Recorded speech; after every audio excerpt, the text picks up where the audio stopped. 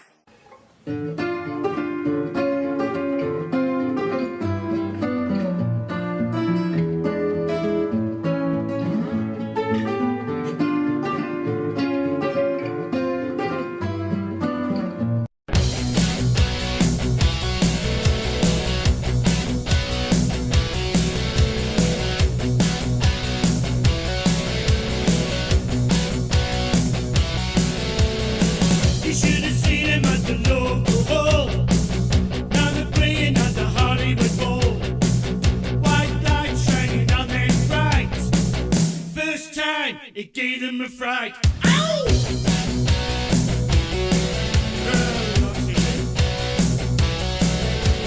When the show was over, we all went into town.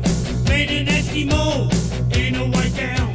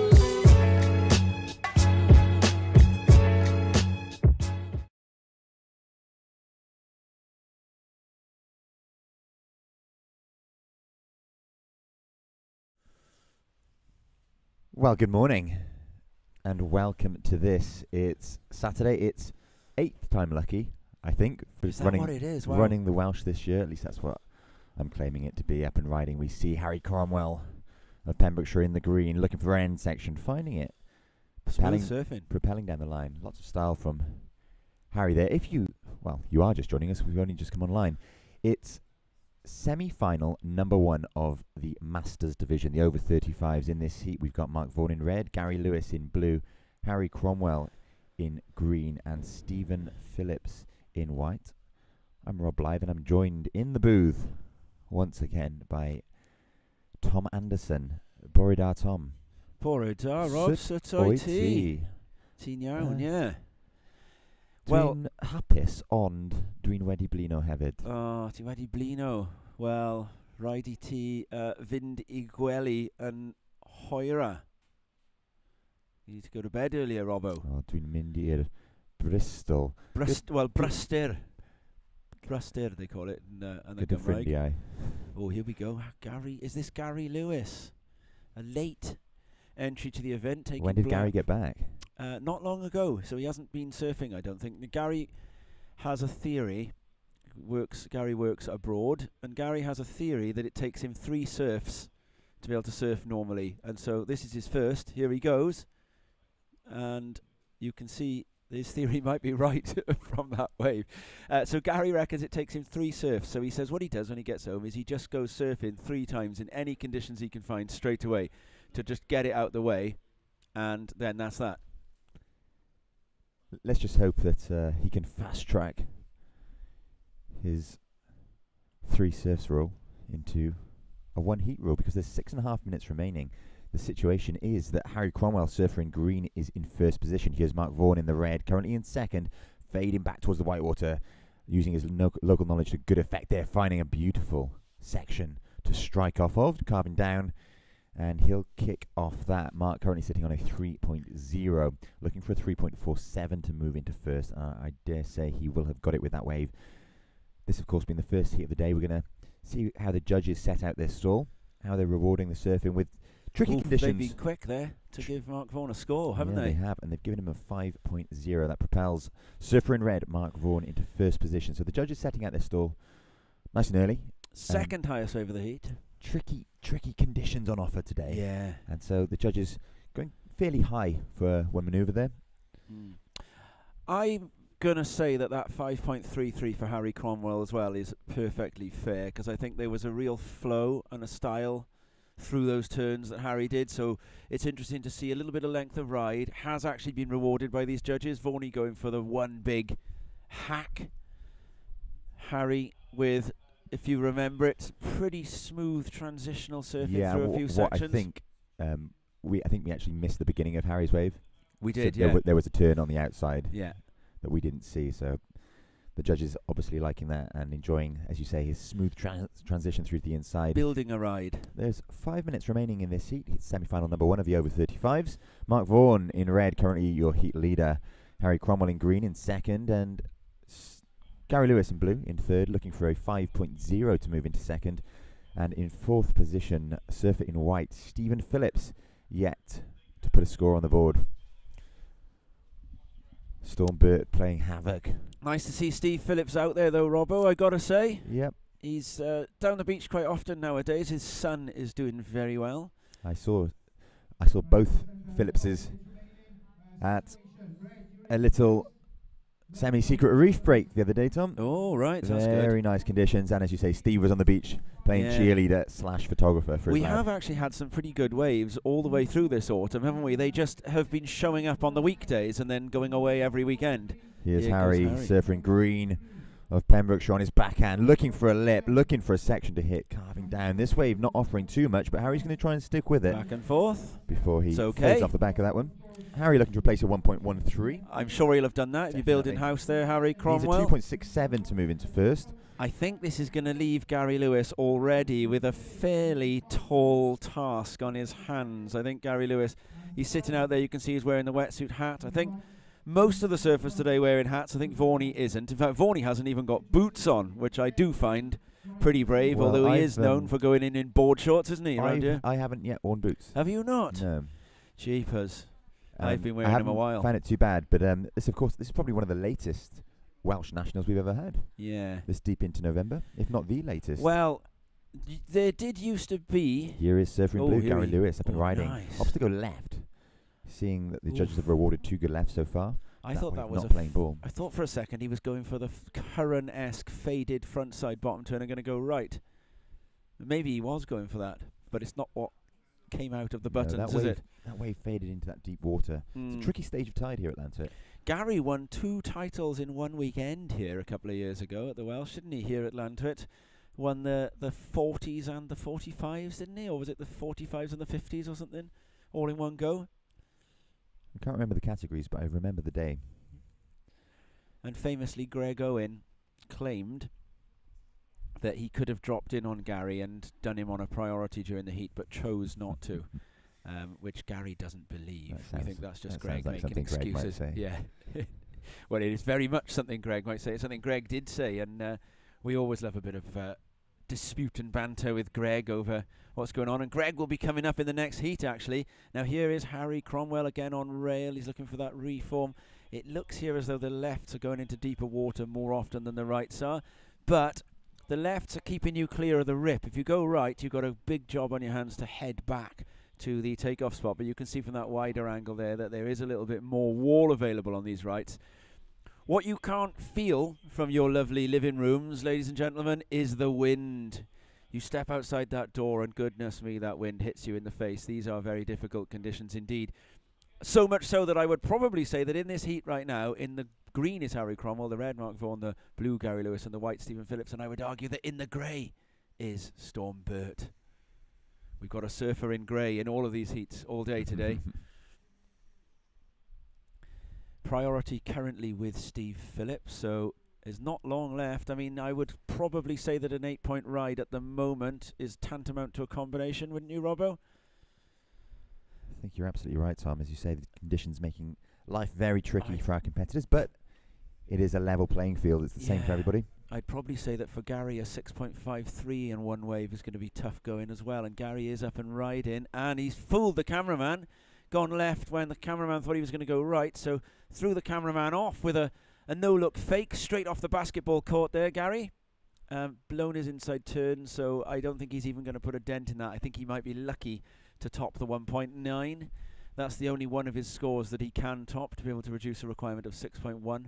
And in fact, the 1.9 is his score, so it was 6.3 something, wasn't it? And it's come down to 6.1, so Gary's reduced his requirement, but with 30 seconds left, I think it's going to be extremely unlikely that we see anything other than Cromwell and Vaughan advancing from this one. So it goes with the form guide.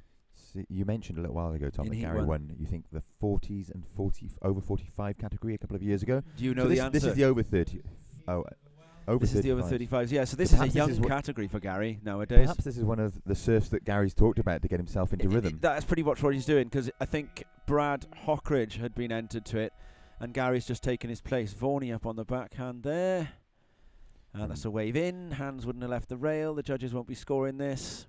Yeah, and the horn has sounded to the end of the heat. That's the semi-final number 1 of the over 35s. Job done. Over and done with. So Harry and Vaughan going through. I would pretty much say that runs to form from 2024. Harry has been surfing brilliantly all year. Vaughan's been doing his best. He's been pushing off a couple of injuries. Gary, he'll go again. And Steve Phillips pulling a no-score draw on that one for Steve-O, but he's got nothing to worry about. He's a well-renowned charger, fantastic surfer. He's had very good results and performances here in the past, and I dare say, should Steve choose to compete again, that there will be more to come from him. Not today in this category, however. We're going on to the other semi-final now, and it's Craig Bright, Greg Owen, and Ryan Thomas. And this is pretty stacked, really. Craig Bright, local knowledge, a low centre of gravity goofy foot. Greg, we don't really need to say anything else about Greg. And then Ryan Thomas, Tumzino, the best surfer from the White Sands area at the moment, and he is going to start this heat off. And Ryan, I don't know. Oh, he's having a look, and he chooses not to go there. Oh, no, hang on. I think he is going to go. He's also sent the cameraman the wrong way. Ryan Thomas, fantastic. The little side Straight off the NBA basketball court there, the no-look pass. It's a big American thing in American sports, that is, sending someone the wrong way. So Patrick Mahomes, the quarterback, is the master of doing that, or Josh Allen from the Buffalo Bills. So. Do you remember we met Josh Allen this summer, didn't we, Robbo? That's right. Was it the Josh Allen? It wasn't the Josh Allen. It was a man with a Josh Allen shirt. I speak, of course, of when Rob and I were commentating at the Boardmasters and the beach could hear our feed. And there was a fella down the beach throwing a ball around with his son, and he had a Josh Allen shirt on. And in a slow moment between the action, we commentated his ball throwing game. And I don't know whether Josh Allen liked it or not, to be honest. I think he enjoyed it. He seemed to be playing up for the crowd. Pretty good fun. Now, you talked about the no-look pass being a big feature in American sport. I'd hazard that it's a big feature of any invasion ball sport. Would you? American or otherwise. Do you think the no-look? But, I mean, can you fake a pass? Well, in rugby you can. Certainly. Yeah, you very much can in in rugby, football can't as well. you? In football. Absolutely. Yeah. Little layup. Yeah. Oh, I tell you what, when we talk about football for a minute, I went to the yes. Wales ladies win against Slovakia. It's good days at the moment for football for the ladies. I was at the men's on Tuesday It's as well. exciting, isn't it? Oh, it's fantastic.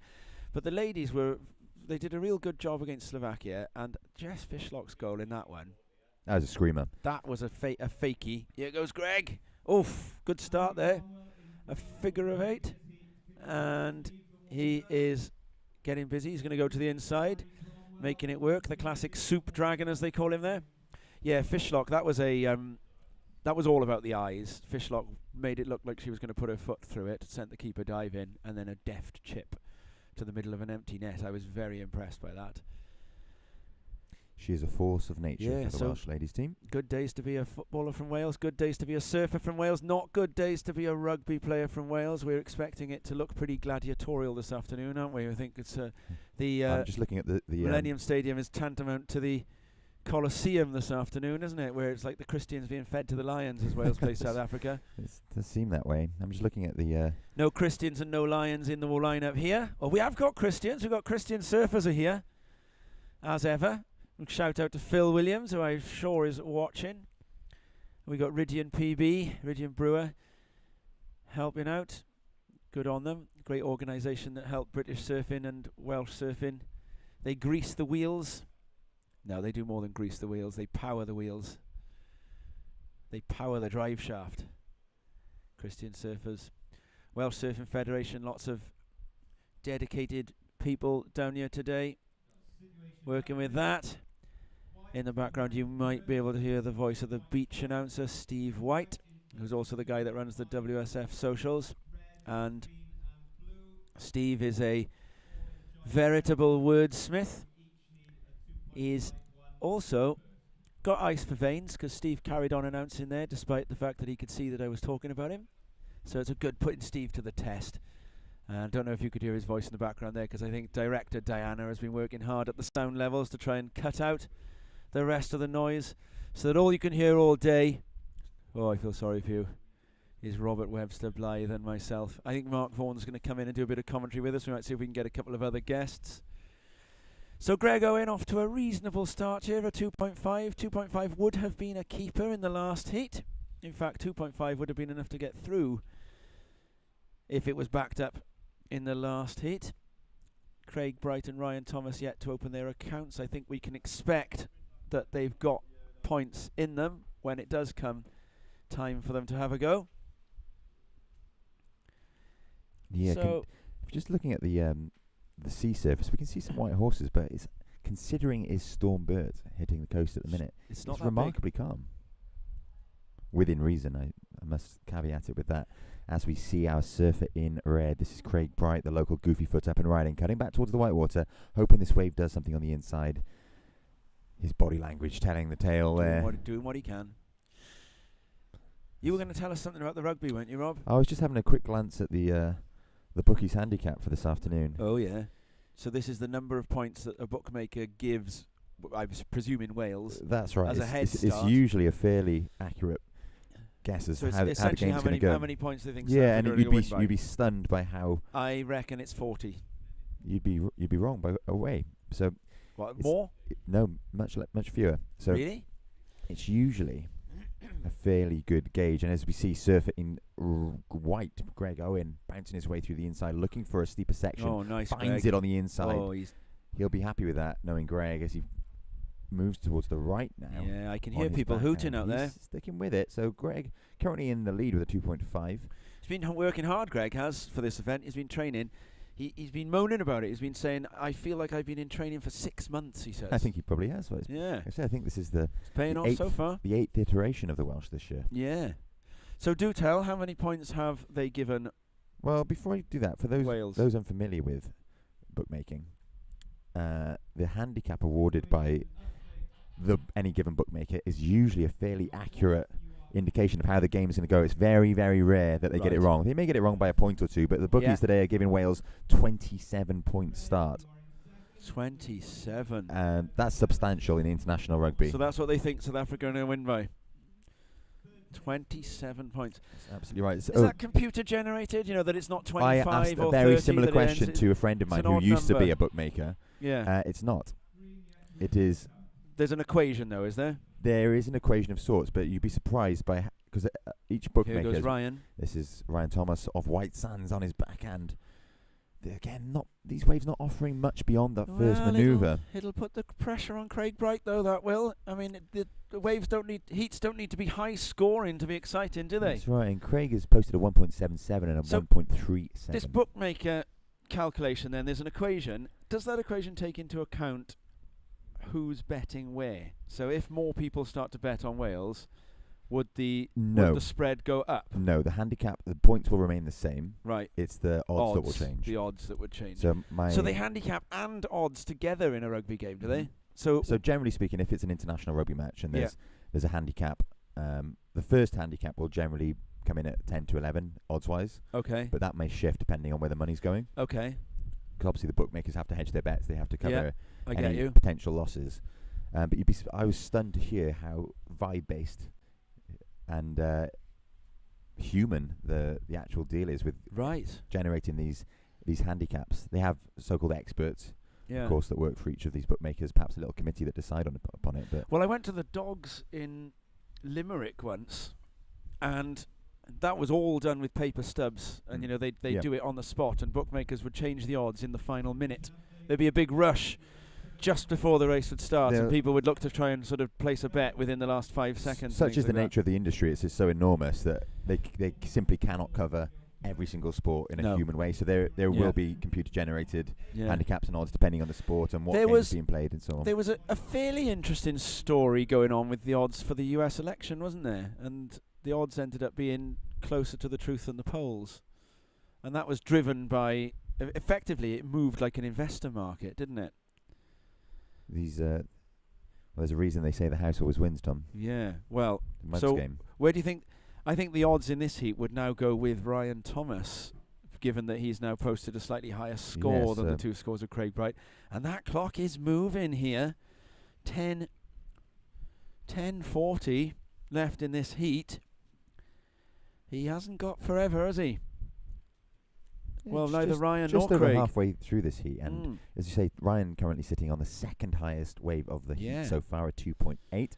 10 minutes and 20 seconds remaining. Ryan looking for just a 0.34 to move into that second position, and we see him up and riding now on his backhand. This is one of the better looking waves we've seen so far this morning. Ryan wrapping back into the white water, hoping to stick with it, unable to do so. I don't think they'll give him a completion on that, do you? Through into that deeper water, the channel to the right of the bay here at Colhugh, Llantyrt Major.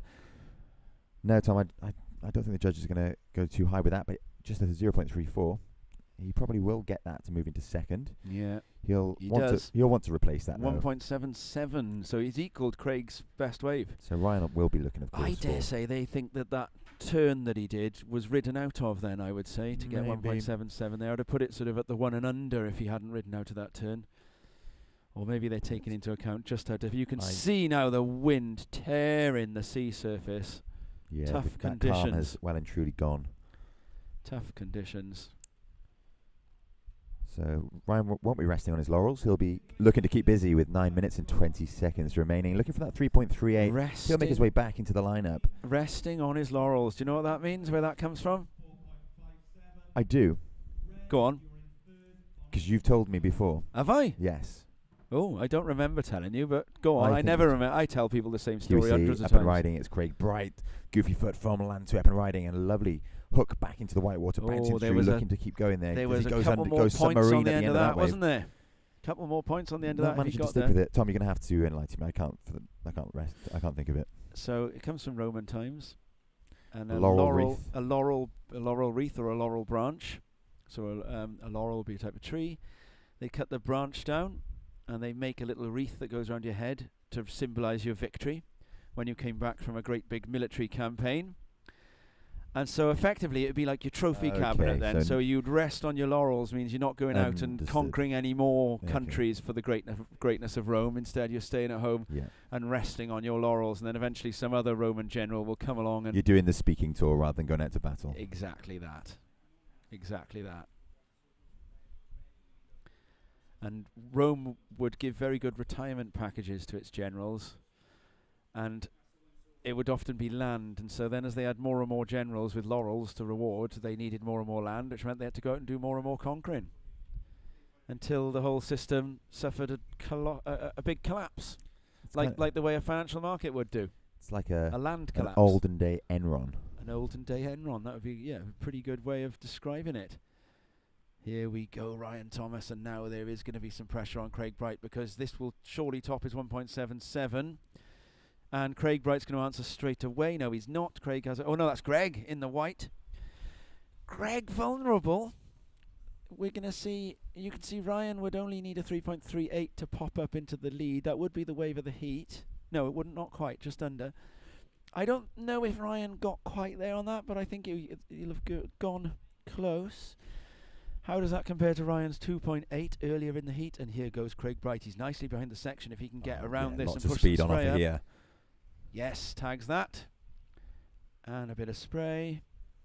Helped by the wind to lift the spray into the air. What do you think to that one, He's Robbo? looking for only a 2.35. A nice little tap off the whitewater there, but with lots of speed as well is the point of difference there, I think, as he rode out of that and looked for a second section. I'm not sure the judges will give the completion on that second manoeuvre, but with only a 2.35 needed, it could be very, very close. It could even, well, early days in this contest today, but it may well actually go above. So that pulled out view there, the wide angle showing just how tricky conditions are.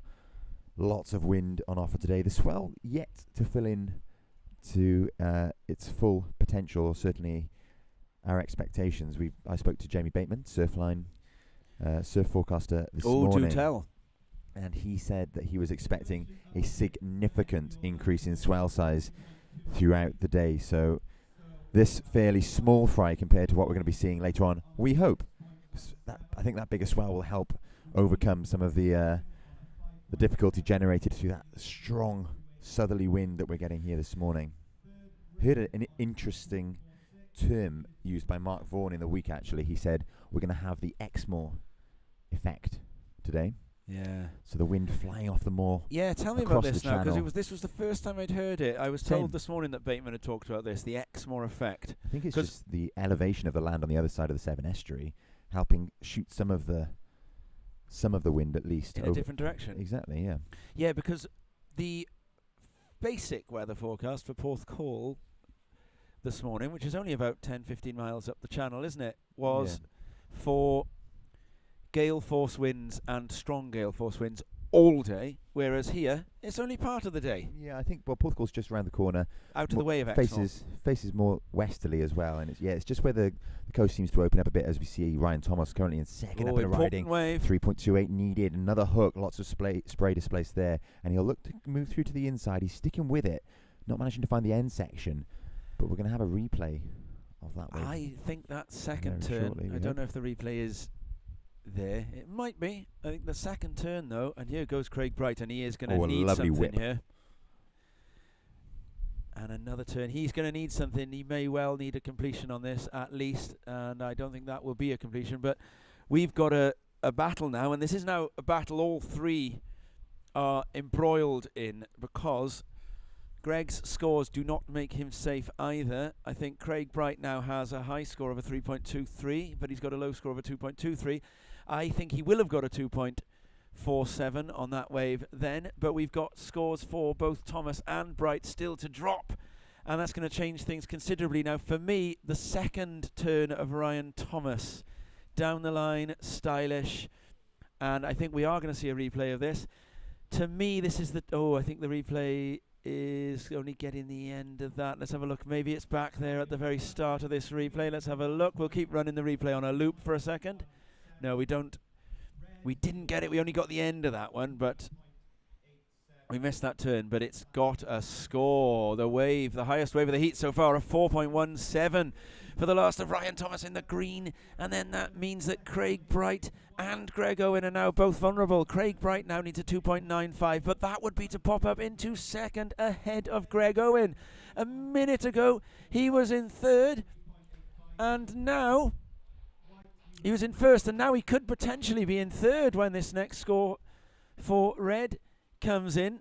Will that be a 2.97 for Craig Bright? Will Greg Owen stay safely? He's not going to take anything to chance here, and Greg goes again. He's on rail. He's looking for an inside connection. He doesn't find it. He's going to have to clout that, and he does.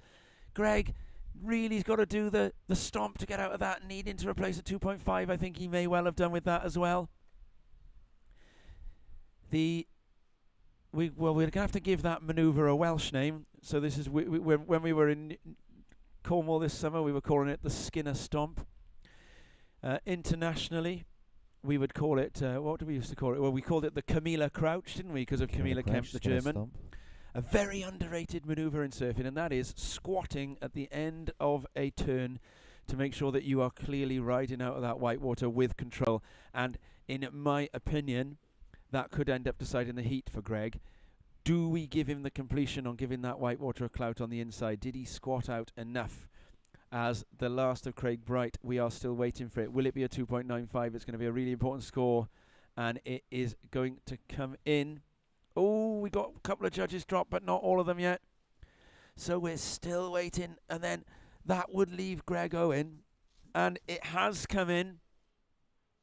Craig Bright, he posts a 4.1 and a 3.23.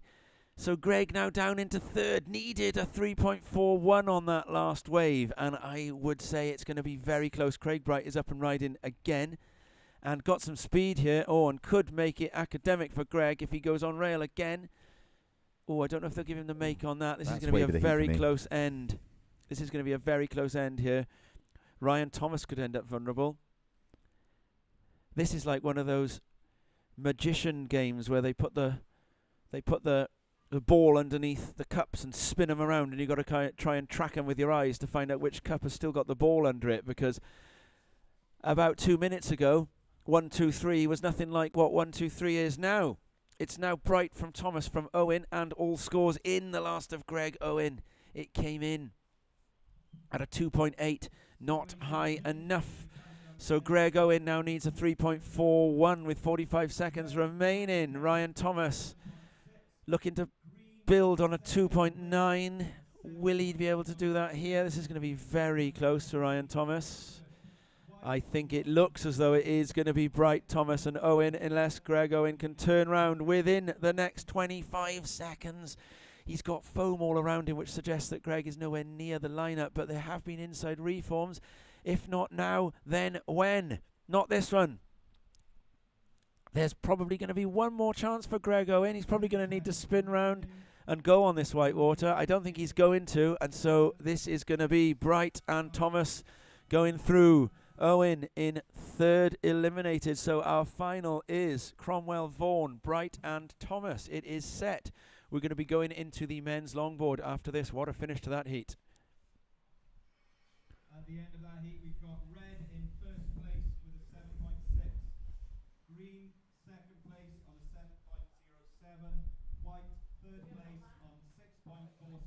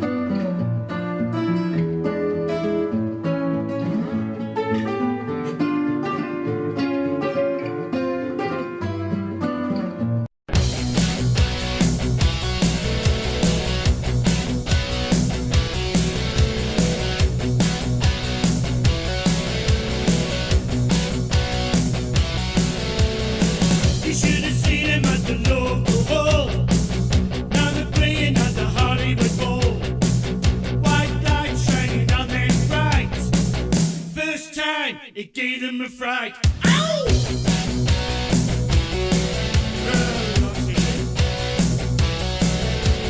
When the show was over, we all went into town.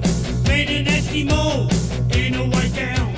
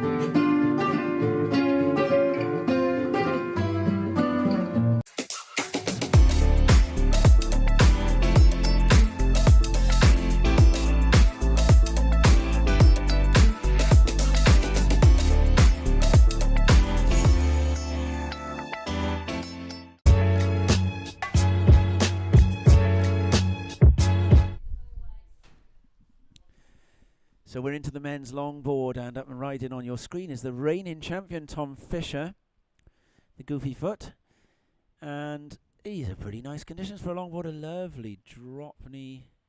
That's not a drop knee cutback, is it? That's a cross step cutback. Is that what we would call that, Robbo? A combo of the two, I think. A combo of the two, and you can see it's quite shallow impressive there. to do in these victory at sea conditions. Now, Fisher, at the moment, has the line up to himself. But because Reed and Gaskell have not given any notification that they're not participating, and rumours abound that they may be alleged to have been wandering around the car park earlier, the heat is going to run. It's the rules. So it means that Fisher's going to carry on surfing and isn't sure whether the other guys are going to show up. The next heat after this is going to be Elliot Dudley, Blake Jones and Tyler Baldwin. And they're all here for sure, and I can see that they are halfway into their wetsuits in each case, so that's going okay. So Fisher gets a 3.1 for that drop knee cutback there. It's not yet on your screen, but it has happened, I can assure you. So the updates you're getting on the screen are slightly behind the speed with which beach announcer Steve White is receiving them. The Storm Burt. So this is still a two-man heat because Storm Burt is in the grey as ever. And this is rather interesting now because Red keeps priority even though he has ridden the last wave, because White and Green are not yet in the lineup, so they can't. So you see they have an X next to them rather than a 2 and a 3 because you've got to get to the lineup to get second or third priority. So it's rather interesting. Will Tom Fisher bother staying in for the duration of this heat, or will he get a few waves and get out? Well, I think he's got to stay long enough for it to feel like a combo, hasn't he? And to be sure that the other guys can't show up and paddle out. I think he'll surf it. He's bothered to come down, hasn't he? I think he'll surf it. And Tom's he's a great surfer to watch. And these conditions are actually quite nicely suited to longboarding, with the reforms, the little puzzles of different sections going off in different directions. Quite enjoyable to watch, all told. You are watching the 2024 Welsh Nationals. I'm Tom Anderson, and next to me is the Carolus of Caerleon, the rascal of Ringland, no, I don't want to say Prince. I need something that beginning with a P. The probation officer of Pontia. Probation officer. Well, it's like a kind of a sort of sheriffy type kind of local villagey role, isn't it? Probation officer. I don't know. No, there's probably a really obvious one beginning with a Well, P somewhere we just that had I it from haven't thought Steve. of. Steve White Paragon. had one, did he? Paragon. The Paragon of Pontia. Steve White, the wordsmith, to the rescue. The Paragon of Pontia. To out-paragon my men of men. You know who said that? I was in a charity quiz. Do you know who said that? Out-paragon my I'm men sure you'll of tell men. me. Hamlet. Cleopatra. Cleopatra, and she was referring to two of the three biggest figures, male figures from her lives. In Mark both. Antony. Mark Antony is my men of men, and the person who is out paragoning him, Alexander. Julius Caesar. Steve White to the answer just off screen. Steve White's your man for a pub quiz when it comes to the history and literature. Then I was at a charity quiz do the other tell. night, and there was a round entitled Swift or Shakespeare. Yes, I've had this done to me before by students of mine. When they leave, they gave me a card. It was good. And it had a I got Swift or 6 out of Shakespeare. 10. Yeah, I got them. I got them but- all on my one. Well, I believe you Yeah. you would. You are a scholar of Shakespeare, but there are a few Swift lines that are very Shakespearean. Yeah. Do you recall any of them? No. Would it be the I'll be able to bring them James up. Dean I'll be daydream ab- look in your eye and the red lip That plastic does sound a thing bit that like you Old like? Bill, doesn't it? Yeah, I'll straight out of Coriolanus. That. I'll pull them up actually. They're Yeah. they're worth a read. Well, let's do Yeah, it. we can have a quiz. Let's run on it. air. Let's run it. We got a one-man heat. Let's have a bit of Swift or Shakespeare. You are in first place on 3.93. Now, if you want to hear us talk rubbish more, which you very well may not want to, but it can be done, you can listen to our podcast. By the way, Crest, we are going to be recording next week. We are going to appear in 2024 with a Christmas Tom. episode. You mentioned him earlier. Phil Williams is indeed watching. He's Is texted he? to say that perhaps, unlike some people online, he is actually enjoying us talking nonsense. He's enjoying the stories. He's a kind man, see, isn't he? He's a kind man. He is a kind man. Okay, Tom, this is Swift or Shakespeare. Okay. Did I close my fist around something delicate? Did I shatter you? Is it Shakespeare or is it Swift? Well, we should let the viewers at home have a minute on that one before I tell you the answer. I'm going to go Swift. Okay, and let's ask Steve White. He's just beach announcer Steve White. Say it again, Rob. Did I close my fist around something delicate? Did I shatter you? Shakespeare or Swift? Now, make sure you don't put that microphone up to your mouth when you say this now, Steve, or otherwise the entire beach is going to hear it. I went Swift too. Off camera, Steve White goes Swift. I think Swift's the answer to that Okay, one. let's have a look. Taylor Swift is correct. Yeah. Okay, it's from Coney Island by Taylor Swift. Oh, now there's a fantastic poem, by the way, called A Coney Island of the Mind by Lawrence Ferlinghetti, if you want to go back into some finer literature, although I dare say Swift is trying her best to belong amongst finer literature. She is a fantastic lyricist. Yes. She cites, of course, one of the greatest songwriters or poets of the modern age, She Joni does. Mitchell, as Yeah, one of her the inspirations. Tortured Poets Society. She's not Dylan Thomas, you're not Patti Smith, or is it the other way round? Anyway, go on, what's the next one? So this, I'm going to go out early and say Meanwhile, this. on your screen, you're seeing Tom Fisher stuck inside for the minute. I think getting a 9-foot longboard out past Storm Burt is a bit of a feat. So there's a lot of athletic endeavour going on your screen, but no wave riding at the moment. Still the 3.1 and the 1.33. Go on. Do you miss the rogue who coaxed you into paradise and left you there? Shakespeare or Swift? I'm going to go Shakespeare. Are for you? that. Well, Did you miss the rogue who coaxed you into paradise and left you there? if Or is paradise too... Is that too modern a word, perhaps? if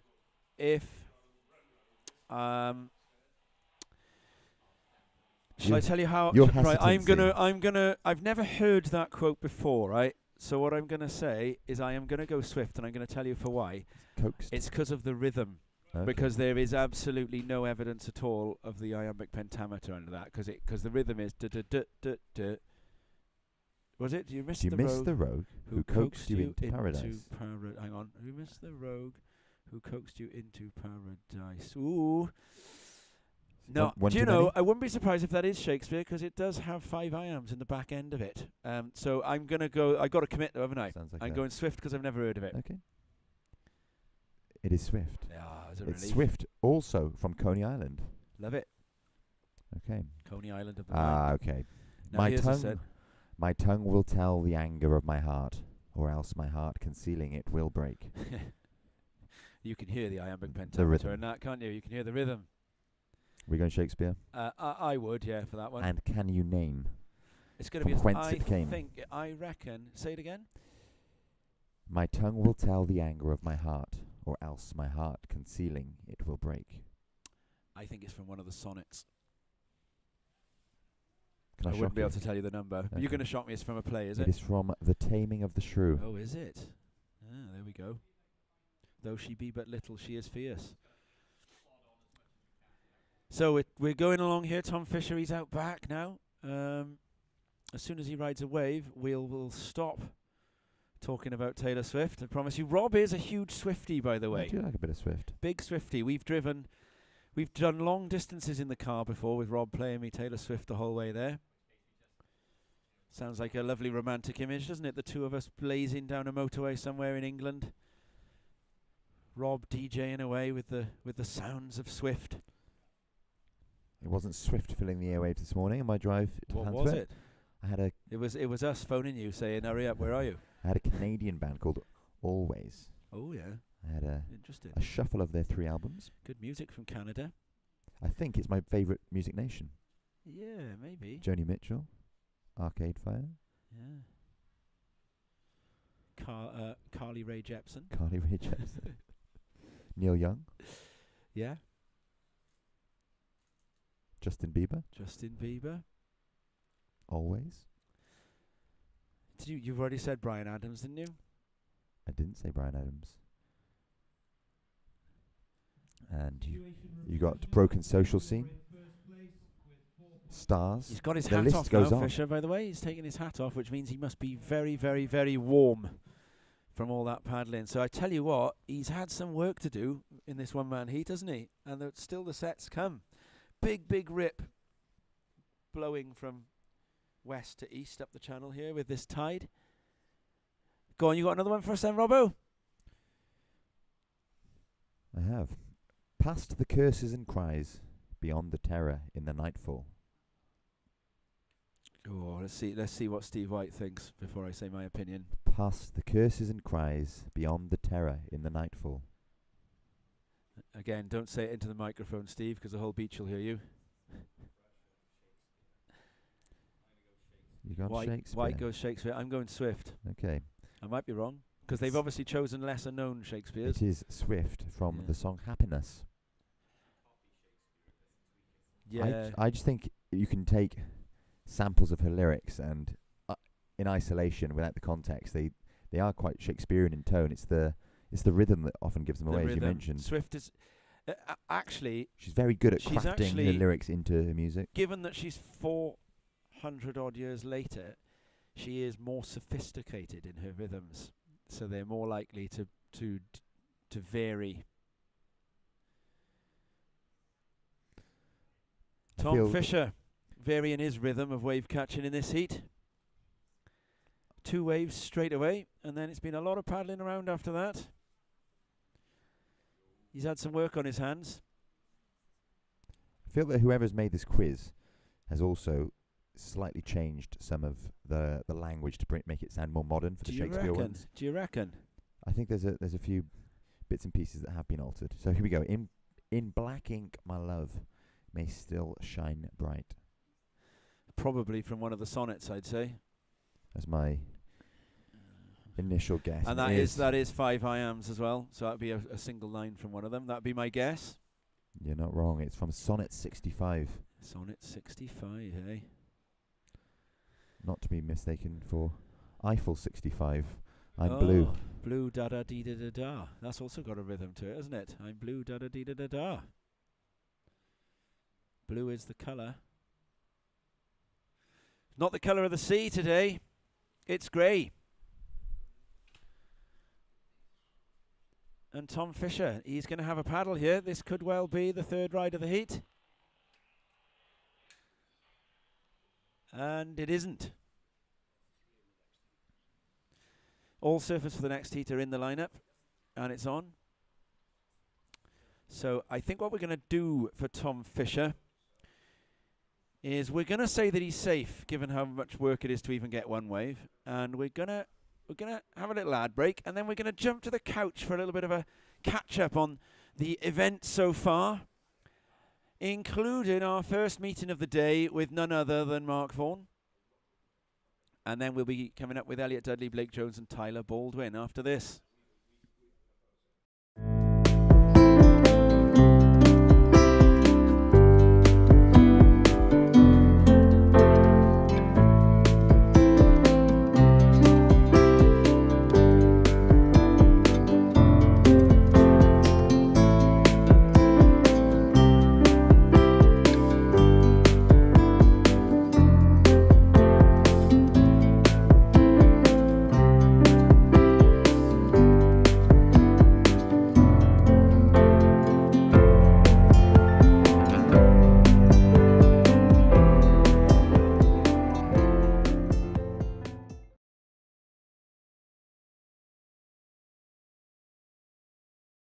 second kind of studio setup here, and finally, after going in a heat, I can now bring in our other Herbie walking straight across the camera there. So we're almost professional. I can bring in our other commentator who's going to be joining us, Vaughnie. Morning, Tom. How are you doing? Yeah, good, thanks. Let's talk about two things. Let's start by talking about the surfing. Yeah. You've already been in the water. What was it like? Yeah, not as bad as I thought. It looks horrendous. It's it's the worst possible wind direction.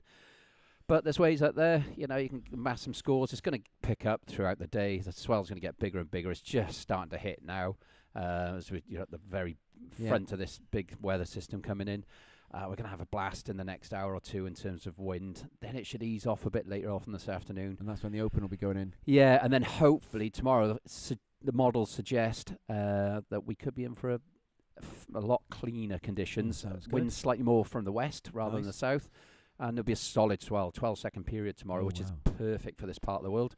So it could be in for some solid 5-foot waves tomorrow, double overhead maybe. Yeah. So, yeah. Nice. So we've got to try and whip through this first round of everything. Yeah. Because obviously we don't have a lot of daylight, Tom. Yeah. This event normally runs in May. Running in May is, daylight finishes 8:30. It starts at about 6 a.m. So we've got like 14 hours.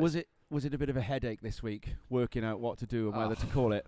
It's been insane this year. I mean, the amount of postponements we've had is just, we've had 3 before in a year. To have as many as we've had has just been incredible. And your life is on hold every weekend. Yeah. So you've got the full trying to organise an event, and then it doesn't happen, and then you've got to go through that process like 10 times this year. We did run the juniors in part, so it's a pretty exhausting process. So yeah, just glad to get this out of the way. We looked at the storm, we've rolled the dice. There are some. It does feel like that a bit, does it? Rolling a dice. It does. We could have run 2 weekends ago. It was sunny. It was clean, but we felt the swell was still sort of waist high for most of the time. It was touch and go on the Saturday, wasn't it? Touch and go on the Saturday. Sunday was pumping, actually, but there's just not enough time one day as well. We needed a day and a half. We've got a day and a half this weekend, so yeah, we've gone. It's the latest the Welsh will ever run in history, I believe. Yeah. It's almost. I'm singing Christmas carols on the way down. Yeah, you were. Yeah. It doesn't. You're very good at it too, by the way. I wouldn't say I'm very good at it, but so it's great. Look, we're delighted to run. It's been so frustrating.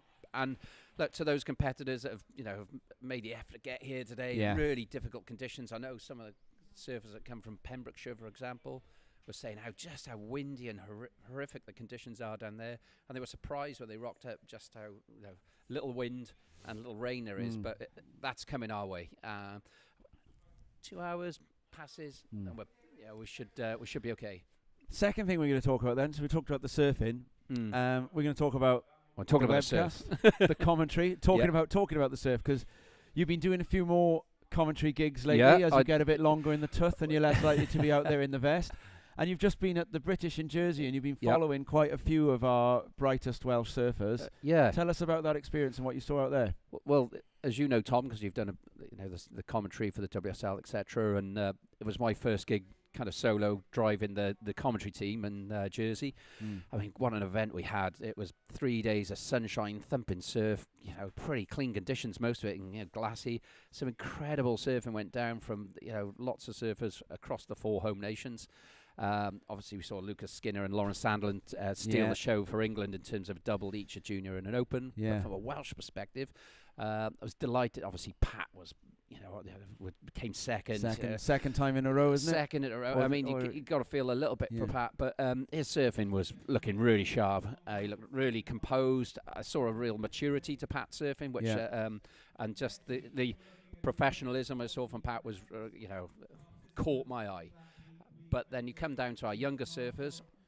I mean, the girls did brilliantly. Poppy, Indy, Katie, and Josie. They all surfed really well. It was solid. It was not too different to Fistral the previous year. Really? On the one day, it was, really tough Yeah, there was to a paddle. thumping swell came through, wasn't there? Yeah, it kind of came double overhead. In fact, there was one photo of a jet ski with the rider on the jet ski stood upright. Yeah. And the set just behind him was like wheezy double overhead. So, some thumping surf. The girls did well. We were unfortunate not to have one of them make the final. But Josie, young Josie, she had an interference. You'll like this story. I don't know if you tuned in and caught I that. saw, but yeah, do tell. Narva Yeah. Douse Harris, who is Dan Harris's daughter. Is that? I didn't Yeah. realise that. Yeah. So Dan Harris, obviously Welshman, and Yeah. Narva was surfing for Channel Islands. I think she's only 14, Right. and she used priority as a weapon of mass destruction from a Welsh perspective. Good lesson for Josie, though. It was, but she was Narva was using it throughout the heat. Yeah. Indy and Poppy all fell to sort of Narva's very, very effective use. So some lessons there. Not unlike the way her dad used to use strategy in his day. He's a very good strategist, doesn't he? Yeah, he was. So and then on the boys' side, obviously we had Elliot Barton. He surfed really solid. In fact, there's a couple of his backhand hooks were quite reminiscent of Nat Young. Yeah. I enjoyed seeing that. And you Modern Buick. Nat Young, you mean? Yeah, modern Nat Young. Santa Cruz Nat Young. Yeah. So and Ewan Buick, he got to the final. Goes from strength to strength, doesn't he? It's just that what I liked about it. Tom is just the fact he just really gives everything. You know, it's 100%. Is the speed of his surfing and the progression increased throughout the event. And through they're to the all coming up exposure. in this event. They are. Yeah, we could look forward to seeing them surf. So Yeah. we've got a man here in like dungarees. I don't know if It's it's an outfit. undressing. I don't know if the or- camera will fit it in. Huge Yeah. on. Huge on. He's giving us Now, tips here. He's giving us some kind of gesticulations off Mm. camera. I'm not sure what they are. I'm enjoying it. Okay. Yeah. Yeah. So We're the gonna. one thing we're going to say is we're going to be handing back over to Rob in a second Yeah. for commentary because we are actually going to go and surf, aren't we? Oh yeah, we've got another We're in heat. together Yeah. So with look, Phil Sadler. all I would say is, viewers, stay tuned. It's going to be entertaining. The Open's in later on. We're going to have some really solid swell this afternoon. And so it in our kicks case, we're not going to let the surfing spoil it, are we? Not well. I don't think our surfing will do anything to keep them entertained. But thanks for joining us. Keep tuned in for today. There's not much else to do until the rugby's on. And back to you, Rob. Cheers, Rob.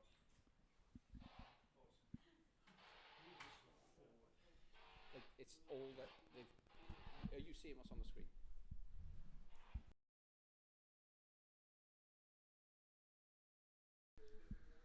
Thanks, chaps.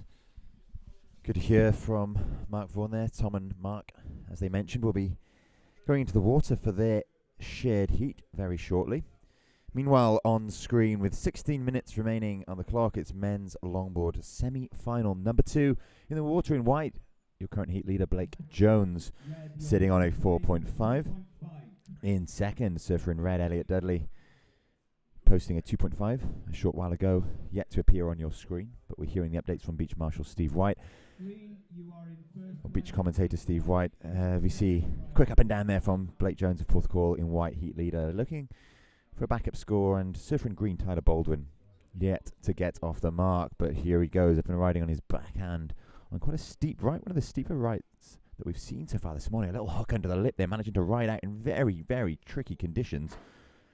It's wild and woolly out there. Tyler Baldwin needing a 2.68 to hop into second at the moment. And he gets a 1.6 for that first wave. So in spite of managing to ride out of that turn, the judges not deeming it worthy of anything more than a 1.6. Bit off balance there, but that was certainly not Tyler's fault.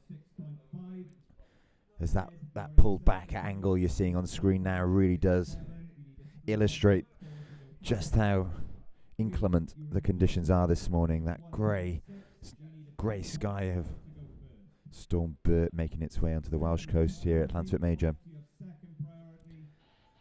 Lots of wind, lots of swell on the way too. I mentioned earlier that I spoke to Surfline's Jamie Bateman this morning. He's on the scene here at the contest, and he is predicting a sharp increase in swell conditions throughout the day.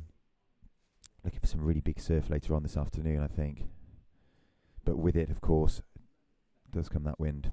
We have a strong southerly breeze blowing, starting to swing more to the west throughout the day, and we're hoping for somewhat improved conditions tomorrow. But although it's a reduced Welsh in many ways, with a few divisions not running this weekend, there is still plenty of surfing action to get through. So contest organisers doing their best to get through as much of the contest as we can today, in the hope that we'll be able to run it off tomorrow in slightly improved conditions. So this semi-final number 2 of the men's longboard, Tom Fisher making it through semi-final number 1 with 2 no-shows in his heat, so he was surfing alone. But he got his feet into the wax, as we see up and riding surfer in red, Elliot Dudley, stylishly carving. This is one of the better waves that we've seen all day from any of the heats. Elliot managing to just about hang on there. I don't think the judges will give that as a ride out of that final manoeuvre, but Elliot putting together a few nice turns on the outside, taking a few hours out of dad life to compete. I'm sure Marie-Claire and the girls, Laura and Inez, will be watching at home, seeing dad do his business. Hello girls, if you're watching.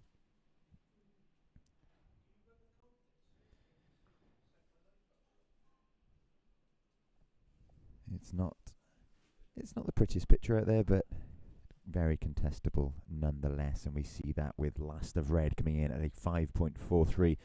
I think that's just about the highest score of the high score of the morning thus far. 12.5 minutes remaining.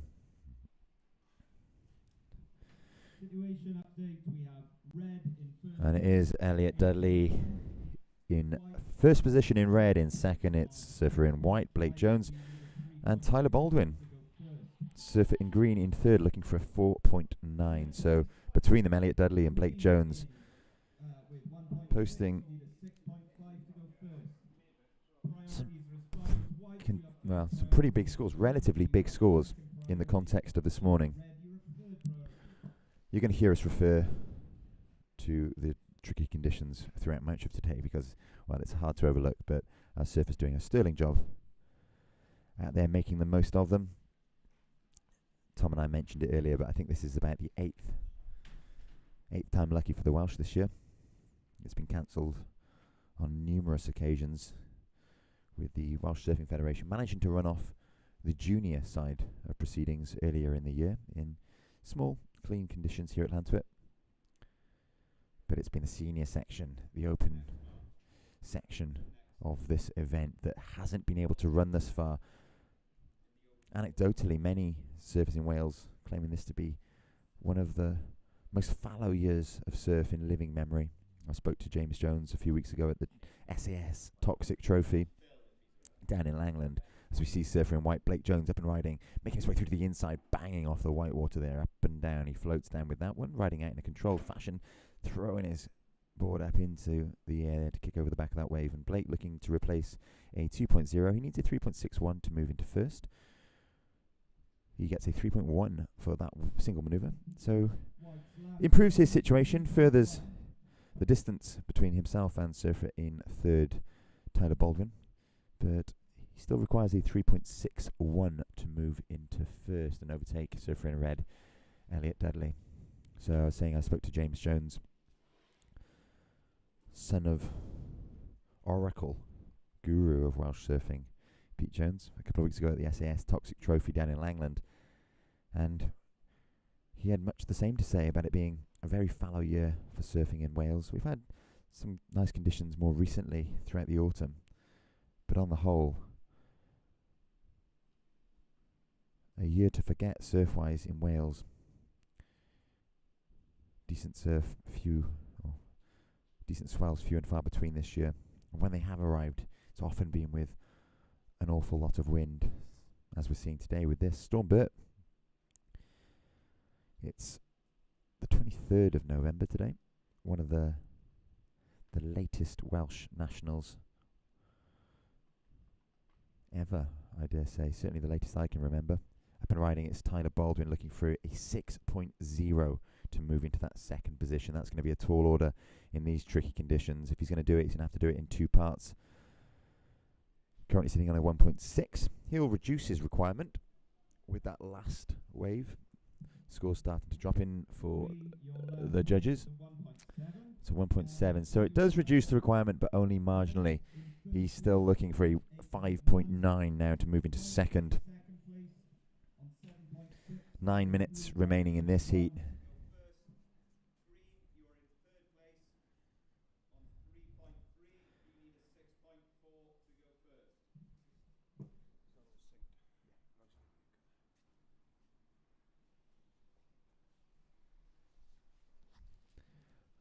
From the comfort of my contest booth, I'm just glancing out of the door to see our brave judges huddled up under a marquee, trying their best to escape the rain, but with eyes firmly fixed on the water. They are putting in a shift today.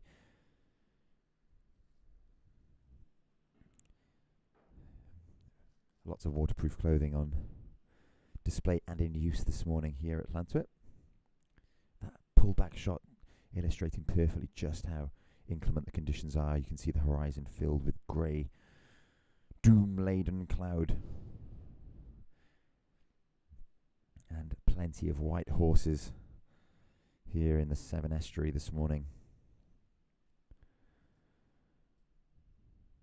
It's a dull day, but the action remains alight here. 7 minutes, 50 seconds remaining. Elliot Dudley, surfer in red, in first position. Blake Jones in white, currently in second, and in third, surfer in green, Tyler Baldwin. Elliot sitting on a 5.43 and a 2.67. Blake on a 4.5 and a 3.1. Tyler Baldwin with a 1.7 and a 1.6. We're going to take this opportunity to go to a little advert.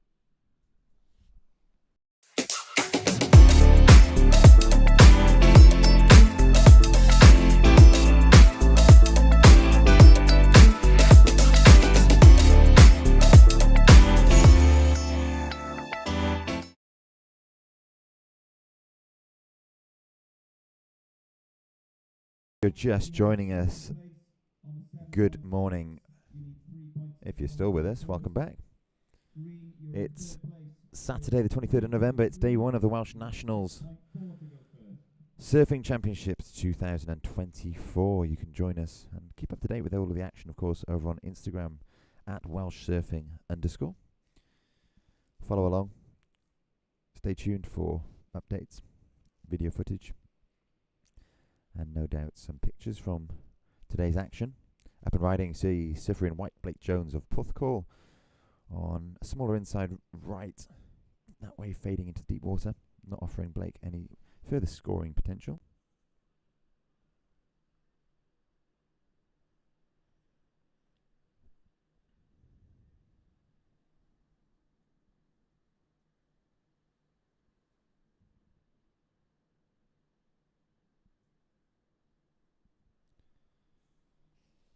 Victory at sea conditions on offer for our surfers. There's Tyler Baldwin in green up and riding.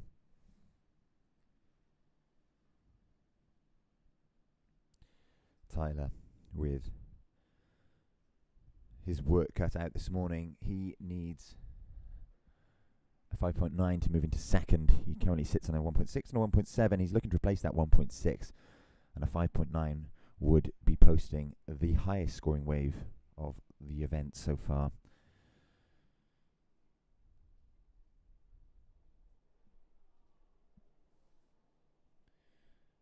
The judges being fairly liberal with their scores this morning, reflecting the difficulty of conditions on offer. And we are seeing, as forecast by Jamie Bateman, a slight uptick in the size of the swell. We're expecting that to continue to increase throughout the day.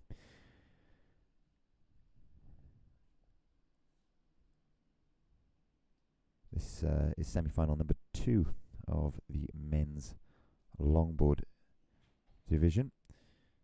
We'll bring you the running order of the day. So Red, you have priority. at the conclusion You're in second priority. White, you are in third. Score update. Red, you're in first place on 8.5. of this, we're going to be moving into Second place on 7.6. the Masters division, I believe. Third is green. 2 semi-finals of that before we jump into the men's open. On 3.3 points. 6 heats of the men's open.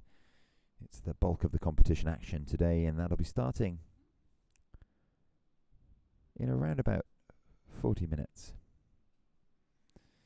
A fairly short day of action today, just enough to tide us over to get through to finals action tomorrow. This time of year, of course, daylight saving, meaning that we've got fairly limited daylight hours, a narrow window in which to compete and judge and deliver a result. So We'll do what we can today, and tomorrow we'll see the business end of proceedings in hopefully slightly, if not greatly, improved conditions. Up and riding, looking at that one at the very least was Blake Jones, but it's Elliot Dudley up and riding further to the east. This right is stretching out ahead of Elliot. I wonder if he'll stick with it. It looks like he's cross-stepping his way towards the nose. He's hoping to get more out of it, but this way we will fade into nothing. Elliot somehow managing to stick with it. You can see that swell pushing up the Bristol Channel. Elliot was kind of in no man's land there, but the sheer force of the wind and that increasing swell, meaning that he was able to keep going when the wave kind of fizzled out beneath him. Up and riding, it's Tyler Baldwin, surfer in green, goofy foot on a left-hander. He's on his forehand, hoping to stick with this one through to the inside, needing a 5.9 to move into second.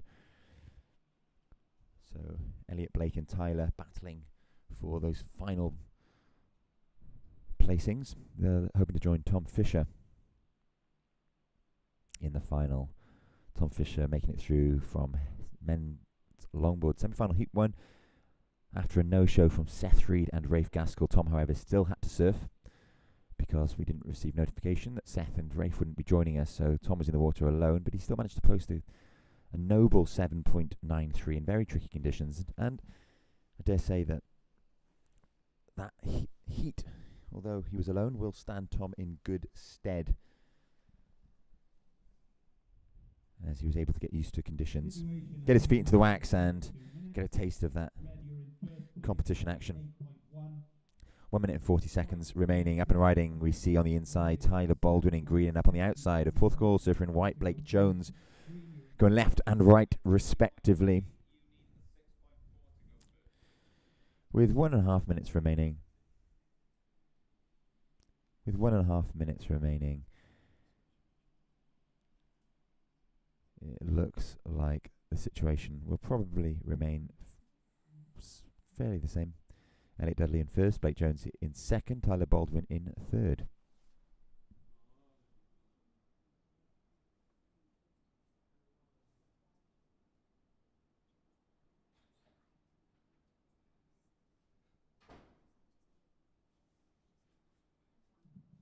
White, you're in first priority. Red, you're in second priority.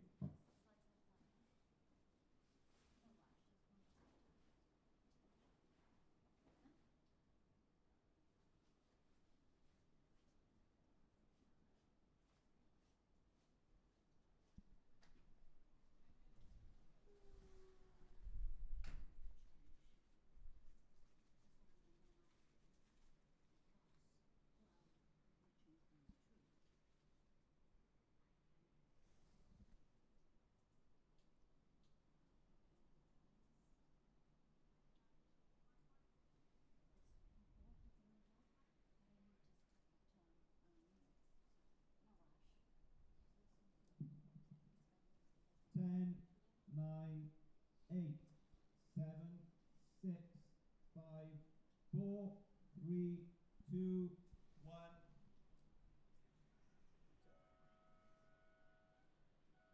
1. And that concludes men's longboard semi-final number 2. And the situation did indeed remain the same, with Elliot Dudley, surfer in red, taking the heat win there with a combination of 8.10 in second. It was surfer in white, Blake Jones of Puthcall, with a combination of 7.6, and in third, surfer in green, Tyler Baldwin being eliminated with a combination of 3.3. Coming up in the next heat, this will be semi-final heat 1 of the over 40 division. In red, Mark Vaughan; in white, Tom Anderson; and in green, Phil Sadler. This is Mark Vaughan's second heat of the day. A prolific competitor, entered into just about every division every year. Mark Vaughan, holder of many a Welsh title. You just can't keep a good man down. We'll rejoin the action after this short commercial break.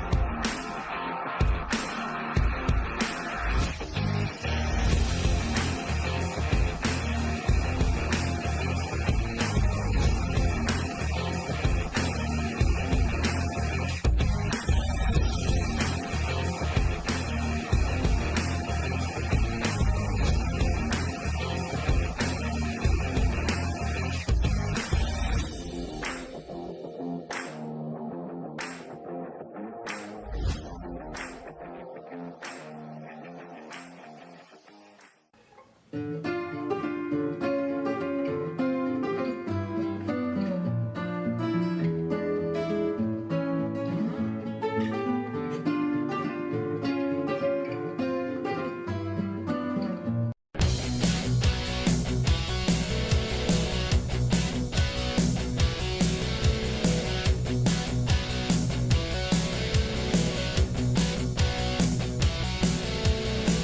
should have seen him at the local hall. Now they're playing at the Hollywood Bowl. White lights shining on their bright. First time it gave them a fright. Ow!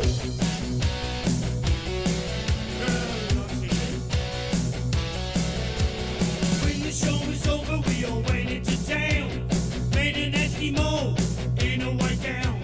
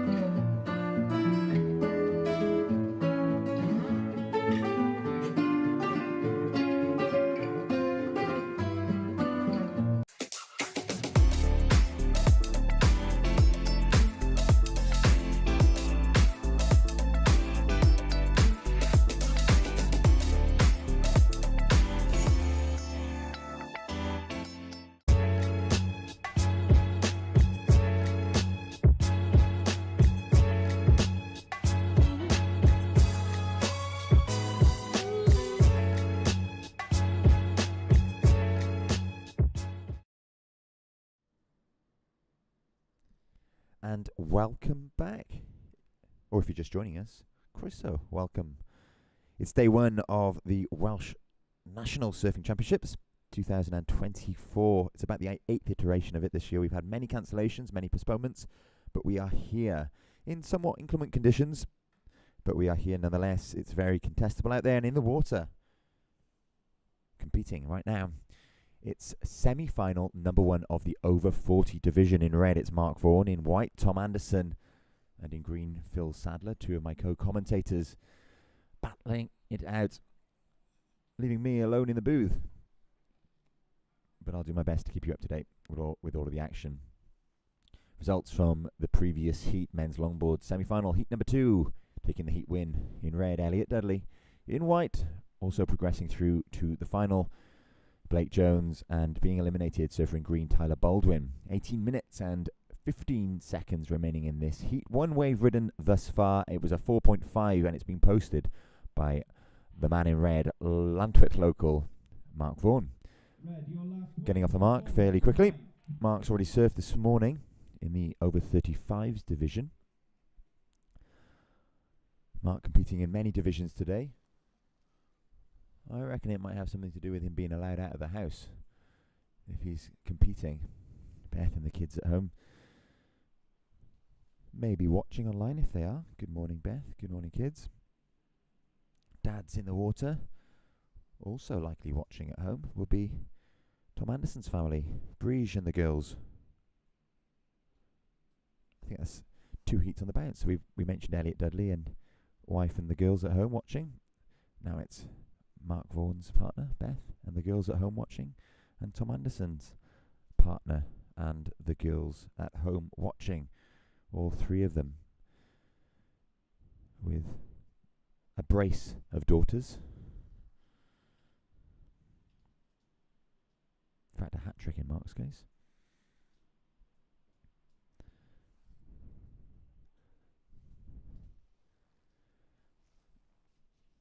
And a warm welcome if they are watching. A warm welcome to you at home if you're tuning in for this.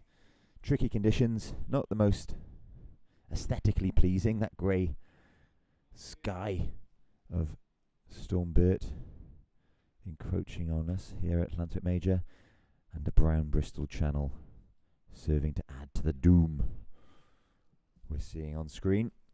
As we see up and riding, co-commentator Tom Anderson in the white of Puffcore, bouncing his way through to the inside, hoping this one's going to line up on the inside, and I think it will as he moves left, a little fade, hooking back round, hoping to get ahead of that section, doesn't manage to do it. He'll kick off the back, he needs a 4.51 to move into first, but that will see him move into second, I would think. We'll see what the judges make of it. I can't see him bettering Mark Vaughan's 4.5 with that, but time aplenty to do it. We know he can do it. Tom, a former Welsh national champion in the over 28 division. I think it was the last time that we ran an over 28s division here at the Welsh. It was back in, I want to say 2012, maybe. It was at Freshwater West. White in second on 1.67. You need a 2.84 to go first. Green, you are in third, still to open your account.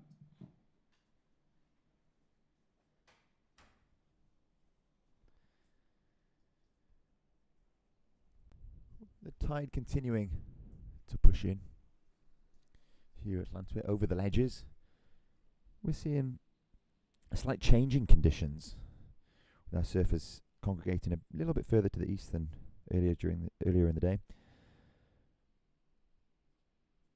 15 minutes and 20 seconds remaining. First of white comes in at a 1.67, so as expected, it didn't better the 4.5 of surfer in red Mark Vaughan, but it does enough to push Tom Anderson into second position. He now needs a 2.84 to move into first, leaving surfer in green Phil Sadler in third, looking for a 1.68 to move into second. 15 minutes remaining on the clock. One wave ridden for red, one wave ridden for white. Scores yet to be posted for surfer in green Phil Sadler. And it's surfer in red Mark Vaughan who has third priority. So if I'm Tom Anderson, I'm feeling fairly confident at the moment. I've posted a score. There's 14 minutes left on the clock. I'm currently going through in second, but with not an awful lot to do to move into first, just a 2.84 needed. So Tom's sitting fairly pretty at the minute. Mark Vaughan also fairly comfortable with a 4.5. No backup yet. A backup will, of course, extend his lead. But Phil Sadler certainly not out of the mix here. Yet to post a score, but with 3/4 of the heat remaining and a rather modest requirement of 1.68 needed. All three still with plenty to play for in this semi-final. Number one of the over 40 division. Coming up in the next heat will be surfer in red, Greg Owen; in white, Stephen Phillips; in green, Jamie Bateman; and in blue, Gary Lewis. We've seen three of those surfers in action already this morning. Greg Owen narrowly missing out to Craig Bright and Ryan Thomas in the over 35 division a few heats time ago. Stephen Phillips having a bit of a torrid time in his earlier heat. I'm not sure if he managed to post a score in these tricky conditions, and Gary Lewis again narrowly missing out. But it'll be the first time today that we see Jamie Bateman in action, as we see up and riding now on screen. Surfer in white Tom Anderson looking to replace, or looking for a 2.84, to move into first. This is his second scoring wave. He's going to stick with this one right through to the inside, hoping that his Luke Young surfboard underfoot will be buoyant enough to see him through to the inside. It is buoyant enough to see him through to the inside, but unfortunately that wave kind of bends out to sea and fades, fizzles beneath him, not allowing him an end section to smack off. 1.57, the judge is quick to post that score, meaning that Tom still requires a 2.84 to move into first, but he does increase the requirement for surfer in green Phil Sadler, currently in third, looking now for a 3.24. So he increases the distance between himself and Phil, but Mark Vaughan still in that commanding position with one wave scored, a 4.5. That's enough to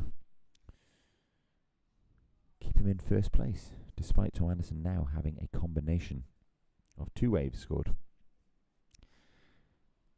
It's a bit of a milder day today compared to the last few. Experiencing a little bit of snow actually earlier in the week here in South Wales.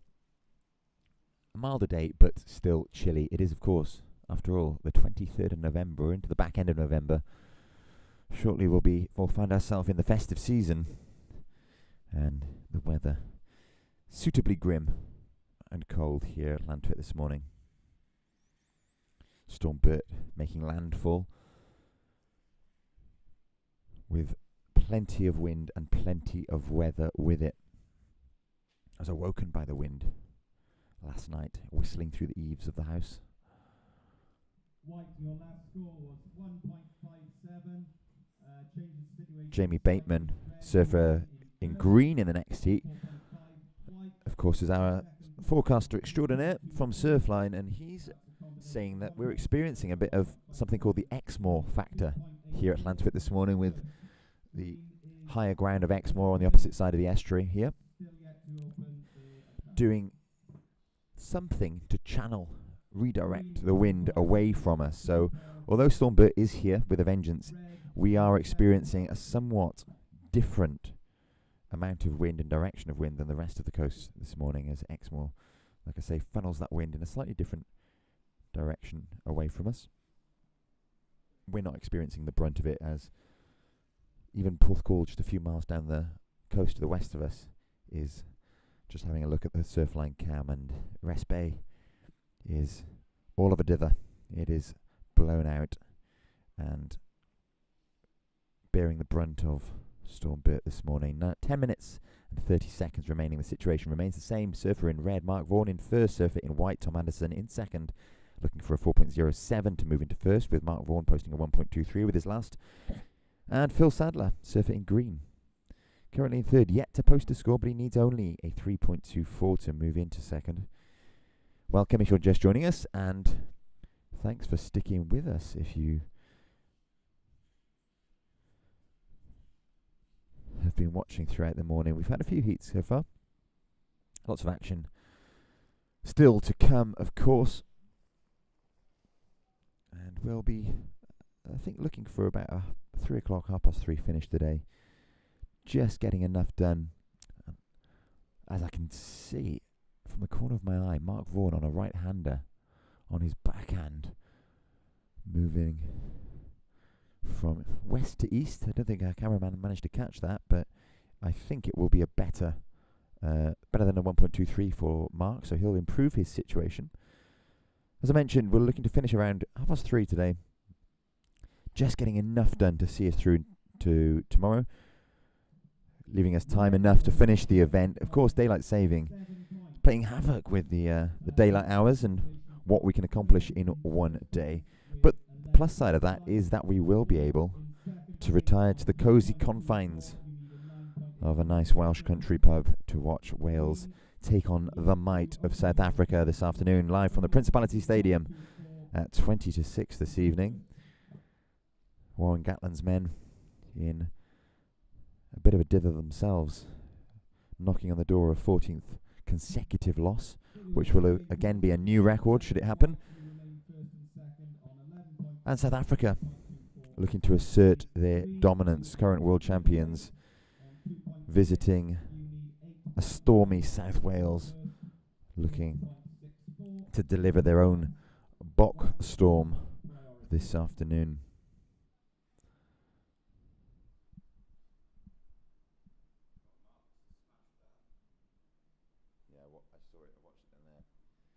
So I mentioned that I could see out the corner of my eye a wave being ridden for red, Mark Vaughan, current heat leader. And he not only betters his 4.5, but he does it by some way, a 7.0. Last I've read a 7.0. That puts Mark in a very commanding position. Not quite in combo land for Tom Anderson. Tom sitting on a 1.67 and a 1.57, but certainly in combo land for Phil Sadler. Well, it would have been had Phil not posted a 2.6, so last of green, or first of green, at 2.6. So quite an interesting heat here we have now. Mark Vaughan, no doubt, safely through this with the best scoring wave of the morning so far, a 7.0 and a backup of a 4.5. But a low scoring heat can, of course, still be exciting. And with 7 minutes and 10 seconds remaining in this, we have a bit of an exciting heat because Tom Anderson, surfer in white, is in second, but with only a 1.67 and a 1.57, meaning he needs a 9.83 to move into first, and hot on his heels, surfer in green, Phil Sadler, with a 2.6, needing now only a 0.64 to move into second. So Tom Anderson with first priority. Phil Sadler with second priority. It'll be interesting to see how this heat plays out. Tom Anderson nowhere near Phil in the lineup. So Phil, although in second priority, will probably pick up any waves that he wants. And with 6.5 minutes remaining, it won't take much for him to get that 0.64. We see Phil here on screen. Cameraman getting a view of him. I think Phil is sitting a bit further to the west than Tom and Mark. And up on screen now we see Tom Anderson on a lovely long walling right, stretching out ahead of him as that high tide brings some better conditions. Tom bouncing off the whitewater, looking to stick with that. He does so. That wave will race off ahead of him, not before Tom got to work on the outside. So Tom looking to replace a 1.57. I think he will probably have done it, but we'll leave it to the judges to decide that. They've been very quick at delivering scores this morning, and we can see it lock in immediately as a 2.9. So that improves the situation for Surfer in White. Tom now sitting on a 2.9 and a 1.67, needing an 8.60 to move into first. That'll be a tall order for Tom with only 5.5 minutes remaining and in these tricky conditions, but it does increase the distance between him and Surfer in Green. Phil Sadler in third. Phil now requiring still a fairly modest score of a 1.98, but like I say, tricky conditions on offer. And only 5.5 minutes remaining. It's all to play for. So a low-scoring heat can be an exciting heat, and that's precisely what we're seeing here. And here is Surfer in Green. Here he comes. Phil Sadler up and riding. This wave may run through to the inside. It doesn't. So Phil repositions himself in the lineup. Hard to see on screen exactly where Phil is, so I'm going to move myself in the contest booth, and I can see that Phil has repositioned himself. He's further to the east now, but he's still sitting a little bit away from what I would deem to be the lineup on prop now, where Mark Vaughan and Tom Anderson are sitting. The high tide here at Llantswyt changing the landscape for our competitors. Both Tom in white and Mark in red choosing to sit a little bit further east on the high tide ledges here at Llantswyt Major. It's day one of the Welsh Nationals. It's Saturday, 23rd of November. A very late in the year Welsh Nationals, after we've had to postpone more than several times earlier in the year due to tricky or non-existent conditions. It's been a fallow year for Welsh surfing conditions-wise, but we're getting it done today. And with 4 minutes remaining in this heat, we're going to go to a short break.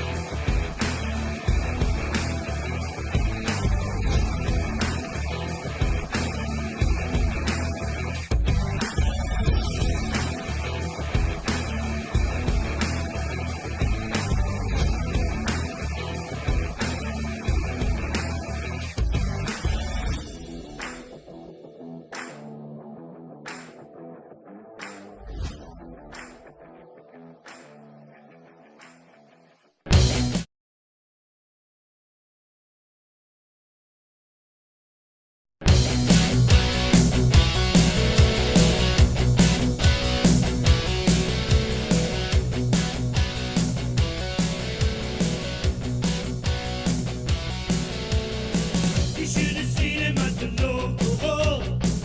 Now they're playing at the Hollywood Bowl. White light shining on them bright. First time it gave them a fright. Ow!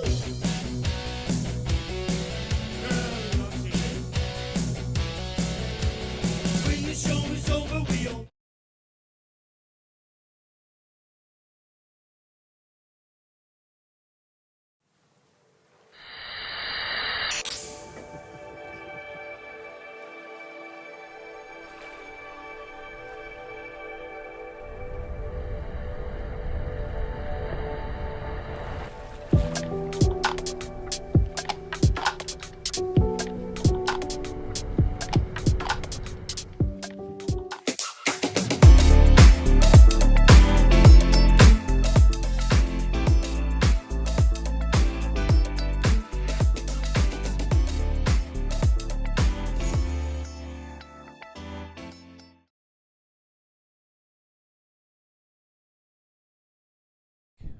during that commercial break, we did see a wave for green Phil Sadler, but it comes in at just a 0.77, meaning the situation remains. Surfer in red, Mark Vaughan, is in the lead with a 7-point ride and a 4.5 backup. Tom Anderson, surfer in white, is in second with a 1.67 and a 2.9. And that means with 40 seconds remaining, surfer in green Phil Sadler is still looking for that 1.98 required to push him into second and see him advance through to the over 40s final. Coming up in the next heat, we have Greg Owen, Stephen Phillips, Jamie Bateman and Gary Lewis. A heat packed with surfing pedigree. Plenty of experience in that heat. Some air miles in it too. With 15 seconds remaining on the clock, we'll count down here at the My Post Welsh Nationals 2024 in association with Barty Rum. Mark Vaughan, surfer in red, catching one in.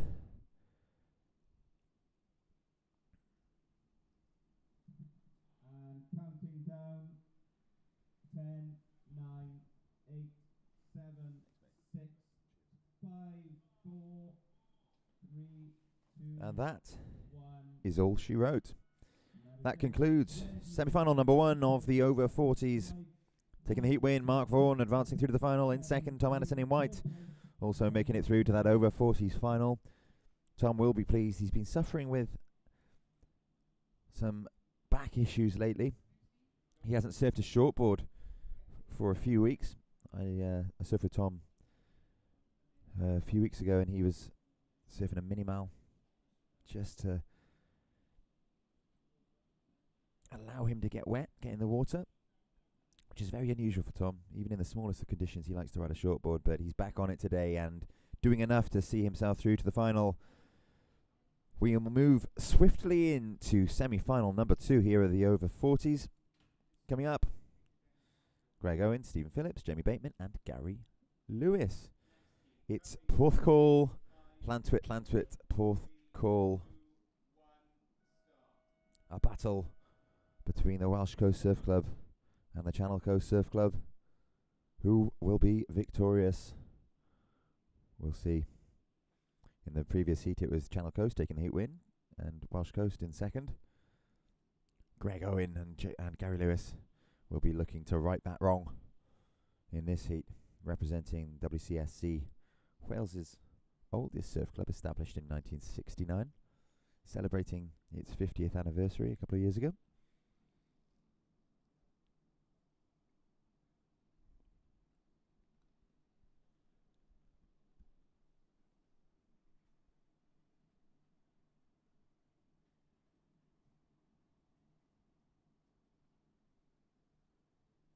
At the conclusion of this heat, we'll be moving our way into the open division. And we have, wow, a stacked heat to kick things off with Patrick Langdon Dark and Logan Nicol in red and white respectively. And Tom O'Leary rounding off that heat. Stacked. Tom O'Leary surfing so well recently, the youngster from Porthcawl. Up against the might of Langdon Dark and Nicol, who have impressed so much in recent years.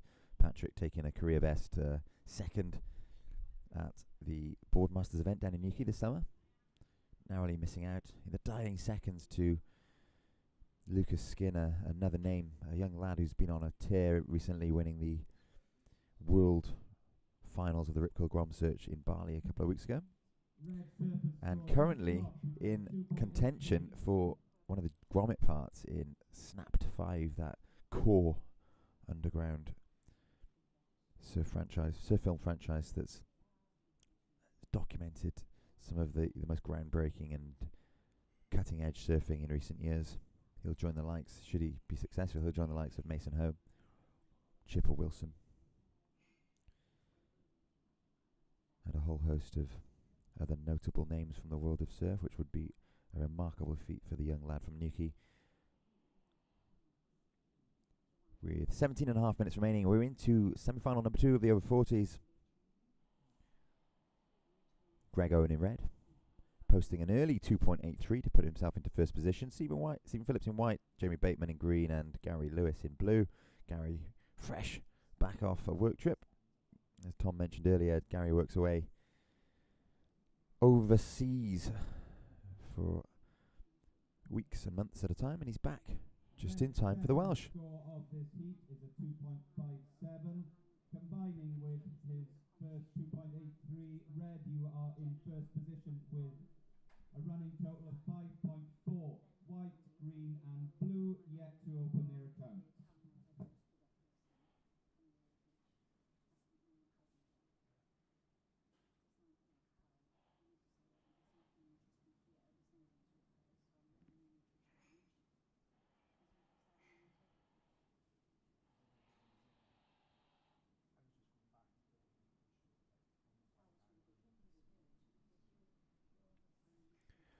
We are live, bringing you all of the action from day one of the Welsh National Surfing Championships 2024 in association with MyPost and Barty Rum.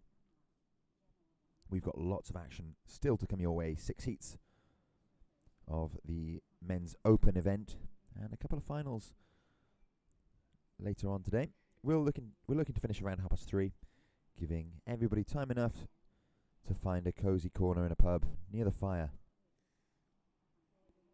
ahead of Wales's battle with the Springboks later on this evening. Kick off 20-6. It's some of our surfers having a torrid time in the water, but will the Welsh national rugby team have an equally torrid time against the Boks? I dare say they will, coming off the back of 13 consecutive losses. They really are looking to make amends, but it might not be the Boks that they'll do it against. The might of the world champions and their rather hefty pack. As we see a little glimpse of winner of heat semi-final number 1 in the over 40s division, Mark Vaughan, walking up the beach there, a bit of litter in hand. Mark doing a bit of litter picking on his way from the water. Noble act. I encourage you all to do it. Take 3 for the sea. Every time you leave the water, try and grab something. It's not a lot, but it does help as we see some more shapely rights at the eastern end of the contest area now, as that the swell's feeling the ledges part of the reef here at Lantwick Major on the high tide.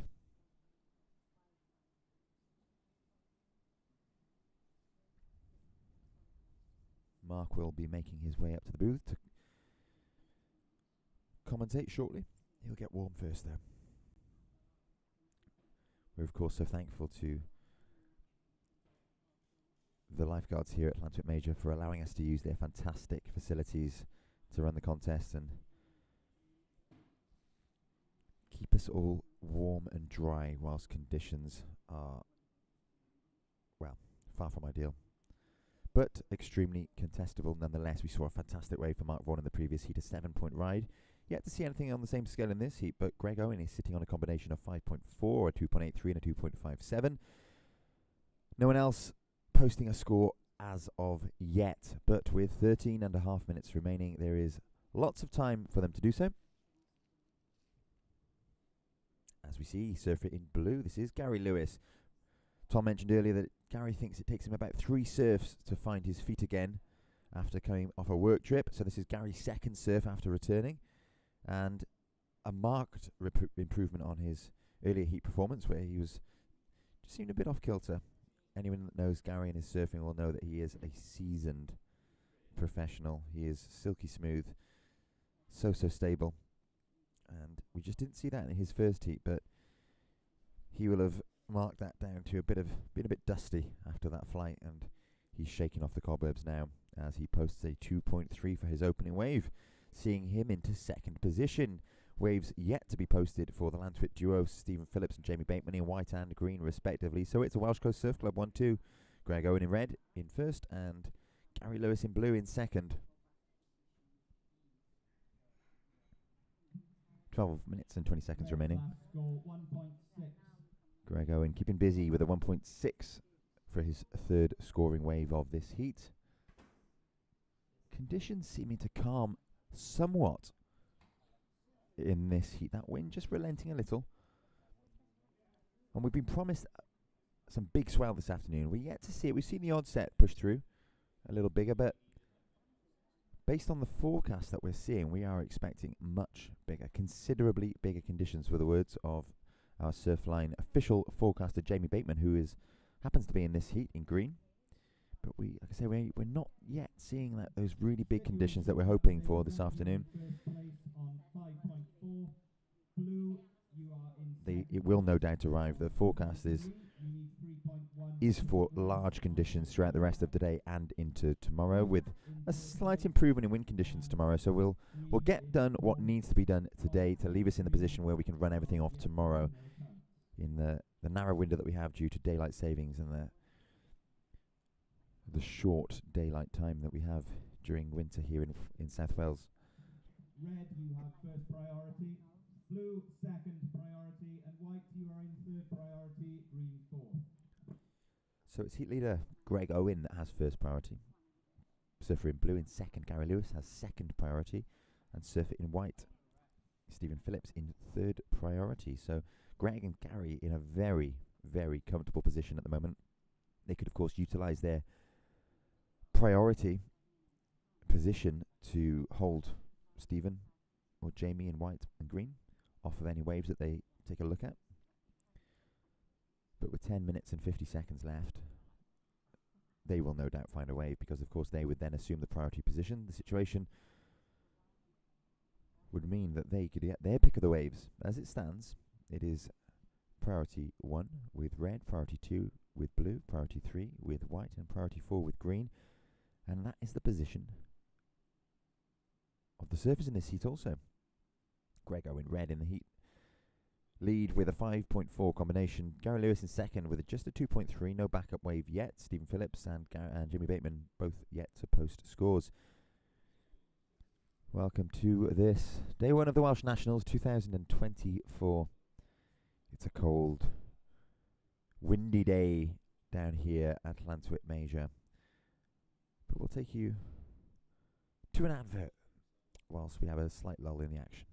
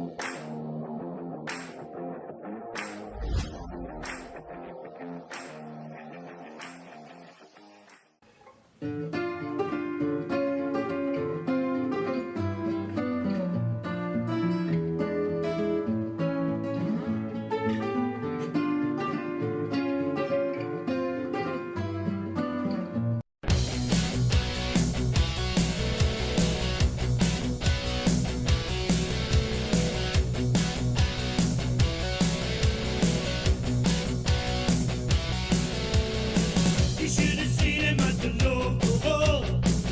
Now they're playing at the Hollywood Bowl. White lights shining on them bright. First time it gave them a fright. Ow!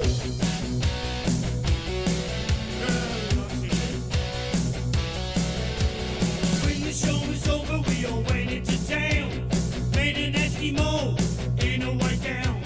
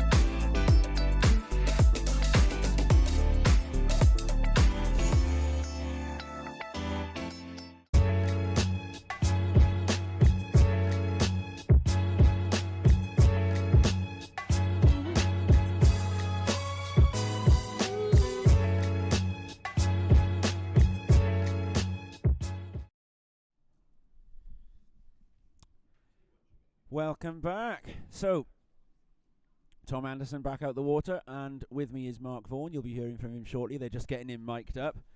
Couple of legends in the water in this heat in front of us right now. We've got Greg Owen out in the lead at the moment. Now, they've all gone down into the ledge area, as you call it, and this shows it can be a very sort of close-knit affair here in Welsh surfing. So the two guys who were in the last heat are the two guys commentating this one. So that was a bit of fun, wasn't it, Vaughnie? It could have been worse. I'm told you got a 7. Apparently. But that's the great thing about the ledges. It does, even in these horrible wind-blown conditions. As you can see, the competitors are just sat there. There's no rip. And it does offer a lovely little wedge, you know, and slingshot in with a bit of power, a bit of juice. And you can sometimes they just run all the way to the rocks on the inside. So I'm still puffing hard after that one. Oh, I tell you what, a lot of paddling. I didn't see your 7, but went out on the middle peak, and Phil and I were right next to each other, and then we suddenly realised that you'd taken a quick sudden left turn as we were all heading out. Yeah, I took one look at the paddle and thought, not for me, thank you. But look, let's concentrate now, Tom, because we're into the main action, the Open. We've waited for this since end of April. Oh, he's got 2 minutes to go. Yeah, sorry, I do apologise. Looking at the wrong screen there. Still 2 minutes. This one first. Oh, yeah, hang on. Still, I thought I was looking at the result in front, but Gary Lewis is entirely vulnerable here. Steve Phillips only needs a 2.01. Greggy's out in front. Well, Steve's really struggling with his back. Oh, here we go, Greg.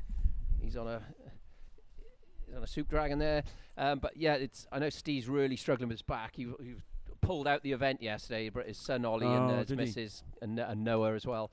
His boy, they convinced him to get in there, give it a shot, and fair play to him. It's good to see somebody giving it that level of commitment. You too were struggling with a bad back, as is Blake Jones. I just spoke to him. Blake's got one, has he? Yeah, he's only about 10. No, it's in the. That's unacceptable. And Patrick Dark, it's the bad Really? back season. Yeah, it's. Oh no, it is a bit worrying if Pat's got one, because he's got just the right build to never have a bad back, and upon his shoulders lies the current international hopes of Welsh surfing for the moment, at least. Here we go, Steve Phillips. Important wave. He's on his feet, okay? Oh, he's got a section here. He has. Oh, I tell you what, we could be seeing an absolute last-minute heat change here. Yeah, there's son Ollie in the foreground claiming it. Oh, wow. Yay. The moment of the championship so far. He's not going to paddle back out. Well, Ollie's on the water's edge there, and he's just giving him all the encouragement. And I'm not surprised he's saying, get back out there, get another one. Well, I got a feeling that's going to be it's got to be a 2.01, isn't it? That's of all course he needs. it has. It is. It's a 4. Yes, Steve-O.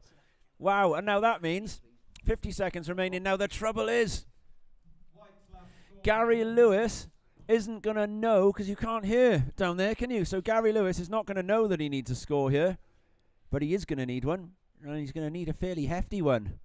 A he's gonna- 2.44. Yeah, Gary's going to have to use all his competitive intuition to be aware of what's just happened. But it's a really difficult day, especially when you got Hood on as Do well. you reckon Gary's got a watch with a second counter on? I would have thought so. I mean, I usually wear one. It does help. Oh, we've got a replay, yeah? There we go. It's going to come up now. Steve Phillips. Hopefully it's replay, but Right. there we go. Steve-O. Little Nice. slash on the forehand and another Oh, one. lovely. And he got a little bonus here, didn't he? Fins free both times. Yeah. I think there might have been a turn just before that as well, so deservedly Oh, just no, there's another score coming from Gary. what? Gary We must didn't have see got. that one. Gary got it back. Oh no way! I was just about to give Steve Phillips all the praise in the wow. world for that incredible comeback into second place, and Lewis off camera has just snatched the win by 0.07. No, there is still one more score to come actually in this Is heat, but there? it's for Greg Owen, and it's a 0.97, so that is the end of the heat. Oh. Wow, wow, wow. I'm going to say it 3 times. You want to add another wow, Voney?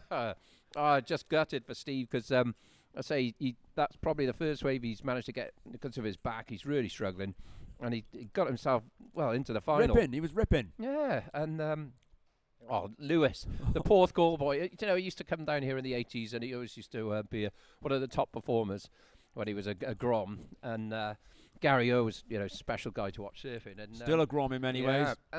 it literally, he hasn't changed. He's still got all the energy and fitness, surfing all the time. But here we go now. He's got a fantastic relationship with this peak, Gary has, because of course he has. won 2 titles in a couple of hours of each other. Well, A couple of years ago, didn't he? he 2021, I think. Yeah, he did. He smoked me on that one. But I've just been handed a cup of tea by a co-commentator, Rob. Thank you, Rob. Patrick Dark, Logan What a Nicol, heat. Tom O'Leary. All 3 of these guys are at the GB Cup. So heat on. What a way to open the men's first round of the Pura Vida My Post Welsh Nationals. And you may ask at home, how does it work out that Patrick, Logan and Tom are all drawn in a heat together? How's the seeding work? Well, I was going to ask that. I'll explain. Patrick Dark, last year's champ, number 1 seed. Logan Nicol didn't enter last year. He was away He was in Indonesia, wasn't he? Of course he was, Mentawais, yeah. so he didn't have a seed. Tom O'Leary, he didn't enter the Open either last year, so he didn't have a So seed. Patrick gets 2 unseeded surfers. Oh my goodness yeah, me! but one of those happens to be Logan Nicol. It's so, like the way that Beric de Vries and Leon Glatzer were in round 1 of the Boardmasters, isn't it? very similar. So, which is why it pays to turn up at these events, because Yeah. you get your seed. Yeah. And you get like a nice easy heat against some guy with a bad back who writes books. But it'd be great to see. That's quite kind of you to admit that I write books there, Voney. Yeah, no, You're normally not that generous with your No, praise. I've enjoyed reading your novels, Tom, and I can certainly relate to them as a surfer. And I would say if you're looking for a Christmas present, Chasing Dean wouldn't be the worst thing you could have you buy your loved one. This is very kind of you to say. But let's have a look here. 2 minutes gone. Who's this in the white? Is that Logan having a sniff around? Now, Logan will be used to surfing this wave. He's quite familiar with it. Pat is a frequent visitor in these parts now.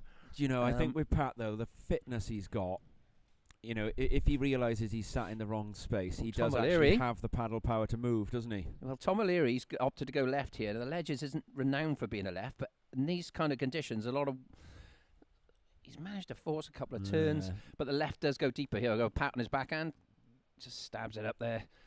He'll be creeping around, hoping this inside reforms. It sometimes does. That one didn't. It's good for the lead already, that would be, wouldn't it? Well, we didn't see what happened off screen there. I guess we could look through the wind, just through the doorway here. We can see the action. So, we're underway. Good stuff. Yeah. Just So under Pat's 3 had a minutes bit gone. of a year, hasn't he? Tell me what you said. He's been struggling with his back. What do you know about that then, Well, Voney? I just had a quick chat with him, and he was just said, "Oh yeah, my back's really killing," and so I don't know if he's tweaked it or he's suffering the same kind of surfer's lower back pain that, this is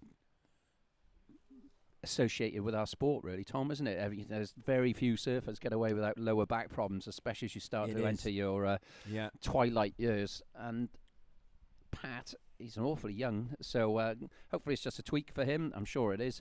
And here he goes. Nope, I thought he was going for that. So Logan at the back with priority. Pat, he's still making his way out, so him and Tom O'Leary still yet to. Oh no, Tom's right out there. So Thomas second priority, Logan first, and Pat will be fishing around on the inside, which is why we saw him having a look. And there's a lot going to go on here, and the swell hasn't exactly come. There's waves, but I was expecting it to really start showing its teeth by now. It had a little bit of juice in it. It was pushing you along out there. I will say that. Yeah, it's still you get the front of this low pressure system. Yeah. It's all wind, isn't it? It takes a bit of a while to generate the actual swell. Yeah. And I'm sure as this low gets deeper and closer, we're going to see bigger and bigger conditions. But we've got a couple of hours on the ledges now before we move over to the point, Tom.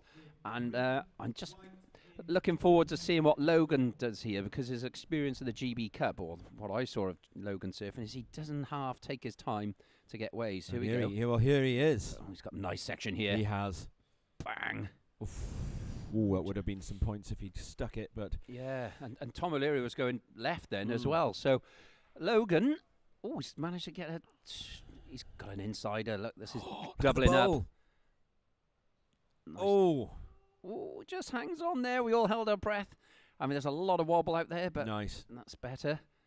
He's got another section here. He's got an inside closeout. No, Liz into the shallows there. Would have been drawn to dry rock, that, wouldn't it?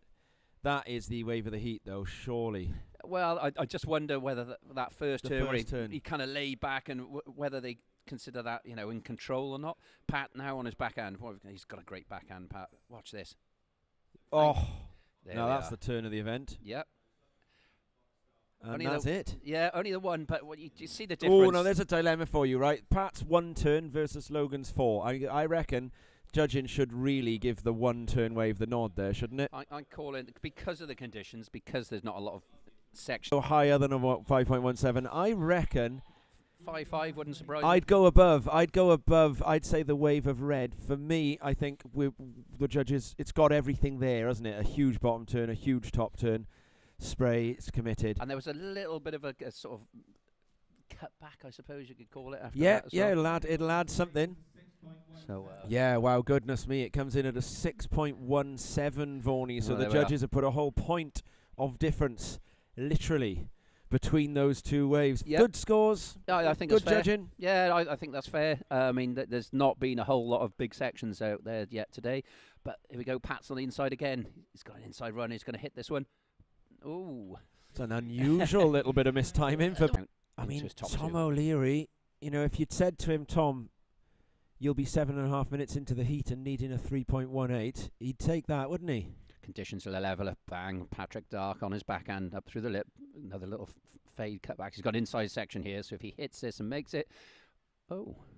shows it's not too... It is awfully shallow on that inside, and there's really big boulders as well. And you can kind of hear it. I had a wave going in there in our heat, and you can kind of hear it dragging boulders along as it breaks, and then you realise that it might be an idea to pull out.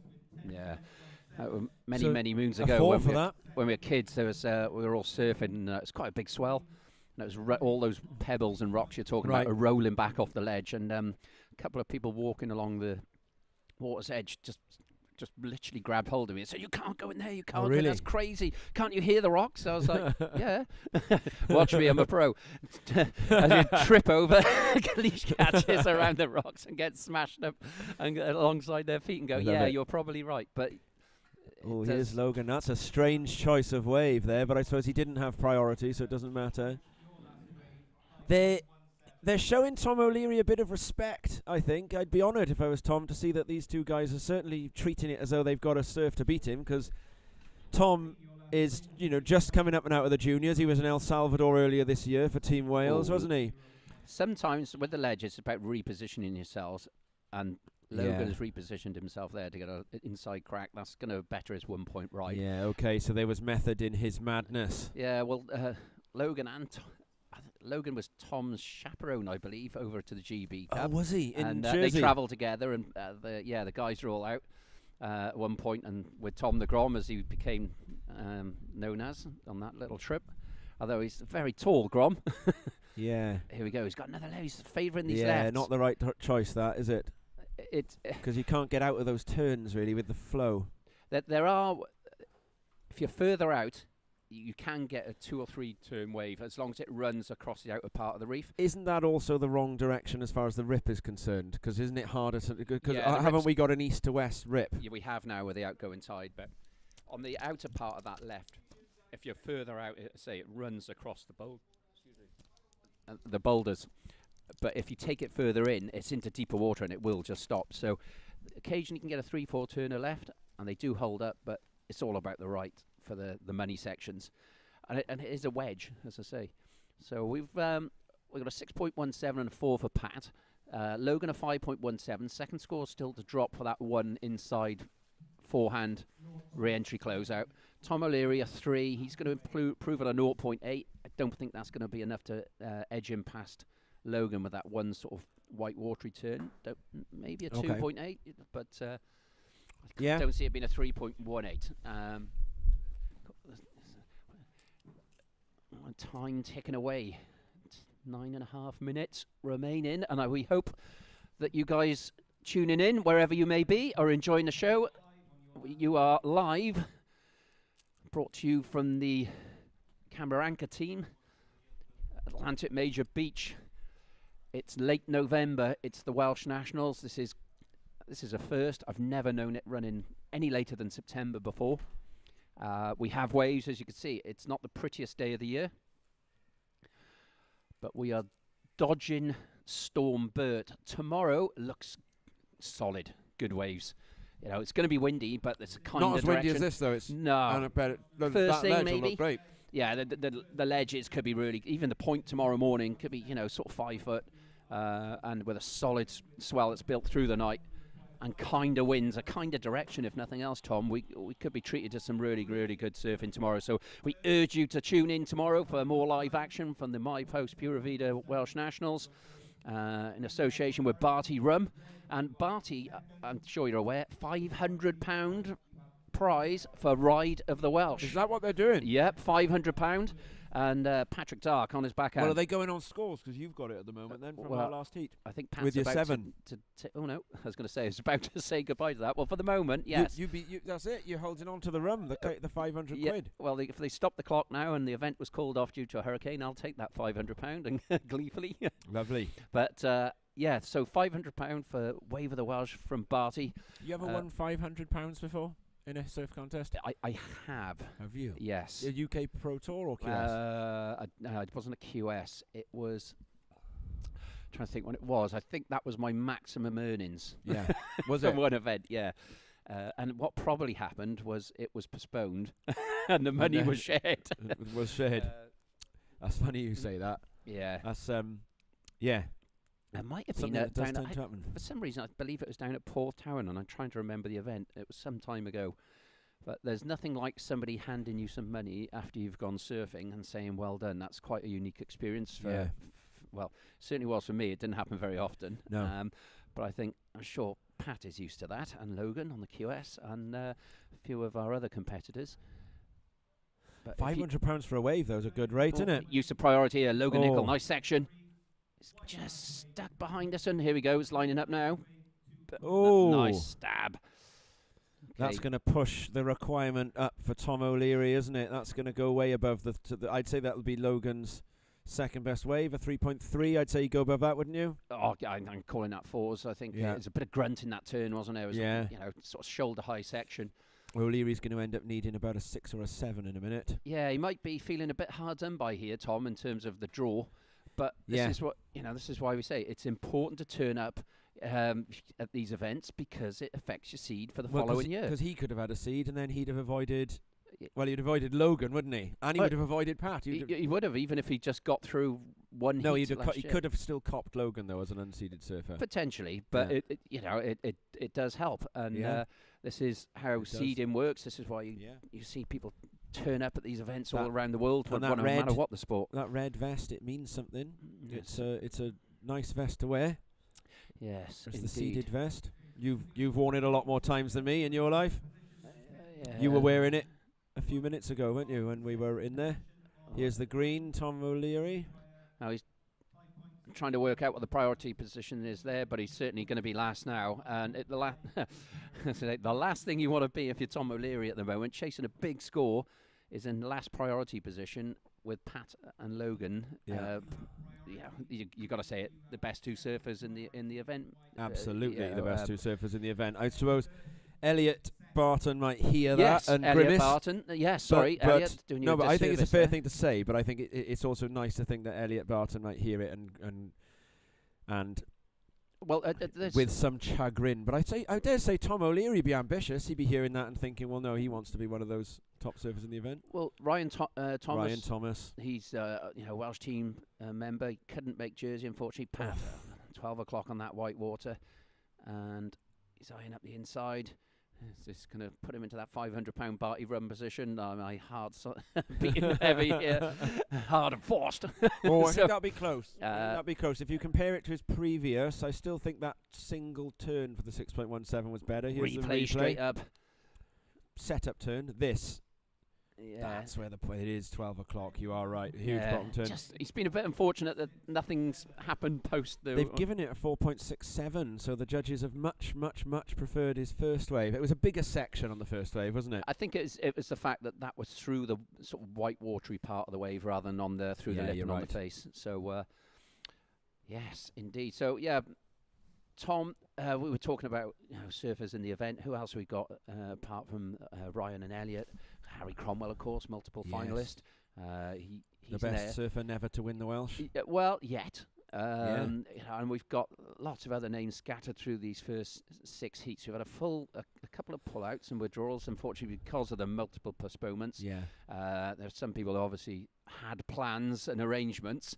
I know And- Perrin Davis, for example. He's Oh, is he not here? Yeah, he's had a bit of a bad run of missing events due to prior Is he away? arrangements.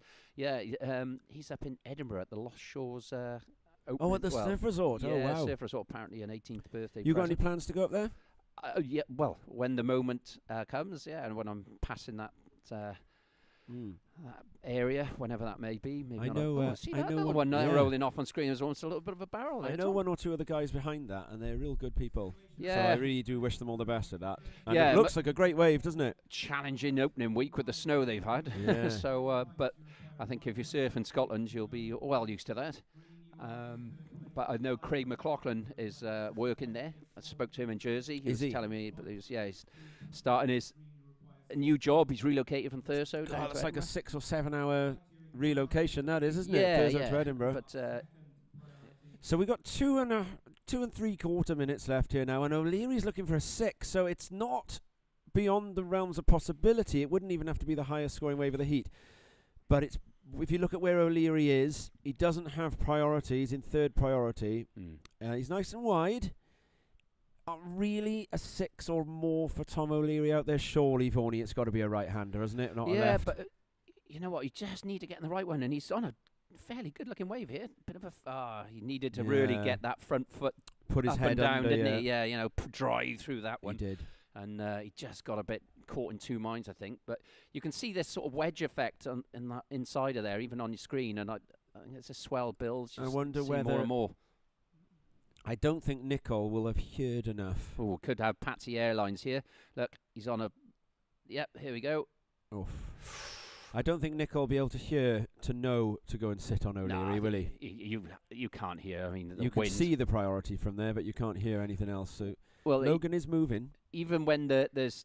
There you go. Watch Pat on this replay. He eyed up this section, didn't he? It was perfect. Got the I tell got you the what, loft, got Vaughnie, the whip. for someone with a bad back to be able to take off under that lip there, still get a pump in, and then get up into the air and twist round like that, his back bad is better than Yeah. everybody else's back good.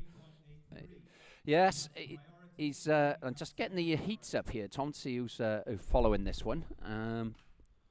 It's Craig Bright, Tom Sheldon, Craig and Bright. Blake Jones in the next heat. No, he missed Craig off because although He on his surfed local well this patch, morning. on his local patch, he's not one to underestimate. He's made the last two semi-finals, and just had heats in those semis where the waves just haven't come his way. So I think could do some damage. Here we go, Logan Nicol on a lovely looking wedge here. What's he got? It's going to be a big lip hitter. Yes, upside down, a wrapping turn here. This could take a.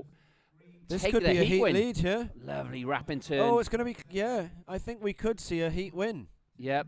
If he hits it again and doesn't mind, That could be an 8. There goes my 5.68. 500 quid yeah, already. your 500 quid's Didn't long last gone. long, did it? One heat. I'd be giving that 7 and above. If it was me, but I'm not a judge, and if I was a judge, I wouldn't be a very good one. So watch me be wrong. Well, I've done the ISA course, Tom, and I'm calling at least You're going a 7, you? Yeah, look at I mean, this. there was a bit on That the was face. the second turn. Yeah. There was the first turn that was the money. There's a little caught up there, but that one I like. Lovely. It's a strong The- finish. The proprioceptive reaction there. Yeah. To bottom turning up into the lip on that first turn and being able to react and realise that the lip was slightly steeper than planned Yeah. and to push out under it instead of over it was really skilled from Logan. I tell you what, Decision making. Surely he'll get it. That is the end of the heat. And it's a 7.17. Your ISA judging course gives you. You got it exactly right there, voting a 7.17. thank you. Logan Nicol jumping up and taking the heat win, and Pat will be feeling like there's unfinished business in the draw after that one. The unseeded surfer from Penarth, Logan Nicol. Who's he? Well, we know who he is. He didn't have a seed, but that didn't stop him. He's taken down the champ in that one. They both advance, so the elimination is unfortunately the surfer in green, Porthcaw's Tom O'Leary, but he's a junior. He'll go another day. So we're going to jump to a little break, and then after that it's going to be Bright, Sheldon and Jones.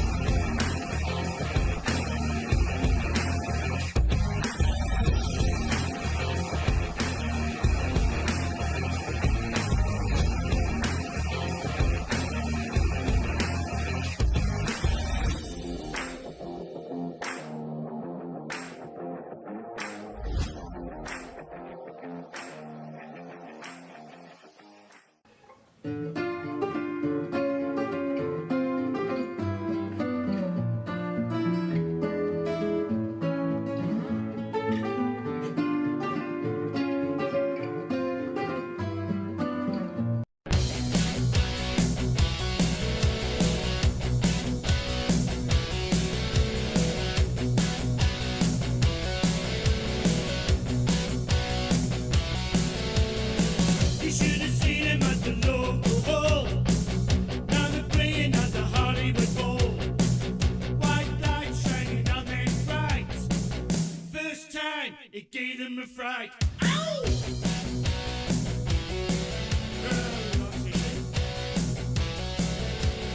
When the show was over, we all went into town.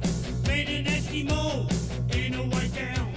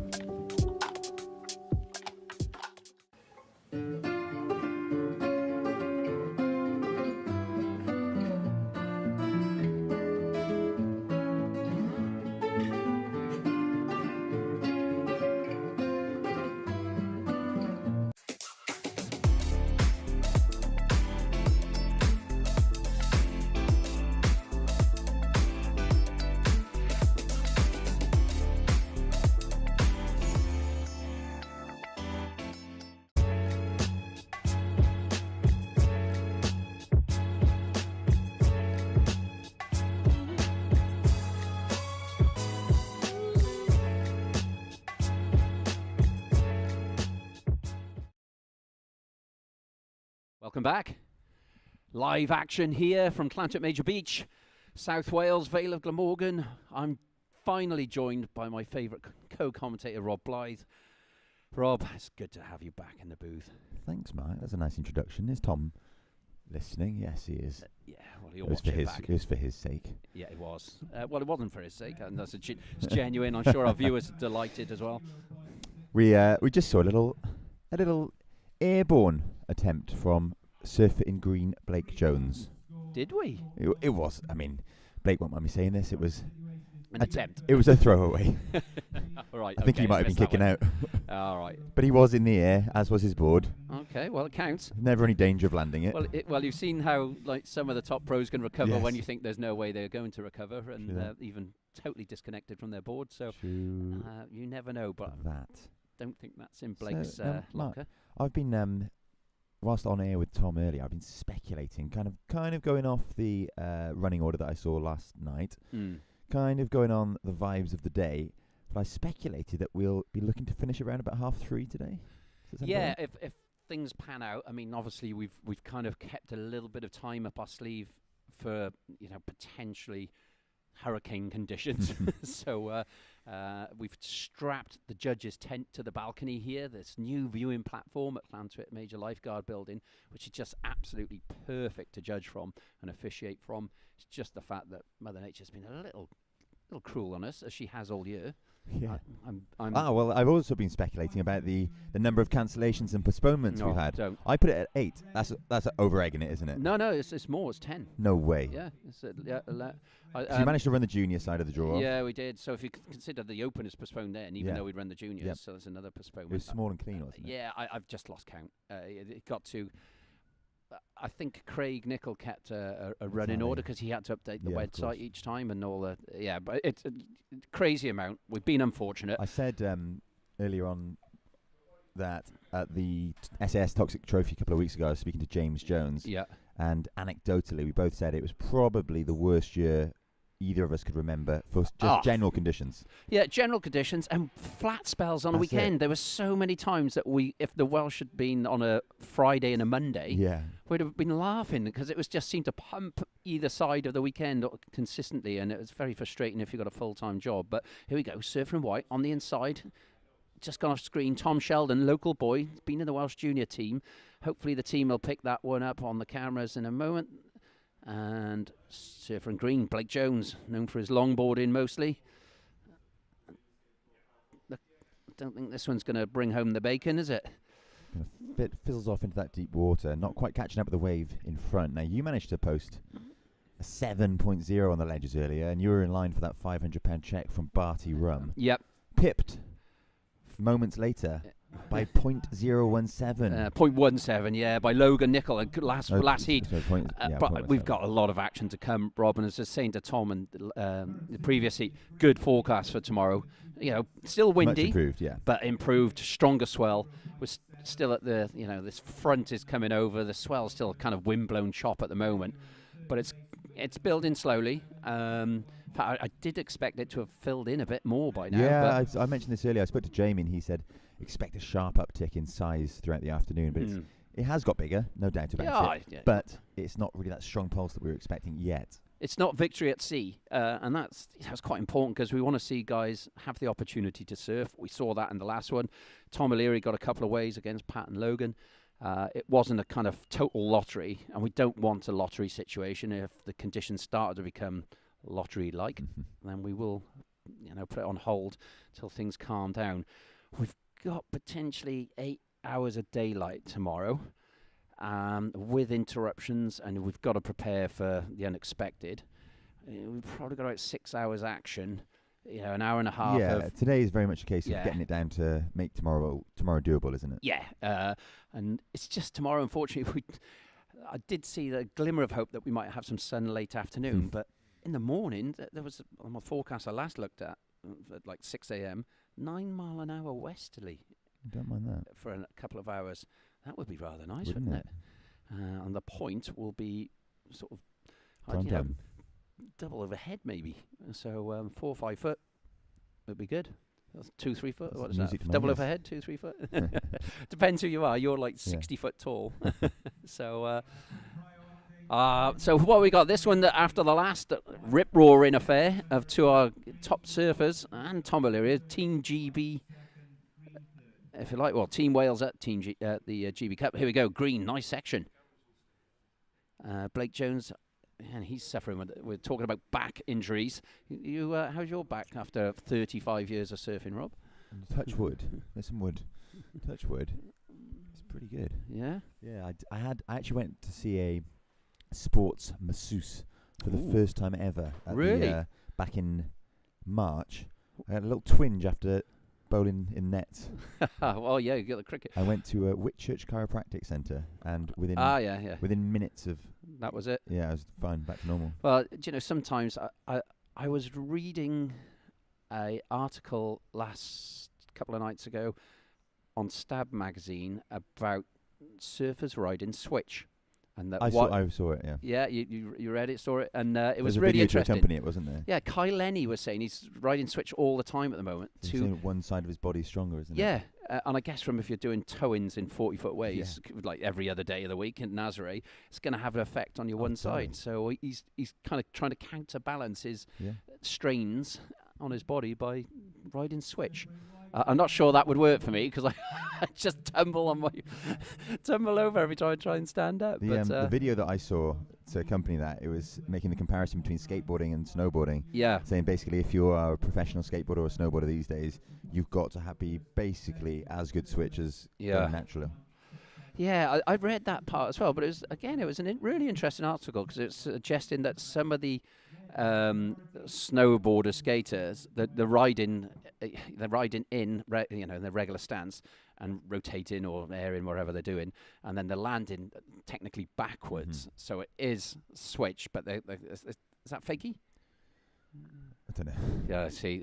So Well, Kieran Thompson, where are you when I need you? Well, yeah. Have you seen the I think Chris Cote has it with He's got his techno Yeah, down. so he has a podcast with Todd Richards, former Yeah. professional snowboarder, and they Okay. pick the bones out of switch and fakie Yeah. and front side, back side, and they get really quite heated when people get it wrong. Yeah, well, I'm going to have a Chris Cote lesson, And of so I course, will what gen we- up on that. But we have surfers traditionally have one way of riding. Yeah. And so it's quite black and white if it's front side or back side. It Whereas is. if you're on a ramp where there's no lip line chasing you, Yeah. you're not going right or left. It's harder to get your head around. Well, and the other thing they were saying in this article, of course, that it's when you're surfing, as you know, you've got minimal time to ride waves. It can, in an hour, you could probably be on your feet for a few minutes. Whereas if you're skateboarding in an hour, you're on your feet the whole time. That's so you right. can quickly learn to adjust to riding switch or fakie.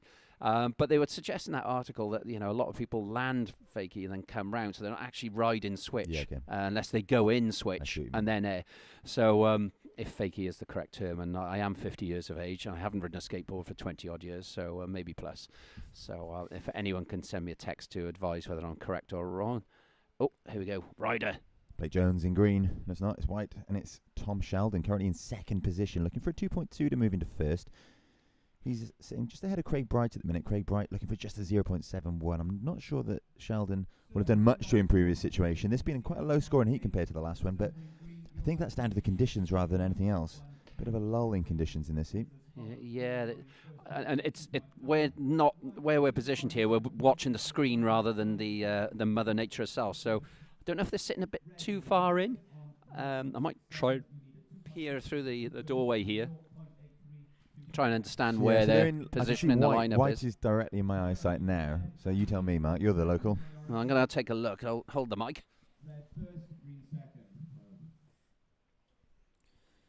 One thing is for sure that as the tide's pushed in, the waves have moved towards the ledges. We are seeing much cleaner wave faces for our surfers, a bit more uniform as the rocky bottom lines that building swell up a little bit more than we saw earlier. 8 minutes remaining in this heat number 2 of the Open Men's Round 1. Blake Jones surfing green out in front with a 1.77 and a 1.13. Tom Sheldon surfing in white in second position with a 0.7 and a 0.8. And Playing catch-up at the minute is Craig Bright, the surfer in red, looking for just a 0.83 to move into that second position. What's the call, Mark? Well, where are they? Oh, here we go. Sheldon on his forehand. Cuts back. He is a rather long way in, actually, isn't he? He's right on that ledge. He is, but you can pick off these little nuggets, and he seems to have got a bit of a runner, a bit of a vertical hit there. So he's got a 2-3 turn combo there, best wave of the heat. So he's using, he is a local lad, although he's currently in Falmouth, so he's spending a lot of time down in Cornwall, so perhaps he's trying to readjust to surfing a reef over a beach break. But looking out, I had a quick glance at the point, quick glance down to St. Donat's, a quick glance over to the ledges. The boys seem to be a little bit further in. The tide's an hour after high. Here we go, Tom, wrapping forehand turn. Too much on rail. This one was a bit of a stab, but that's the replay of that 3.33. You called it, Mark, the wave of the heat thus far. By some way, a 3.33 for surfer in white, Tom Sheldon, putting him firmly into first position with a combination of 4.13. Still very, very attainable for both surfers in green and red. Surfer in green looking for a 2.37 to retake the pole position, the lead up and riding. Here he is, Blake Jones of fourth call. Lay back there, dropping his wallet, putting the brakes on, but unfortunately not managing to ride out of that. So I don't think that'll change the situation. And so Craig Bright, the surfer in red, still looking for that 2.23. 6 minutes and 20 seconds on the clock. And here we see the goofy foot local, Craig Bright, up and riding on his backhand, bottom turning, trying to bounce down the line, trying to generate speed. That wave not quite managing to stay and hold up for him. The judges are being very swift with the posting of scores this morning. We can see replay of Blake. The circle whirring for last of red, Craig Bright, as we see on screen here. This is Blake Jones with that drop wallet. There it is, drops the anchor. Unfortunately, doesn't manage to keep his momentum through to the inside. Craig Bright looking for just a 2.37 to move into second position, and he comes up just short. A 2.33 last of red, meaning that he reduces his requirement. Just a 0.71 now required for surfer in red, Craig Bright, to move into second. With 5.5 minutes on the clock, Blake Jones has got to be feeling a little bit nervous. He's currently progressing through to the next round of the Open Men's. However, Craig Bright is hot on his heels and does have time to make his way back into the lineup and post another score. Meanwhile, Tom Sheldon, surfer in white, sitting on first priority, is out the back and sitting pretty with a 4.13 combination. Well, you definitely updated our viewers there, Rob. Good work. And I'm fairly flabbergasted that Craig Bright has taken 15 minutes to register anything like this. The 2.33 is more than that's like a throwaway. So I know the conditions are wobbly, but I think they're sat too far in. There is the outgoing tide, so it will slow things up. And the swell, I say, it's taken its time to arrive today, despite the wind. And this is going to be a nail biter, I think, Rob. It really is. Tom said it earlier, it doesn't need to be a high-scoring heat to be an exciting heat. Exactly. And we've got a situation here where any one of the three surfers, or two of these three surfers can progress. And heat win, important, because you want to avoid, you look at the draw, Logan and Pat at this side. I say, thanks to Logan's no seed, that's really going to throw the cat amongst the pigeons, isn't it? And he got one over his mate there, Pat, in that heat. Yeah. Haven't seen that for a little while, so I think Logan will be pretty satisfied with his morning's work. Well, and currently in line to receive £500 as well. If nobody else surpasses a 7.17, then he's got a little extra help in hand for his Christmas present purchasing this year. But I think tomorrow we're going to see such a good swell and cleaner conditions. I think we're going to see some eights. How many tubs of protein powder can you buy for £500? You're asking the wrong person. If you'd said alcohol, slabs of 24 beers, I'd have been your man. But protein, why, you after some more? Well, no, I think just thinking what Logan could spend it on. Oh, yeah, well, I'm sure he could spend it on perhaps a new sofa for his new property, because I believe he's... Yes, I saw that. Yeah, so I'm not going to say any more. My devious mind is at work. Here we go. Sheldon. He's got a nice look. Oh, he just gets... kind of fades behind. That wave rushing off ahead of him. That's a shame. For a second, it looked stood like up really nicely, didn't it? So, Mark, I'm in heat 4 in about 30 minutes' time. What am I going to be expecting out there? well, you won't have a dry hair paddle out, that's for sure. So I think the rain will take care of that. If nothing else, watch Sheldon on the replay here. He did manage to whack it up there, didn't he? Yeah. Despite the sort A of lot kind of torque through his upper body on that last turn. yeah, redirected sort of to the left and then came round and put it up vertical. So I think that was going to better his 2.8, I think. But yeah, when you paddle out, Rob, just expect that bowl to offer a bit more of a wrapping wall. Hopefully the wind starts to veer around more to the southwest and the south. That'll just make the wave face cleaner, and hopefully the swell fills in. If the swell fills in, then you can almost be a little bit further over towards the east to pick off the runners. But I say I do see people sit inside a bit too much. This is a difficult position for Craig Bright now. Oh, I was going to say, if Blake can put a score of note. Yeah, I think he was just trying a bit too much on that section. There wasn't much power behind him at that point.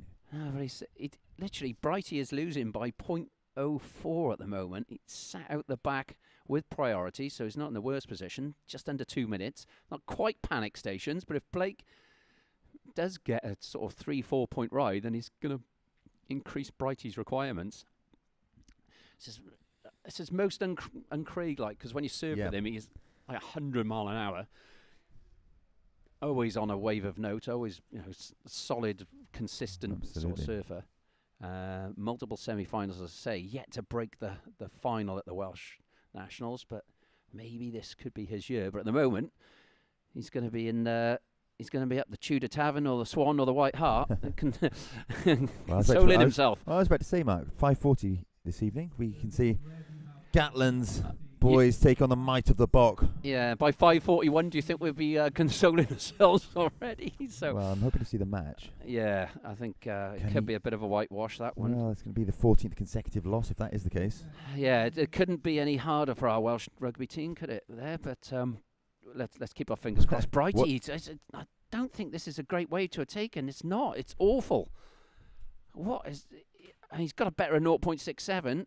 Sheldon, well, he's in the lead, so he's just 30 seconds. He's going to get it inside, is he? Yeah. So this isn't going to worry Craig, because he's eyeing up Blake Jones, isn't he? Yeah, well, Sheldon's may have improved upon his 2.8 there.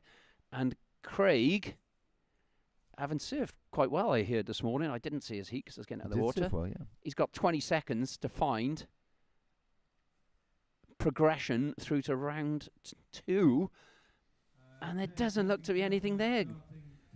This is going to be a really big upset here. Well, Craig Bright, he sat a long time during that heat, didn't he? So and didn't take anything. I don't know if it's a deterioration of the conditions, but he's out. Blake Jones, congratulations. And Tom Sheldon, well served. You're through to round 2. I'm going to go and get ready for my heat. Crack on. Enjoy.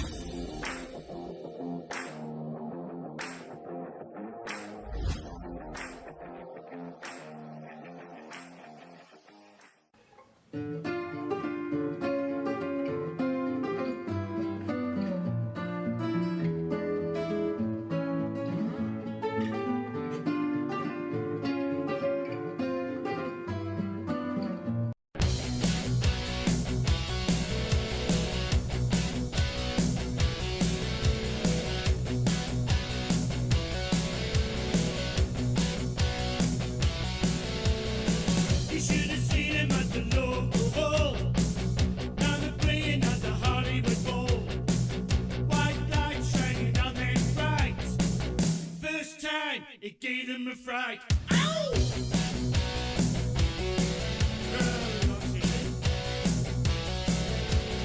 When the show was over, we all went into town. Made an Eskimo in a white gown.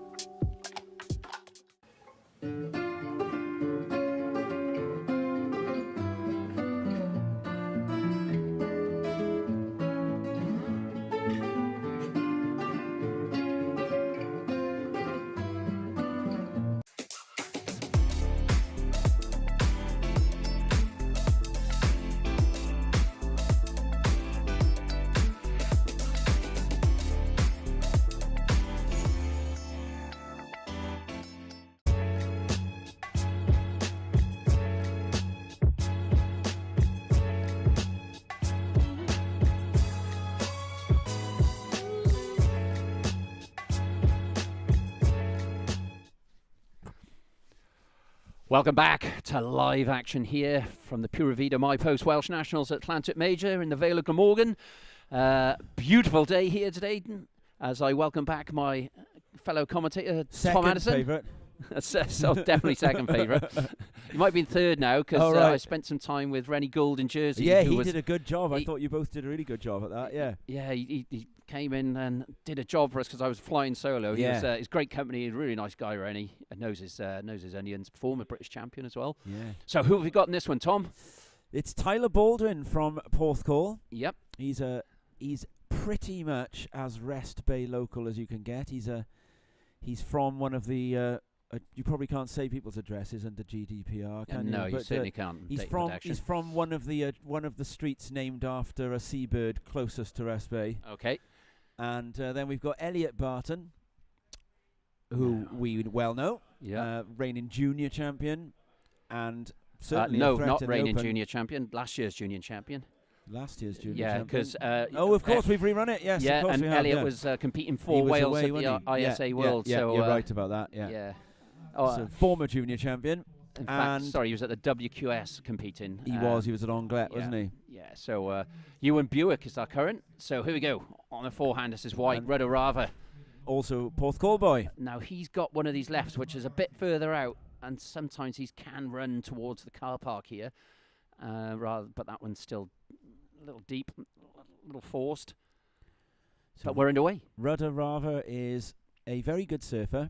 Not always a brilliant heat strategy guy. You can see with the right he should have caught. Yeah, not always got the best heat strategies, Rudder. Greg Owen described him earlier this year at the Wilkinson Sword as totally untrainable. After telling him what to do at White Sands and watching Rudder do the exact opposite all the way through. But Rudder can put a score together if he wants to. He can, and I was going to say, was he totally untrainable because he just didn't want to listen to Greg Owen. I think it was a combination of totally untrainable and totally trainerless. If he didn't take on the lettuce sandwich to start off the day, then it was always going to be. Well, I tell you what, though, to give you a wobbly little start. bit of a sense for this, right? Rudder was in an open heat against very good surfers and tried to go in on a twin fin, and Greg banned him and said, "There's no way. A twin fin is always going to put you on a scale of 0 to 5 against modern judging." And then when Greg wasn't looking, depending on the person riding it. yeah, I mean, he's not Tom Curran or Dane Reynolds or Mikey February. Josh Kerr as well. Josh Kerr rides a 20 well, yeah. So does, but no. Oh, look at this one. Steph Gilmore. But then what Rudder did was he ran off and got his normal thruster, and then when Greg wasn't looking, he picked up the 20 and ran out there on the 20, and this was pretty solid, like head high right sand bowling in. And Julie did surf the entire heat on the middle of the face, and Greg was absolutely furious with him. Yeah. But when he hasn't got a coach or anyone telling him what to do, Rudder Rava can be pretty dangerous in a heat. And as you can see, with a score of 2.33 on the board, Here we go. Tyler just struggling to get to his feet there. But I had a heat with Rudder last year, and he did keep me honest. I got to say. Yeah, he's a good surfer. Yeah, he put me on the back foot at one stage, And he surfs a lot at the moment. I could see her right there reeling off. Just Elliot Barton just streaking over the side of it. And Just I'll missed out. Tell you something else. We love a bit of wordplay. Rudder competing against Tyler in this heat, and Rudder has recently qualified as a Tyler. Oh, there we are. He plastered a wall in my house actually. Yeah. And I would actually go so far as to continue to say that I'd recommend him to someone else. It wasn't bad at all. Oh, well, that's good to know. And Showed up on his little e-scooter bike. I think the police were following him.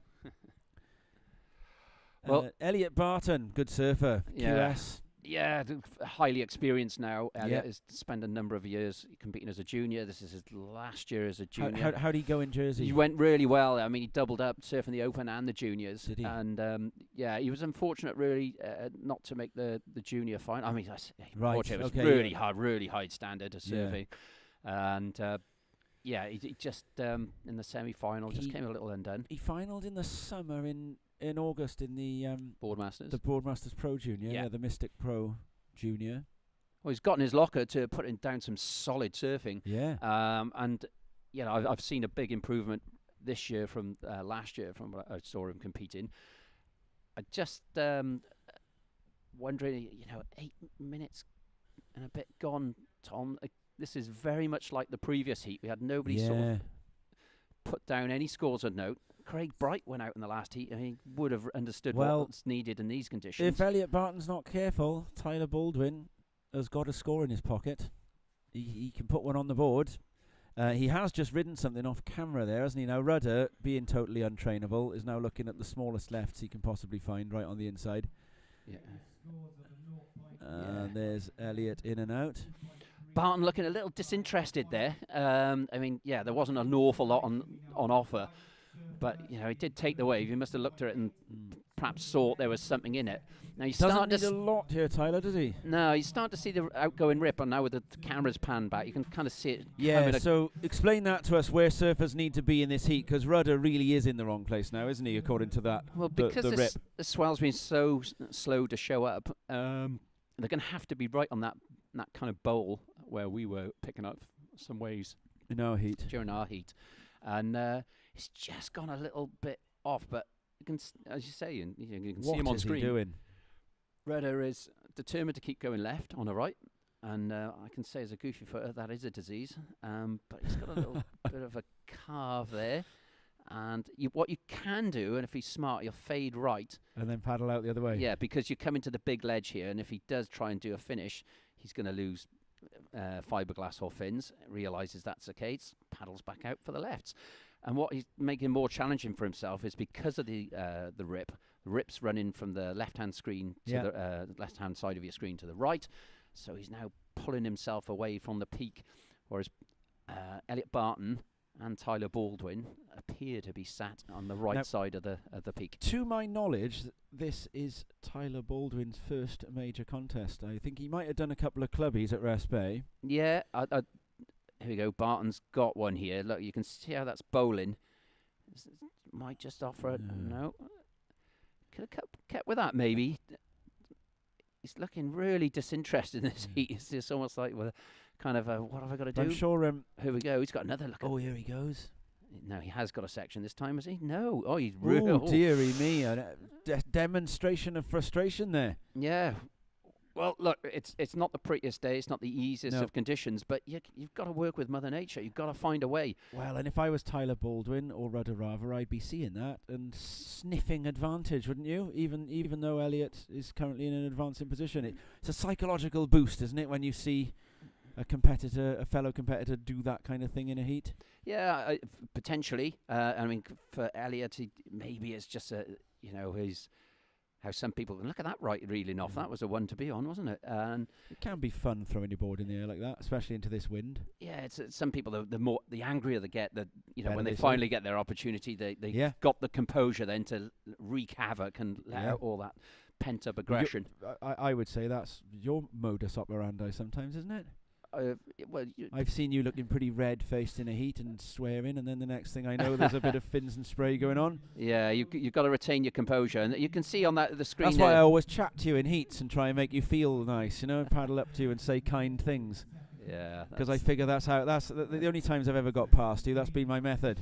yeah. I when the conditions are subpar, there's lots of bouncing and flapping. My interest is gone.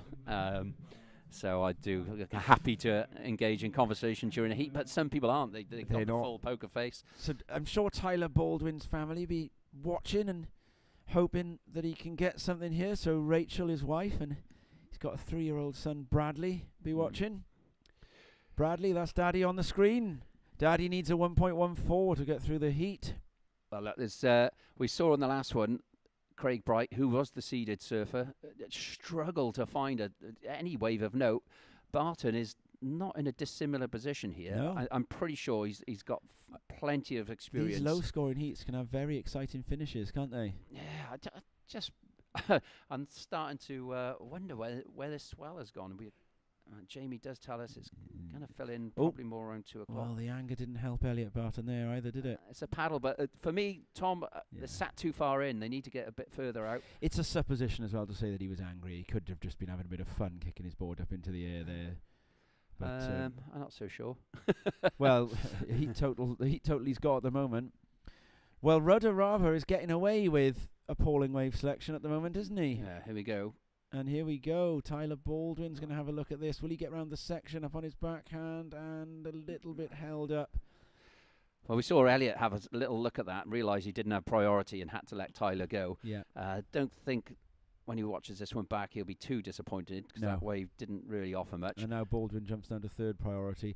Now the trouble is they won't be hearing the scores, so Barton won't know to go and sit on. Mind you, 6 minutes left. It's not long. No, it's too long to sit on people. Especially when you've got a pair of basically ones in your lot. And if you don't know the situation, you don't know that you need to sit on someone, do you? Yeah, and you're right. With scores that low, sitting on someone is useless, isn't it? You sit on someone to stop them getting a 4. Got to get a wave. Got to get a score. Yeah. 5 minutes, not quite. It's just under 6 minutes remaining, so still time. It doesn't take long to get 2 waves out there. No. And I think what will happen, Elliot will finally stroke into one that offers him a section. We saw because they are out there, and that will give him the encouragement then, and he'll see perhaps suss out where to sit. You'd say from this position, needing a 3.3 with the waves that are available, that Barton would remain the odds-on favourite to take the heat down by the end of it, especially given where Rava is positioned. Well, we were mocking Rava for his positioning.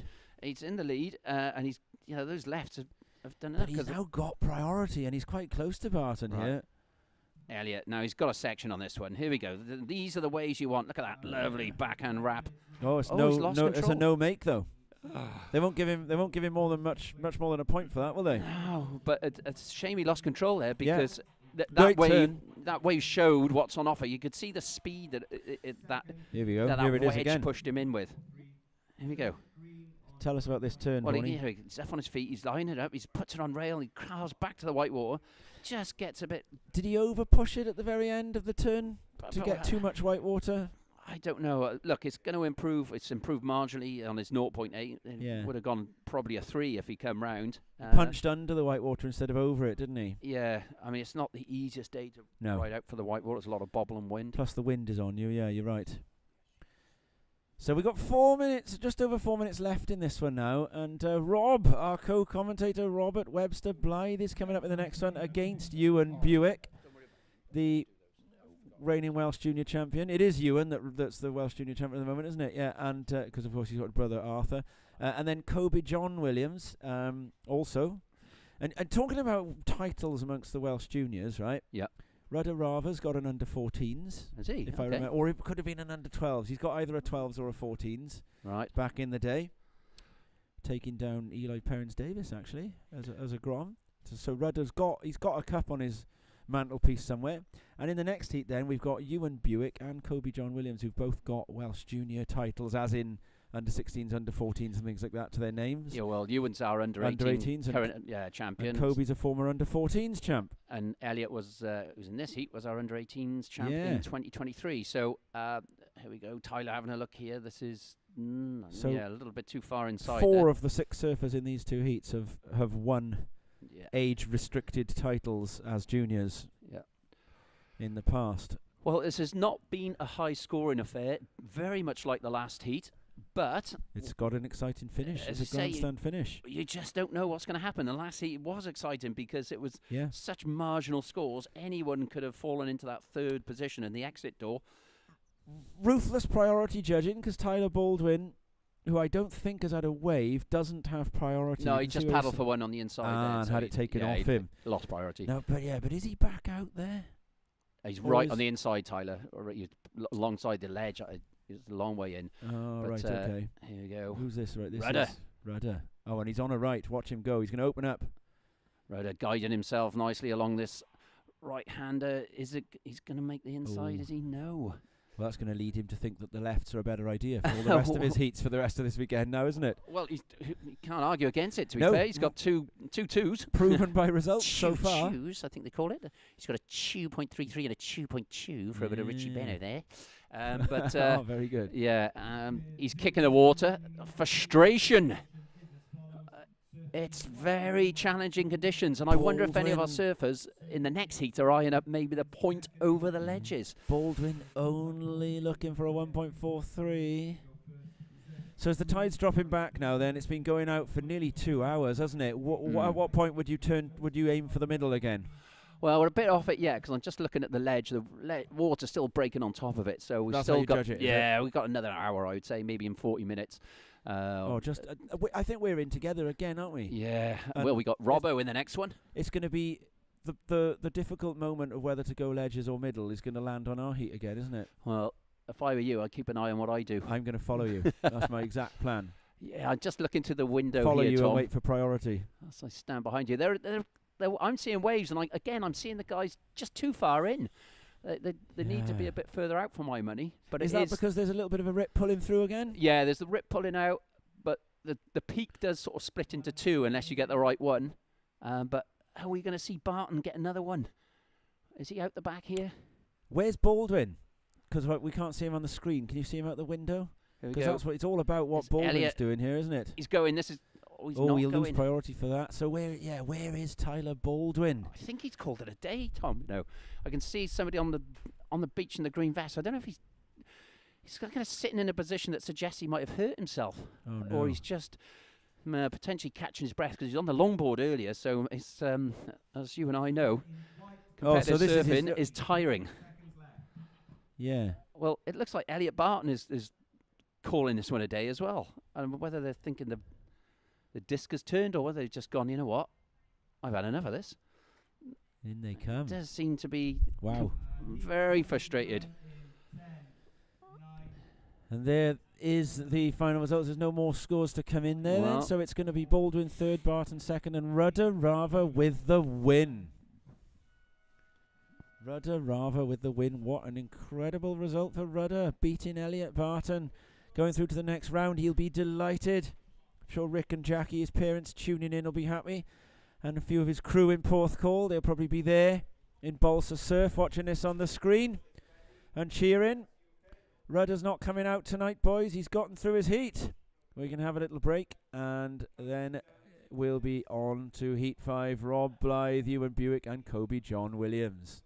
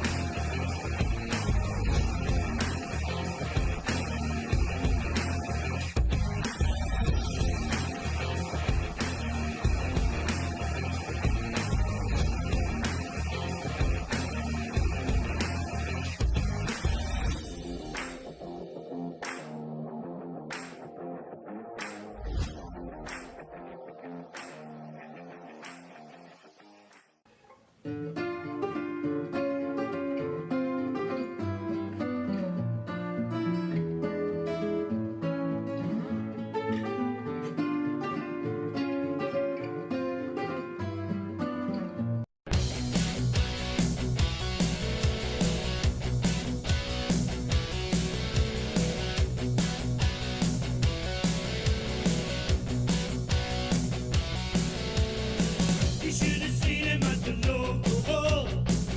Now they're playing at the Hollywood Bowl. White lights shining on them bright. First time it gave them a fright. Ow!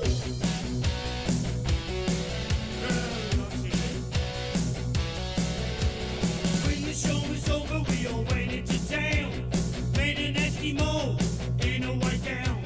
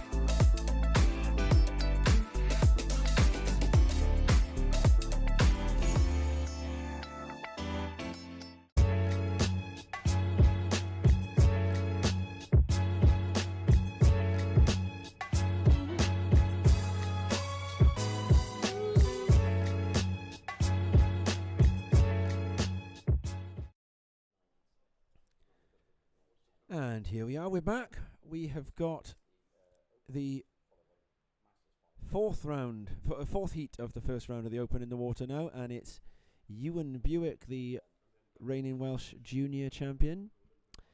Robert Webster Blythe, a name you'll know as my co-commentator most of the day.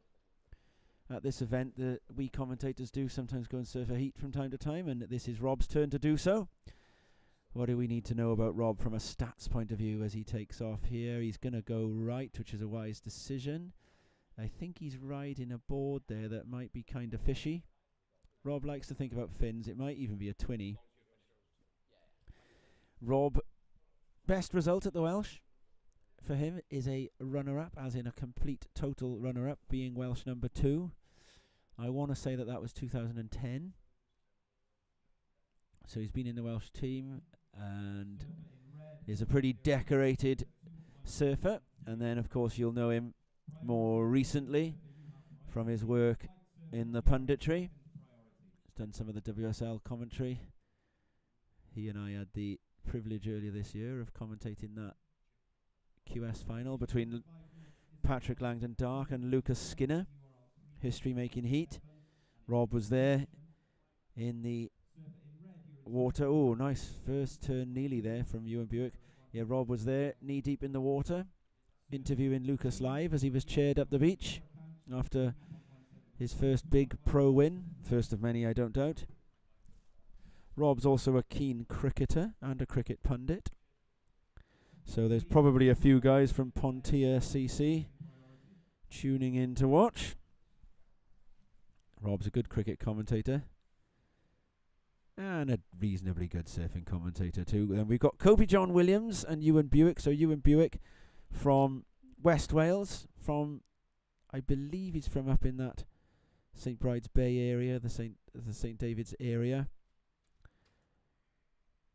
And I had a lovely surf in the summer with their dad, who's a pretty cool character. Two Buicks, Ewan and Arthur, both of them strong, goofy footers. They both surf brilliantly. Surf big waves too. They were in Madeira, charging Jardim do Mar. And then we got Kobe John Williams, who normally on a Saturday, here goes Rob again. And into the lip, gives it a tap. He's going to make it through. Well, Rob's going to have an early heat lead here. and there's a little reform on this. A lot of water running through that. Gives it a little stomp. They might not give him the make on that. But he got a 2.13 for his first wave. The 2.17 of Ewan Buick we didn't see. That was during the break.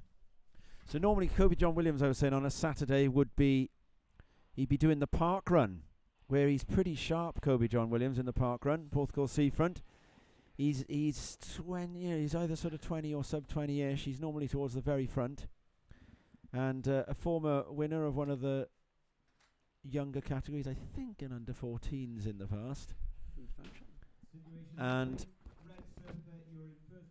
he'll pose a threat to Blythe and Buick in this one. Hard heat to predict, I'd say, even when you don't throw Mother Nature into the equation. Mark Vaughan's back with me. Yeah, sorry about that, everyone. I had to do some... You're wearing about 5 hats this weekend, aren't you? Yeah, usual thing. But not only that, I wanted to have a look at the waves. I had a quick word with the judges of the last heat. Have we got an update? Well, are you going to do a Jessie Miley Dyer on us? Well, it's not quite that, but I was trying to understand, because we're watching on the screen, and our viewers might be thinking, God, it looks really small and pretty rubbish. Yeah, they're around the corner, aren't they, from the main swell? Well, that's what I said. The judges were saying the last competitors in the last heat sat way too far in. Right. And they were just away from the peak. And can we relay that to the beach marshal to tell them as they pick their vests? Well, not really. It's up to the competitors to use their nouns. Here we go, up and riding on the backhand, white vest, backhand Buick.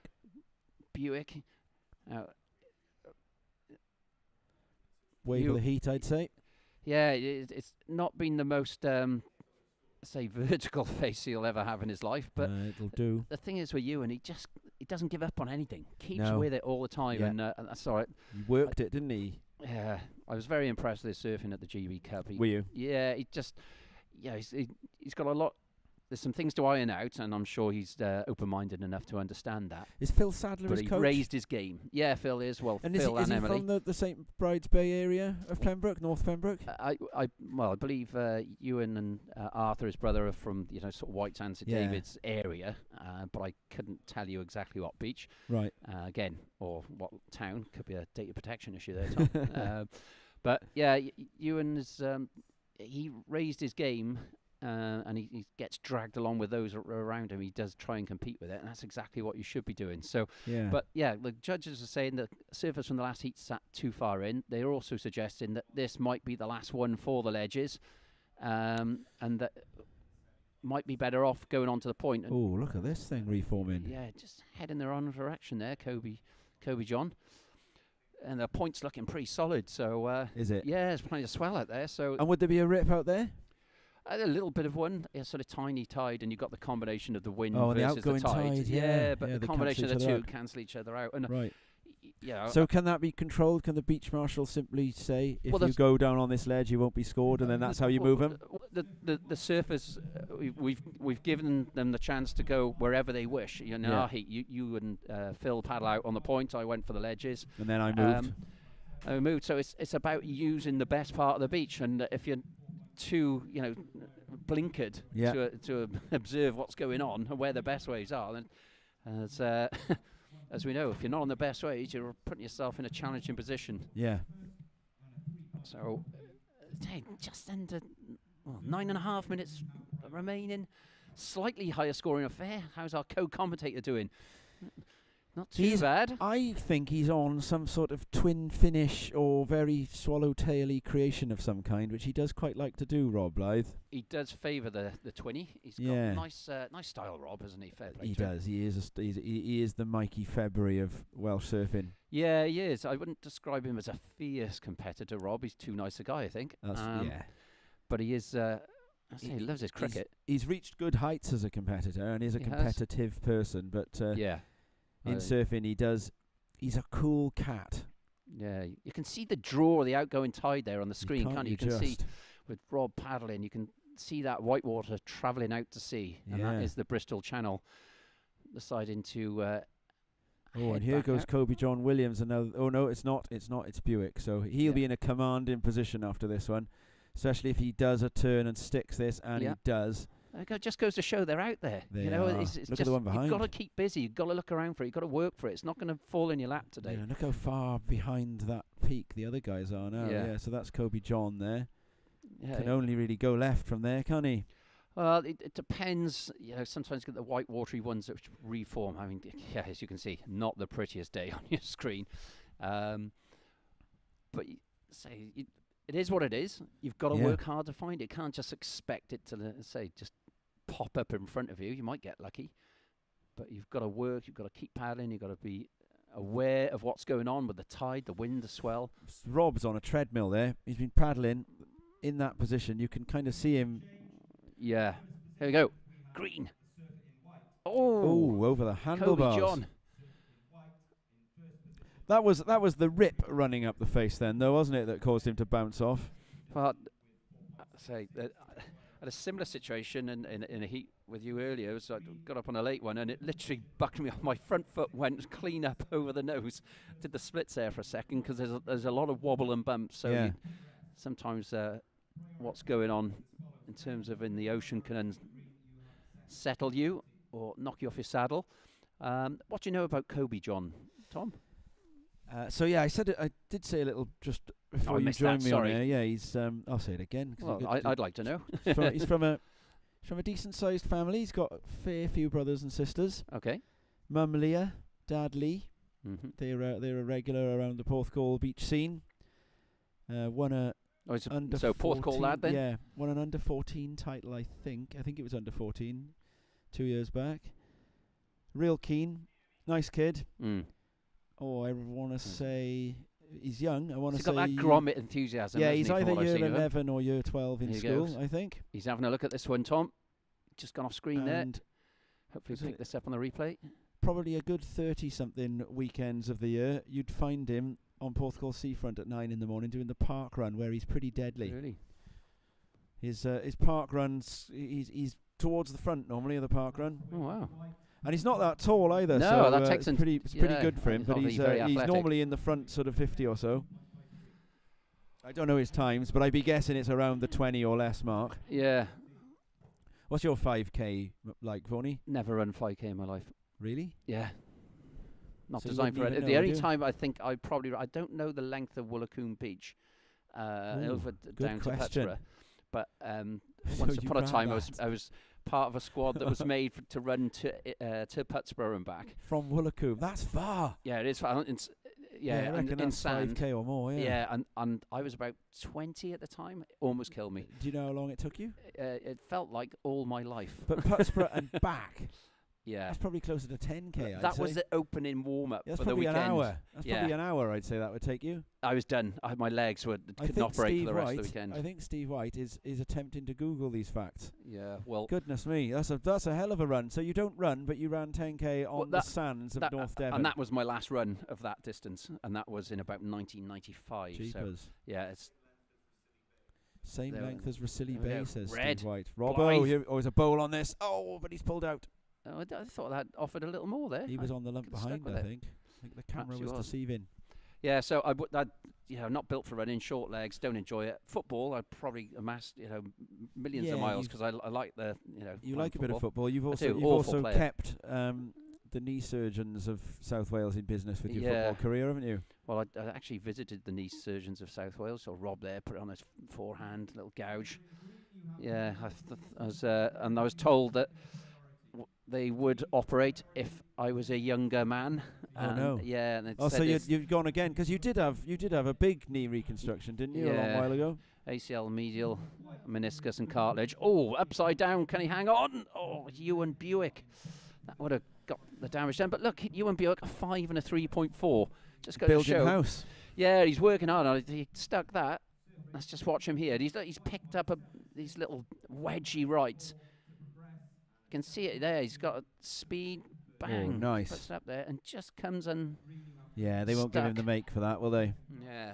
So I was told by the knee surgeon that because of my ACL reconstruction, that if they do any more, it'll probably just make things even worse for me later in life. Yeah, so well, they do tend to say that, don't they? That yeah. that the big question with any kind of big operation on the knee is you don't do it if it's not guaranteed that the after state is better than the before state. Yeah, and that's it for me now. And unfortunately, I've got to nurse it from time to time. It's been reasonably good. But You never went for a brace, though, are you? No, I find them too painful with what's Yeah. happened. But there we are. Let's Ewan Buick out in front. Seems to be another weather front coming in here. Kobe John Tom. needs a 4 here. He's up. He's Oh, not no. going to get it on that. No, that was an up and down. It's not pretty, is it? Let's face it. No. We've seen some good rides today. Yeah. You know, amongst all the mayhem here. I know there was some people like questioning what it would be like if it would be even surfable today here. And I was kind of trying to reassure people that, look, the swell's not going to arrive till 10, 11 o'clock. It's obviously been delayed. You've lost some sleep this week. Yeah, I lost some sleep. And Lantuit, despite the wind, does some peculiar things that can remain fairly surfable. Even with Yeah. it really, I mean, this is as bad a wind direction as we could possibly hope for. It's straight in, isn't it? Southeast. Yeah, it's even got a little bit of east in it, which is just devil wind. It's 20 mile an hour plus straight. Relentless. Yeah. A couple of gusts a little bit higher. Maybe touching 30. full of Oh, water. look at this bowl. Somebody's got a nice one here. This looks like Ewan Buick. This is a nice looking wave. Look at that one. Yeah, he's going to chance to get some work done here, hasn't he? Oh, it just disappeared. That looked like it had a wall all the way to Aberthaw. It was slightly too bowly in the end, wasn't it? Yeah. It's not that easy to pick the right one when you're down there. Well, that's what I think. You look at what happened to the previous heat with Elliot Barton, and some of these guys have never surfed this wave. In a heat, or even at all, even free Really? surfing. Yeah, so it's a new experience, and Oh, it is an important wave to know if you're going to be a South Wales competitive surfer, isn't it? I'd say you need to know this place, you need to know Rest Bay, you need to know White Sands, you need to know Geneth and Langland. yeah. Well, I think in terms of competition surfing, in terms of the Welsh Nationals, we've had taken some heat.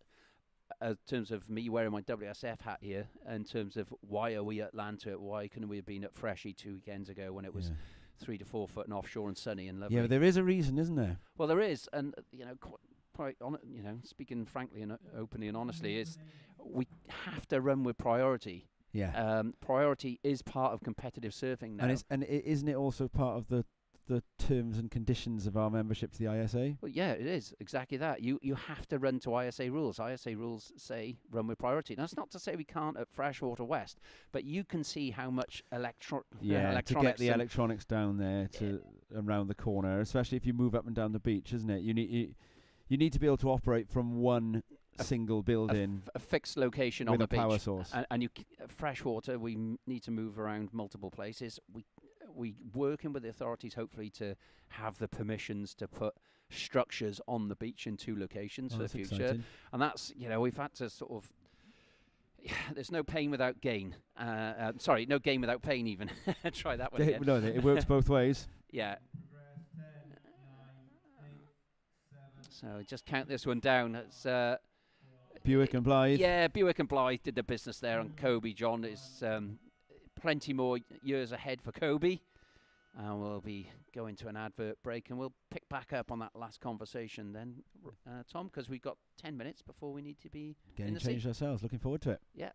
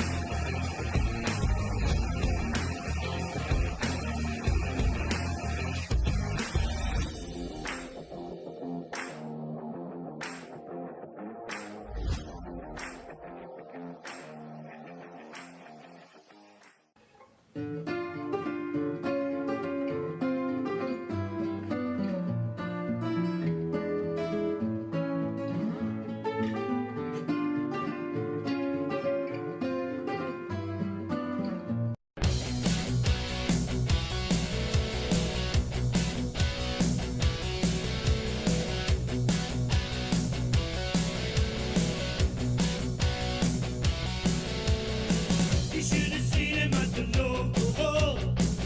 Now they're playing at the Hollywood Bowl. White lights shining on them bright. First time it gave them a fright. Ow!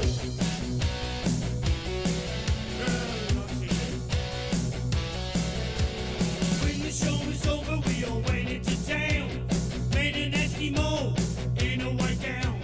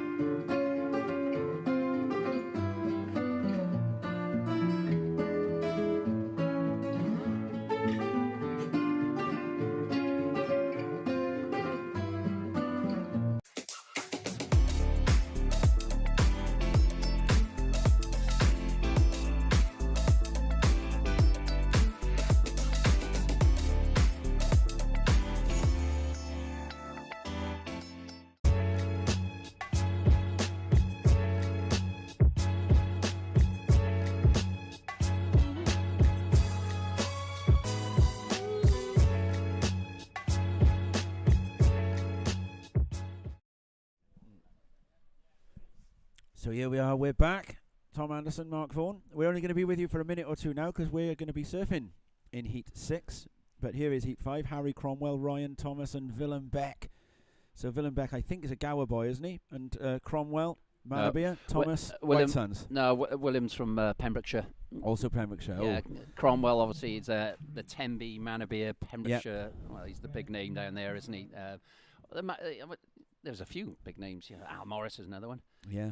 That's Now we did, Ryan from White Sands Way. we did promise the listeners that we'd just wrap up what we were talking about. We were saying about locations. So next year we're hopeful that there are some permissions and it's sort of on we go, and this could be a But it's location. not just and there could be permissions; others. it's the infrastructure we need, Yeah. and it's power, mostly power, and a building, you know, Yeah. and in multiple locations on Yeah. Freshie, because you could be in the middle of the beach in a building, but Yeah. all the ways are in Middle Bay, and then you've got to so move them. there's a lot to think about, and but we have to run with priority to adhere to ISA rules. well, to competition rules, Yeah. because this event picks teams For to the go. ISA. Yeah, exactly. Mm. So it's no point. It's like going temping bowling with the little bumpers up on the side. You know, Yeah. it's without priority. Now you're playing a So totally it's different like game. it's like playing softball to train for baseball. Well, yeah, it's not the same thing. So you know, we're very grateful to the, Yeah. you know, Atlantic Major and the surf community that have given up their spot. Sometimes it's been really pumping. Yeah. To allow us to run the Welsh here, and this building is it's a godsend, isn't it? Really, especially with this balcony extension. Before we came back from the break, Harry Cromwell's opened up with a 4.83, which Mm. today has tended to be a keeper, hasn't it? We are going to introduce a little. We're going to introduce a bit of commentary supply Yeah, as while we wait for Rob Rob to get changed. Yeah, well, So Vaughan, you're going to go and start getting changed. We're going to be doing our heat, and we're going to welcome to the mic the beach announcer. yeah, Steve You White. are about to hear Steve White, the wordsmith himself, and Steve does a bit of it all. He cameras, he runs the WSF socials, and Steve's going to hold the fort while Rob gets changed from his heat and we get changed for our heat. Steve's literally coming from the beach announcer, so he's even going to get a quick tutorial on how to hold these mics on hand. So what you want to be doing, Steve, is you want to be putting your thumb on that little symbol by there, and then you want to put your thumb here and hold it there. There we go. Dear me. Already Right, thank you for modelling that. it. Yeah, thanks, Tom. Anyway, go and get changed. I'll see you Yeah, down there. and Steve White taking over. I like to do the last 5-second change thing myself. So I'll nurse Steve into your new commentary position. Welcome, Steve. You're going to do a Tom Curran on us, are you? I'll see you in there. I've got to try and work out what's happening with the running order because of the drama that we're in through 3 heats in a row. So, welcome back. Have you got your mic? No. Well, I'm not going to do much without that. We're not going to hear you. Right. There we are. Can you hear me? Yeah, you got to rest that right on your chin there, John Motton style. So you got this bit on there. Is that all right? There you go. Look. Am You I- got it. I'm locked in. Yeah, Good I've stuff. learned a lot over the last number of years of doing all this, and Good stuff. you've now got the job of entertaining our viewers. So Yeah. No. we've got a Pembrokeshire affair here, although I'm led to believe, having just had a quick conversation with contest director Hugh John, that That's right. there's been a no-show from Willem Beck.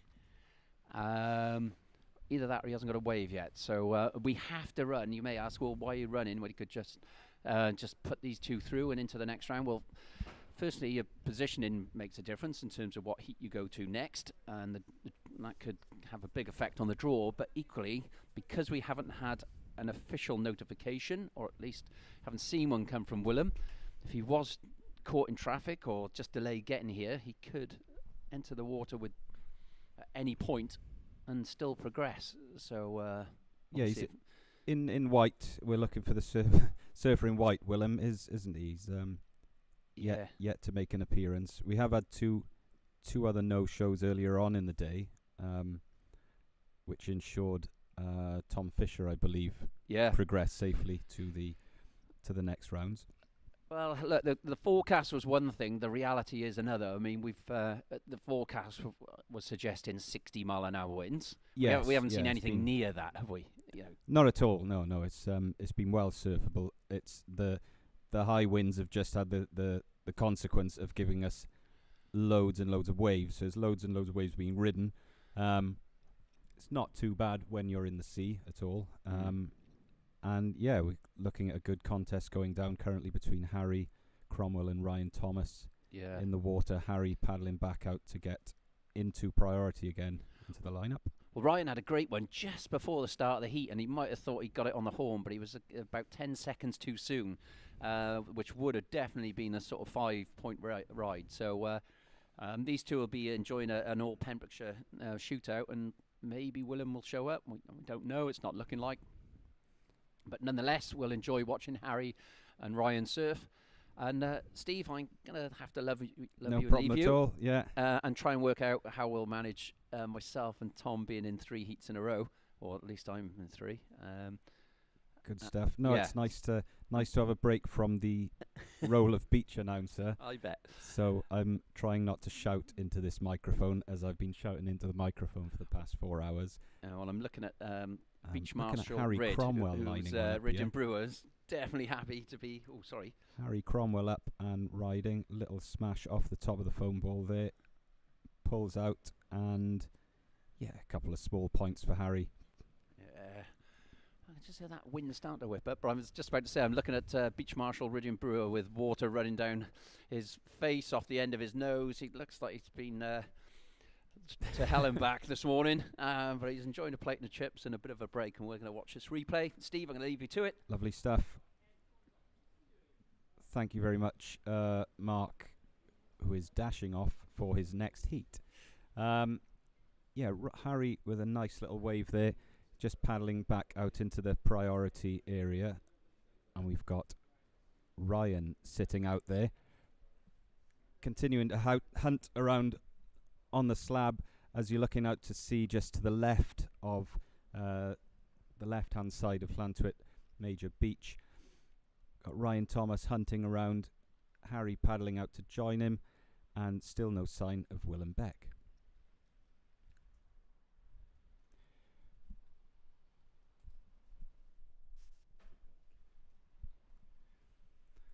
Okay, so we've got the conditions are, I think, meant to pick up as the day progresses. Tomorrow is the one that we're really looking at for the nicer waves to be delivered to Llantwit. And we've got Harry up and riding once again, lovely off the top, big gouge into the top side of that wall. He's pumping through, trying to get round to the inside. He's going really shallow, and that one's just worn itself out, and he comes off the back of that. I think he's going to be standing up on the inside there. Nice effort from Harry. Really rinsed that little wall as much as he could. Lovely forehand hack off the top of the foam ball once again, but the rest of the wave didn't quite sit up for him. He tried his best, really getting everything out of that little ramp as it sort of dissipated over the slab near into shore here at Llantwit, and he will paddle out. He's got, what's Harry on? He's on a heat running total of 8 currently. That is a combination of his two best scores, 4.83 and a 3.17. He paddles out to meet Ryan once again. Ryan's out the back. He's got priority, obviously, and where's he gone? Is he going to get that one?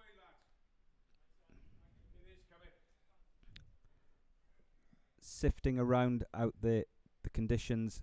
Conditions for the cameramen are deteriorating a little bit. I think we've got sideways rain coming in here at the moment. Just repositioning our camera crew. Apologies if any colourful language drifts over the airways, along with the weather, which is frankly black and blue at the moment. Ryan Thomas is on a 3 point. Oh, no, he's not. The scores have changed. Harry is... his last wave has been picked up. He's on a 5.33 and a 4.83. So it puts Harry in the lead with a 10.16 currently. He almost scraped over the back of that. Bit of a rough, ugly little lump rolling through there. Harry's just fallen off the back of that. He is in the lead in this open men's heat with 10.16. Ryan Thomas in second with 4.8. That's a combination of his two best scores, 3.9 and a 0.9. Ryan requires a 6.26 to move into first place. So this all Pembroke affair continues to play out here at Llantwit Major. What's the time looking like? We moved into the afternoon yet? No idea what the time is. As we move into up to 2 p.m. Light isn't improving, as you might imagine, as I'm struggling to see the colours there. Red, Ryan Thomas up and riding, working that wall. Nice little cut back to the foam ball. Another cut back. He's really put a lot of effort into that to throw up as much spray as he can. He hasn't done too badly. Doesn't look like a particularly high scoring wave, but as with the previous one, he's really had a go at that one, riding it all the way through to the inside. And we'll wait to see what the judges' responses to that effort. What have we got on the replay?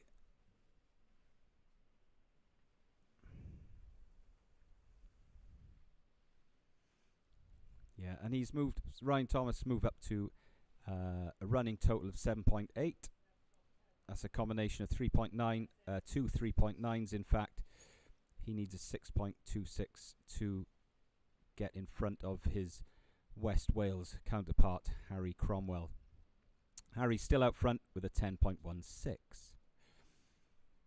And I think the tide appears... not well informed at the moment at all. I think the tide is dropping back currently, and the waves are due to pick up. We've been told by our Surfline reporter Jamie Bateman that the bulk of the swell from this storm Bert is set to make land towards the end of this afternoon through the night, and hopefully leaving us with really nice waves tomorrow. The wind is much more favourable tomorrow, and it is blowing quite hard, but more so out to sea. Conditions, as you can see, are pretty chopped up, pretty mushy, but we've got some lovely little bowl sections rearing up. And some nice walls making themselves available for our surfers to slice and dice for your entertainment. And in a bid to move forward in this competition, as Ryan Thomas out back, sizing one up, doesn't go for that wave. It wasn't big, only about shoulder high, I think, on the peak at best. He's just pulled off the back of that, back into the priority zone to try and find something that has a little more story to it. And, of course, there's a small matter of the Barty's Spiced £500 to be won. This is the 500 notes cash prize that goes to the surfer in the Welsh throughout all age categories and surf divisions. The surfer who obtains the biggest score, the biggest single wave score, they will win the Barty Spiced wave of the Welsh. And we have Harry Cromwell out the back, up and riding. That was a pretty slack wave. Not very steep. He's just pulled off the back of that one and making his way back out to meet Ryan. And how much we've got? 3 minutes 50 remaining in this round as the replay shows us. What is the replay going to show us? That's Harry's last effort. Little pop-up, shuffle around the top of the wave, which basically just slouched itself back down and disappeared again. And fresh from his previous heat, we have, I'm sure you'll be very glad to know that your actual professional surf commentator, Rob Blythe, is back in the hot seat. And how did that heat go for you, Rob? Well, that was quite an introduction. As we see on screen, a beautiful turn there from Harry Cromwell in the green. It was tricky. Yeah. It was tricky out there. It was. I spent the first 5 or so minutes feeling a bit lost at sea. I caught up with Greg Owen and Gary Lewis as I was leaving the water just then. Sure. And they said the exact same thing. They felt like they'd been lost at sea as well. It's quite odd. I don't really surf Lantwick Major on this tide. No. Certainly not in these conditions. Yeah. And so it's quite disorientating being in there with the rip kind of. There's not really much of a rip, but if there is, it's kind of going the opposite way to usual. Yeah. It's dragging you up the point, and it's really hard to stay in position because you're constantly chasing that white water that looks like it's going to break, and it's just beyond. Yeah. And you end up out in deep water, not getting a wave at all. Sure. I must say, I think you downplayed your own commentary skills there. You're doing a sterling job. I certainly can ramble like the best of That's all you need best to of the do. windbags out there. Whether or not anything I say is of any merit is enjoyed quite it. another debate. Were the waves easy? It seems pretty wavy out there. Was it easy to pick up waves? Whether or not they were. I found it really hard. I think I maybe got 4 waves, and one of those I just drifted off the back straight away. I was just conscious that I wanted to get a wave as soon as possible, which actually didn't happen. Like I say, I was lost at sea for the first 5 minutes. Sure. But I was keen just to get something on the board to try and find my position in the lineup. Yeah. And eventually managed to just kind of hop on a shoulder of one that had already broken. And then I repositioned myself and managed to get, I think, my second and third waves were my highest scoring. But highest scoring being an interesting way to describe them. They weren't very high scoring at all, but they were enough to see me through. Yeah. Which is kind of what my plan was, just get through. And as Mark Sure. described earlier, we're hopeful of some improved conditions tomorrow when the Open will next be in. So Yeah. I just wanted to get through to some bigger surf. It's although there's a lot of swell, the tide's obviously dropping out now, and although the tides aren't particularly big, it's still having an impact on swell size. So lots of swell, but it's not as big as it perhaps looks on camera. Just looking at this heat there once you're in there. Sure. As we see Tom and Mark on screen there. Tom opted in for boots, Mark without. They were just getting changed as I was getting changed in the locker room. Yeah. Heard a bit of There's discussion of tactics. bit of to and fro. I heard Tom, when he was here 10 minutes ago, he more or less said his strategy was to follow Vorney around. Yeah, I think that's probably wise. Obviously, Vorney being Yes. the red hot local. That's it. There's few people that know the break better, so I imagine Mark will sit in the right spot. He's going to pick out all those lovely little peaks and That's troughs. it. Well, Beach Marshal Rid said to me on my way in that Jamie Bateman said we've got about one more heat left on that particular spot before it kind of gets a little bit too low and starts to go up the point a little bit more. It's kind of what we're seeing now. Okay. It looks more lined up, but the wave faces are really flat. It's Yeah. hard to generate any speed, and what I was finding is that you needed to be in the white water in order to catch the wave, but as soon as you were in that white water, it was really hard to project out ahead of it then. Yeah. But hey, I'm into tomorrow, so happy with that. Good stuff. It was I don't know how it looked from here, but during that heat as well, there's a squall pushed in for the last 10 minutes. It's like horizontal rain. You couldn't see the waves coming. It was We had a spot of drama in here. Oh, as really? Our camera crew shuffled around awkwardly outside, and I think our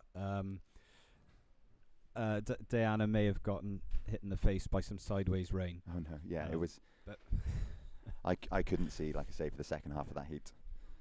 But aside from that, here come the judges in from Cool. the storm, Weathered. looking Where suitably. the judges. I'm just rain, looking at Craig. I can't see who it is. rain beat. Oh yes, our camera crew. Looking wet. Well clad though. Big, I thick believe Finisterre we're going to a jacket on. short advert break. If you bear with us, we'll speak to you in a sec.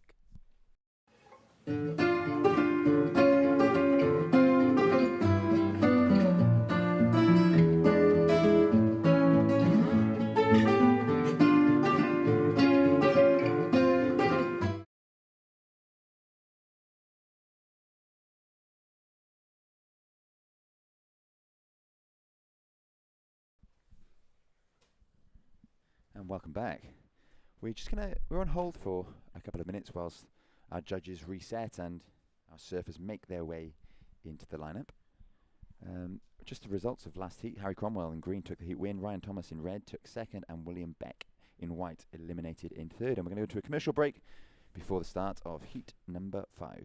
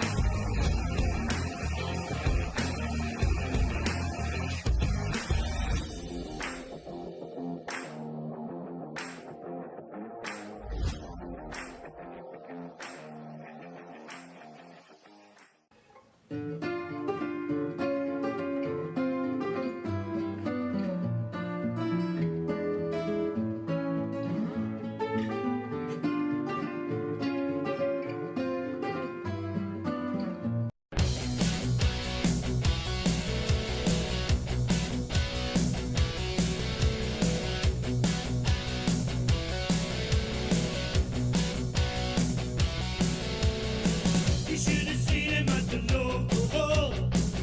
Now they're playing at the Hollywood Bowl. White lights shining on their bright. First time it gave them a fright. Ow!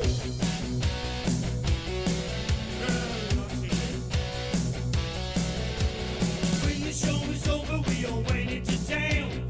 Made an Eskimo in a white gown.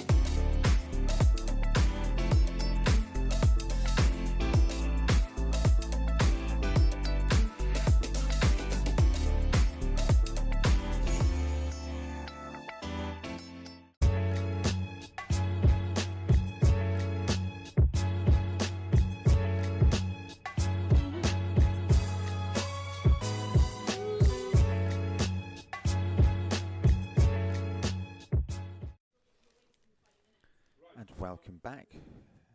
We're still waiting for action to commence in heat number 6 of the men's open division.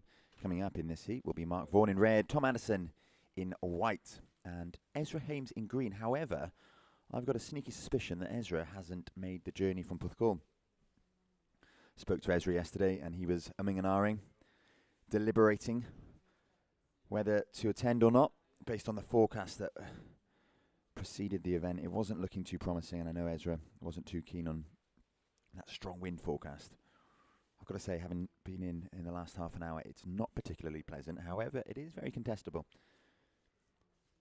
It's all about positioning out there, and as we heard, Tom Anderson will be following Mark Vaughan around in this lineup, banking on Vaughan's local knowledge to put him in the right spot at the right time. We haven't heard that Ezra isn't coming, so this heat will take place.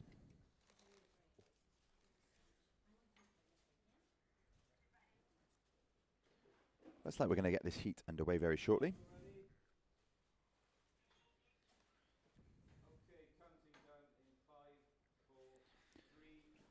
Ahead of this heat, we saw one of our bank of commercial adverts, commercial breaks.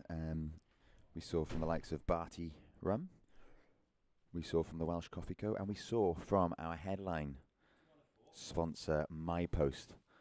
At the crossroads of surfing and cricket, we saw the likes of Vaughan clad in rash vest at Welsh here at Lantwit a few years ago. And we saw Kieran Carlson's team winner of the One Day Cup this year. Glamorgan taking that out in fine form quite late on in the season. A cold, misty day in late September. But they were victorious and they were wearing their MyPost shirt. So congratulations to that Glamorgan team. Heat is now underway. Mark Vaughan in red, Tom Anderson in white. It's the clash of the co-commentators. Ezra Hames in green, but I don't think Ezra has turned up for this heat. Put off, no doubt, by the forecast conditions. Storm Bert making landfall here this morning. Not quite the ferocity that was forecast. However, with plenty of wind and rain nonetheless. We're still waiting for that swell to really kick in. We're predicting a big uptick in the size of the swell throughout the afternoon and into tomorrow. But it hasn't really arrived with any force yet. So this will be the last of the open heats for today. We'll save the rest of the open action for tomorrow when the conditions are set to improve markedly, with that swell hopefully filling in throughout the rest of the afternoon into this evening. And a few forecasts showing quite light winds in the morning. Westerly, still onshore, but much, much lighter than those forecast today. I think we were expecting gusts of about 45 to 50 miles an hour this morning, which seems to have just about missed Lantwit. I know Porthcawl, just down the road 10 miles to the west of here, is taking a bit of a bashing. And certainly on my way here this morning, the roads were fairly treacherous. A lot of crosswind as we see Mark Vaughan, surfer in red, opening his account. The local on his backhand bashes into the lip down, driving down the line, hopes to get a second turn. Does so, but doesn't right out of it. So the judges won't reward that second manoeuvre, but he will post the score and take the lead early on in this heat. 17 minutes and 5 seconds remaining. A 3.33 falls for surfer in red, Mark Vaughan now. The other surfer in this heat, Tom Anderson in white, was planning to follow Mark Vaughan through the lineup, make sure he was in the right position. That wave going unridden there, looking to be really nicely lined up. And I think the tail that we're seeing unfold on screen is very much different to the one that is unfolding in the water, because whilst you're in the water, it is nigh on impossible to get in position for those waves, as I found out a short while ago. Really, really tricky to line yourself up. Not much power on that inside where it is at its cleanest. But this heat underway with just 2 surfers, because we are looking for the seeding through to the next round of the Open. Both will progress through, as we have a no-show from surfer in green, Ezra Hames. But their placings, first or second, will dictate and determine which heat they will find themselves in the next round, which will be taking place sometime tomorrow morning. Now, he isn't ever the optimist, but speaking to Mark Vaughan earlier, he was hopeful of some pretty good conditions tomorrow morning. He was expecting big surf on the point here at Porth at Llantwit, with 9 to 10 mile an hour westerly winds. We'll see whether that comes to fruition or not.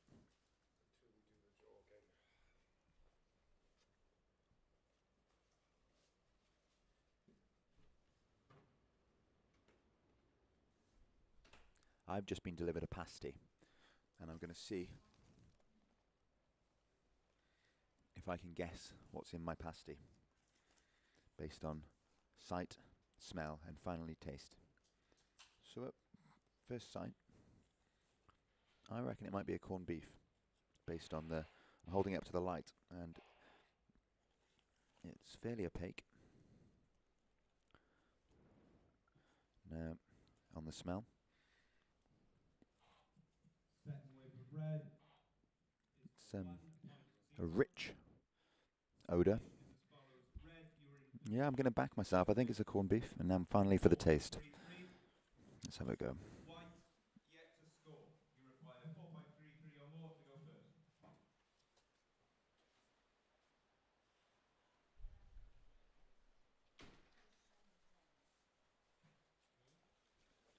And I can confirm it is a corned beef pasty. Very nice. Thanks to the Beach Cafe here at Llantwit Major. Up and riding Tom Anderson in white, forcing his way around the whitewater, pumping down the line, hoping for something on the inside of this wave. He'll find a section to cut back on, still managing to cling on, so he will have ridden out of that manoeuvre. The judges will reward it. First of red was a 3.33, second of red a 1.0. That means Tom Anderson needs a 4.33 to move into first. I don't think that's going to be a 4.33, however, he will reduce his requirement. Just one manoeuvre on that wave. That wave lacking a little bit of power. A 2-point ride for first of white. That means he now needs a 2.34 to move into first. There are 14 minutes remaining in this heat. No show from Ezra Hames in green, meaning both surfers will progress through, but their positions come the end of this heat will determine which heat they find themselves in round 2 of the Men's Open tomorrow morning.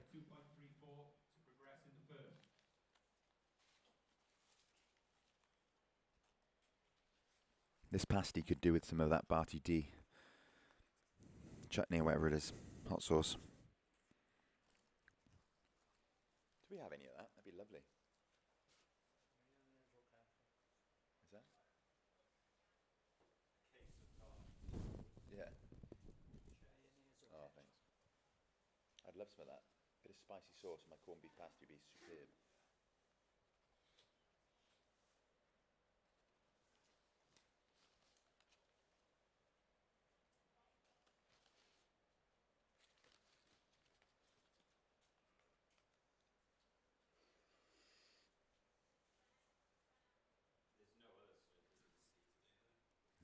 Up and riding, it's surfer in red. Heat leader Mark Vaughan on his backhand, hoping that this wave will do something on the inside. Mark's sticking with it. I'm not sure it is going to do much more. He does find a little corner there, but really struggling to stay with this small wave. Looks for the inside section. I was just curious as to see whether he would come in on that one. There's 12 minutes remaining in the heat.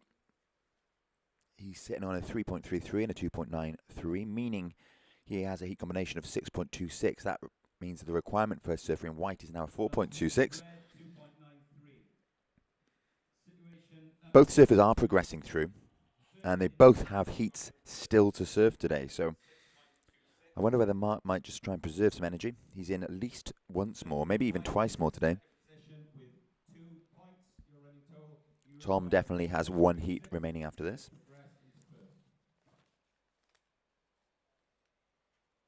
Red, you have priority.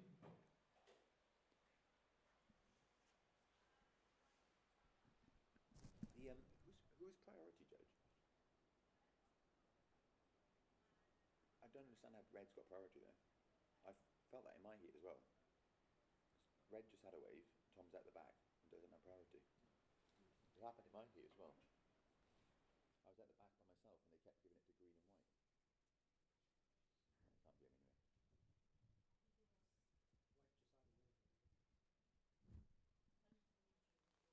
So last of white, Last of white, a 2.03, meaning he reduces his requirement. Tom Addison now looking for a 4.23. red surfer, you remain in first place with 6.26. Surfer in white, you are second with 4.03. You require 4.23 to move into third.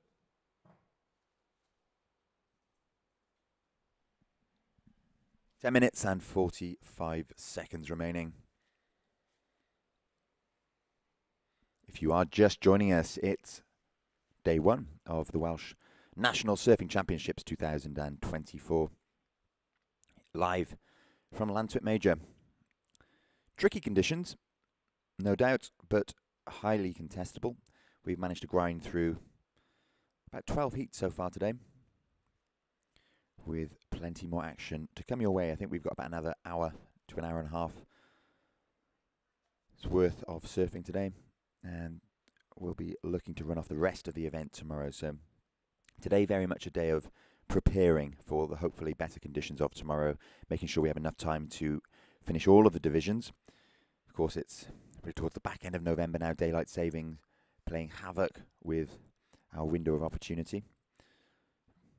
Few daylight hours, but we're making the most of them today.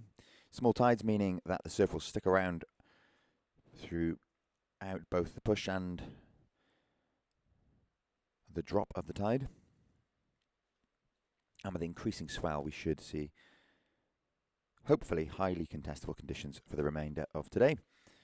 We'll be finished in plenty of time to find a cosy spot in a nice pub near the fire to watch Gatland's men take on the might of the box this afternoon, 20 to 6 kickoff. Now, I had a bit of a torrid time in my heat.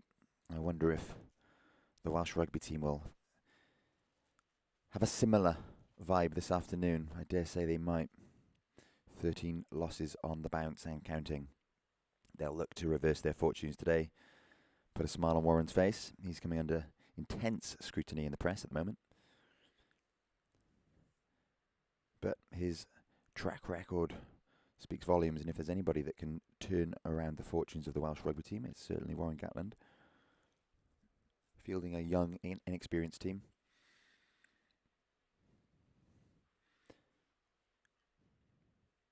And I think, having looked at today's squad, trying out a few new faces in some perhaps unfamiliar positions for themselves.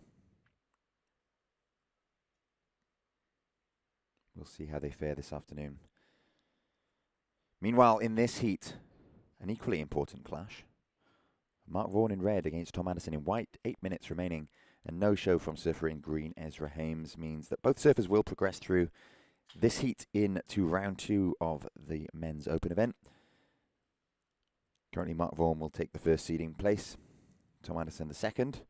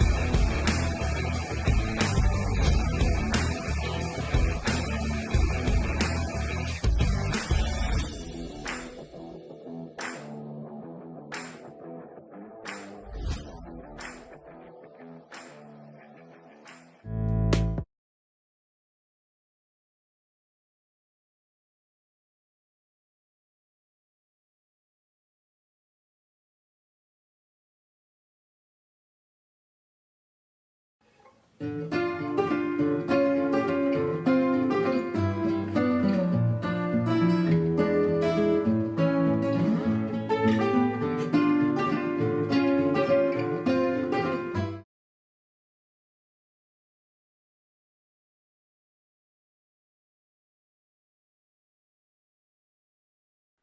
we are back to live action.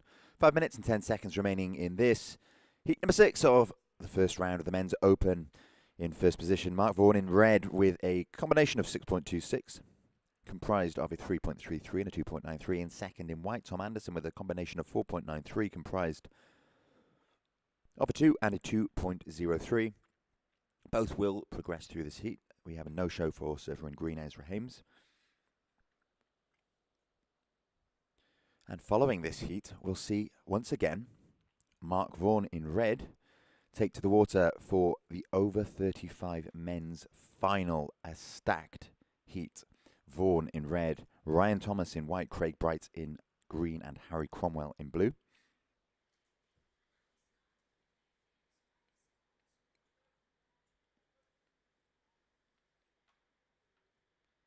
Here's Vaughan up and riding, surfer in red. 4 minutes and 30 seconds remaining. This wave's not going to do much. Vaughan will kick out. I think he'll probably stay in the water rather than get out. He doesn't need to change his rash vest, so we'll see him have a full 40 minutes in the lineup. Best scores so far, we've got best of red, 3.33, best of white, 2.03. Situation is surfer in red in first position with 6.26. Surfer in white in second position with a running total of 4.03. Just under 4 minutes remaining. So the over 35 final coming up next. Stacked with talent, stacked with big names from a few different generations of Welsh surfing. That could easily also be an open final. Many of those names featuring in open finals over the past few years. 3 minutes remaining in this heat. What else are we doing today after the over 35s? Over 40s final? Is that it then? That's what I think.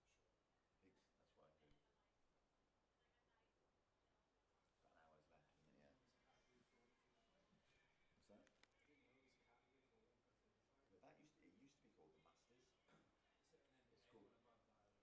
Yeah, so they used to be over 28s that are seniors, and there's over 35 Masters, and over. I can't remember the other.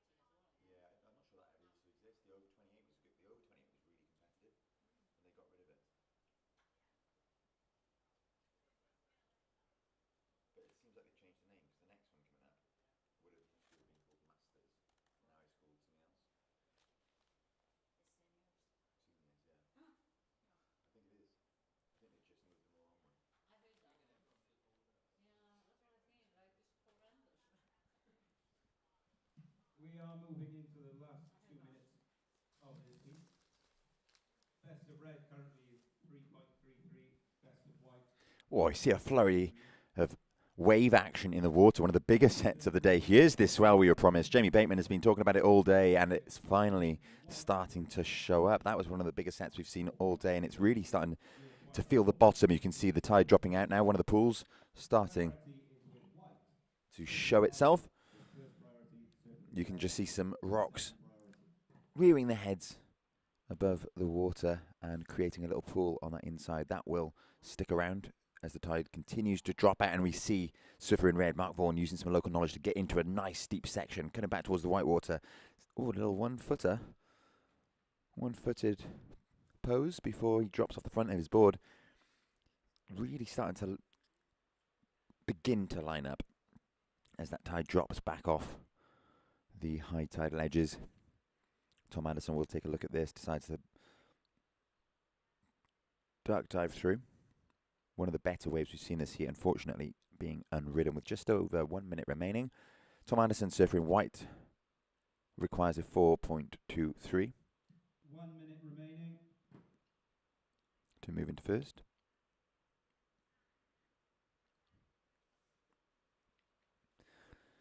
It looks like with 50 seconds left on the clock, it will be a Vaughan Anderson 1-2.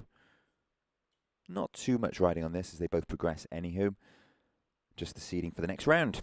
And coming up in the next heat, there is a very important heat because it is the final of the over 35 men's category, featuring Mark Vaughan in red, Ryan Thomas in white, Craig Bright in green, Harry Cromwell in blue.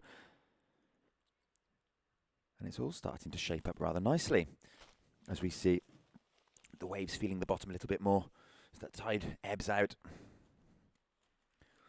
Becoming a little bit cleaner as well. That wind seems to have dropped somewhat. In 10, 9, 8, 7, 6, 5, 4, 3, 2, 1. And confirmation of that heat. Mark Vaughan, surfer in red, takes the heat win. In second, surfer in white, Tom Anderson eliminated. Although not currently at the beach with surfer in green, Ezra Hames. That concludes the men's open round 1 for today. We'll move into the over 35 men's final now.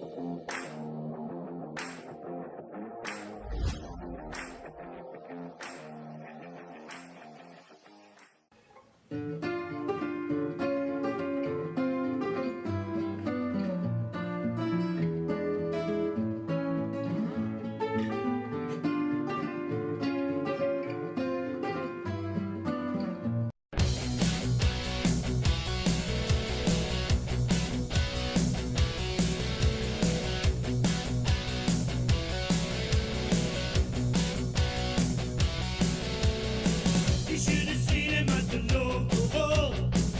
Now they're playing at the Hollywood Bowl.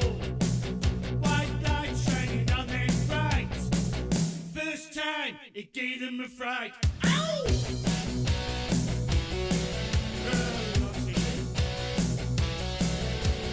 When the show was over, we all went into town. Made an Eskimo in a white gown.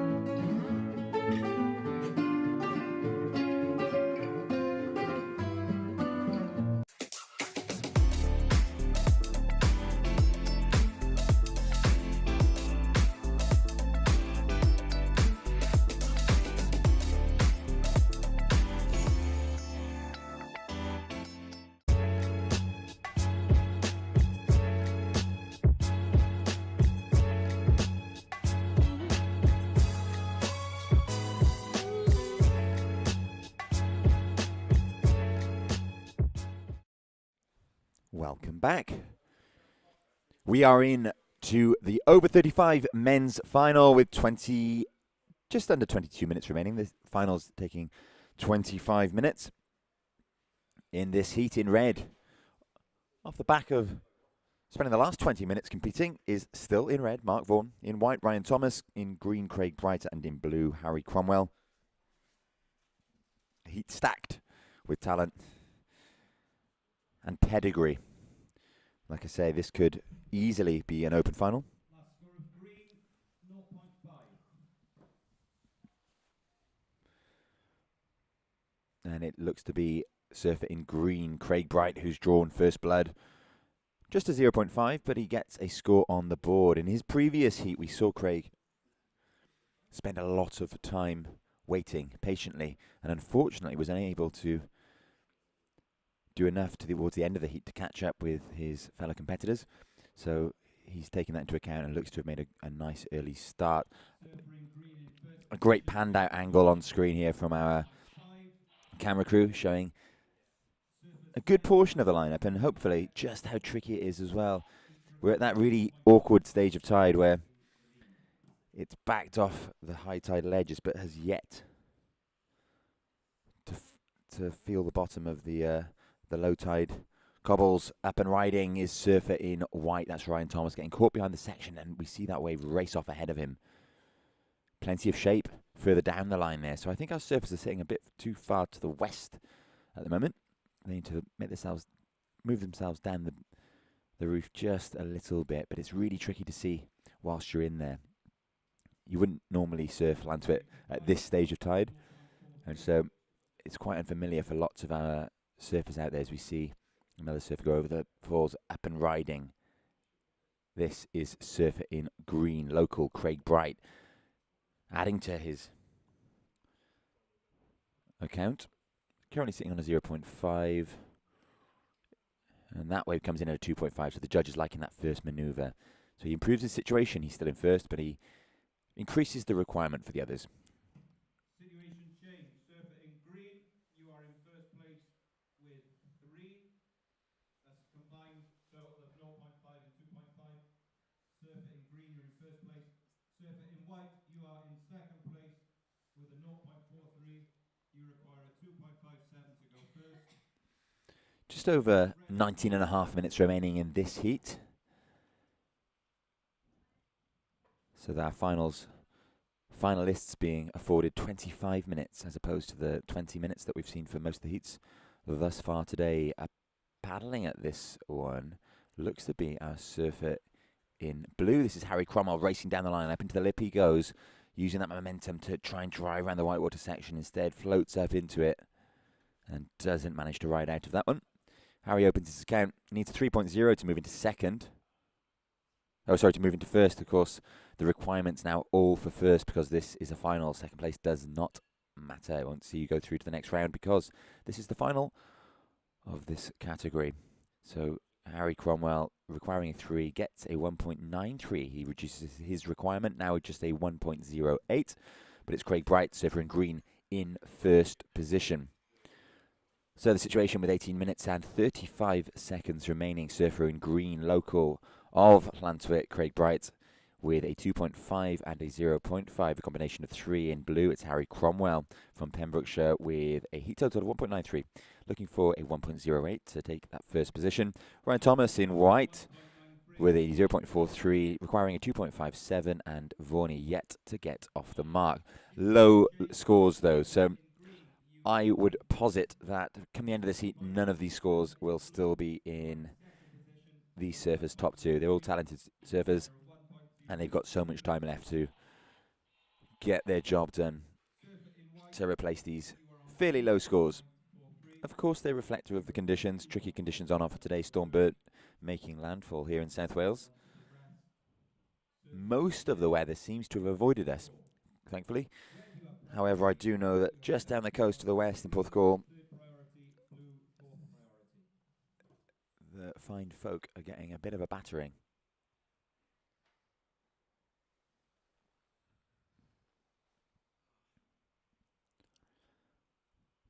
Coming up in the next heat, we will see the over 40s final, and once again it will be Mark Vaughan in red Up against this time, Gary Lewis in white, Greg Owen in green, and Tom Anderson again, this time surfing in blue. So a busy afternoon of surfing for Vorney. He likes to enter every category, increases his odds of getting through. Up and riding, it's Cromwell. I beg your pardon, it's actually Ryan Thomas in the white. His distinctive style. Hard to see the rash vest colours from up here, and that is a fine wave for the young. I was saying young, Ryan's actually getting on now, older than me. From White Sands, but that distinctive style of Ryan's, all power, all killer, no filler. And that will be the highest scoring wave of the heat so far. He needs a 2.57 to jump into first, and he gets it with a 6.33. These waves really starting to shape up now. It's Cromwell in blue, up and riding. Drops back down to his stomach before getting to his feet again. Hooks into the lip, racing down the line, looking for an end section to blast off. Finds it, floats gracefully onto that inside. And that will be another good wave. So Cromwell needs a 4.84, currently sitting on a 1.93. That last of white is 6.33, really the landmark wave of this heat so far. I did say that I thought those surfers would replace those lower scores, and they're beginning to do so. Harry Cromwell with a 4.77. So the last two waves ridden, we've seen a 6.33 and a 4.77, far removed from those low scores of 0.43 and 1.93 earlier on in the heat. Conditions really starting to improve and line up now with that dropping tide. We can see the pool starting to really take shape as well. So the pool, an indicator of where we will be surfing up and under the lip there. Craig Bright finds a great section to bounce off. Loads of spray displaced before a second turn he doesn't quite manage to ride out of.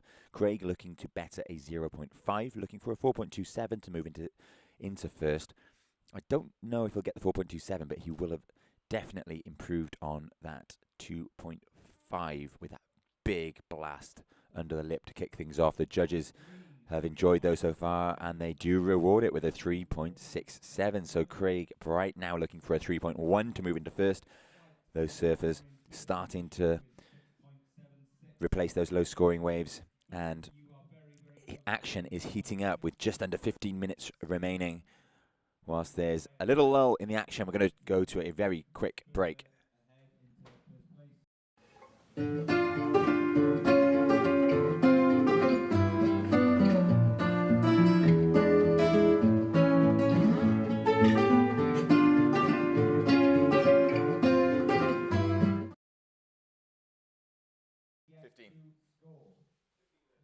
And welcome back. 14 minutes remaining in this heat. We're going to check out a replay after this action here. Surfer in white is Ryan Thomas again. Blasts into the lip, throwing tail there, riding out of that one. Probably the biggest turn of this heat so far, but only one maneuver. How will the judges reward it? We're going to go to a replay of one of the earlier waves we saw in this heat. And on screen, this was that earlier 6.33 of surfer in white. Ryan Thomas finding loads of speed, hooking back into the white water. So that was the high scoring wave of the heat, and we saw the last of white drop in at a 3.5. So just a 3.5 for that one blast. On screen now, it's a replay of Harry Cromwell, which came in at a 4.77. The judges really enjoying that last turn. Very graceful, very eloquent.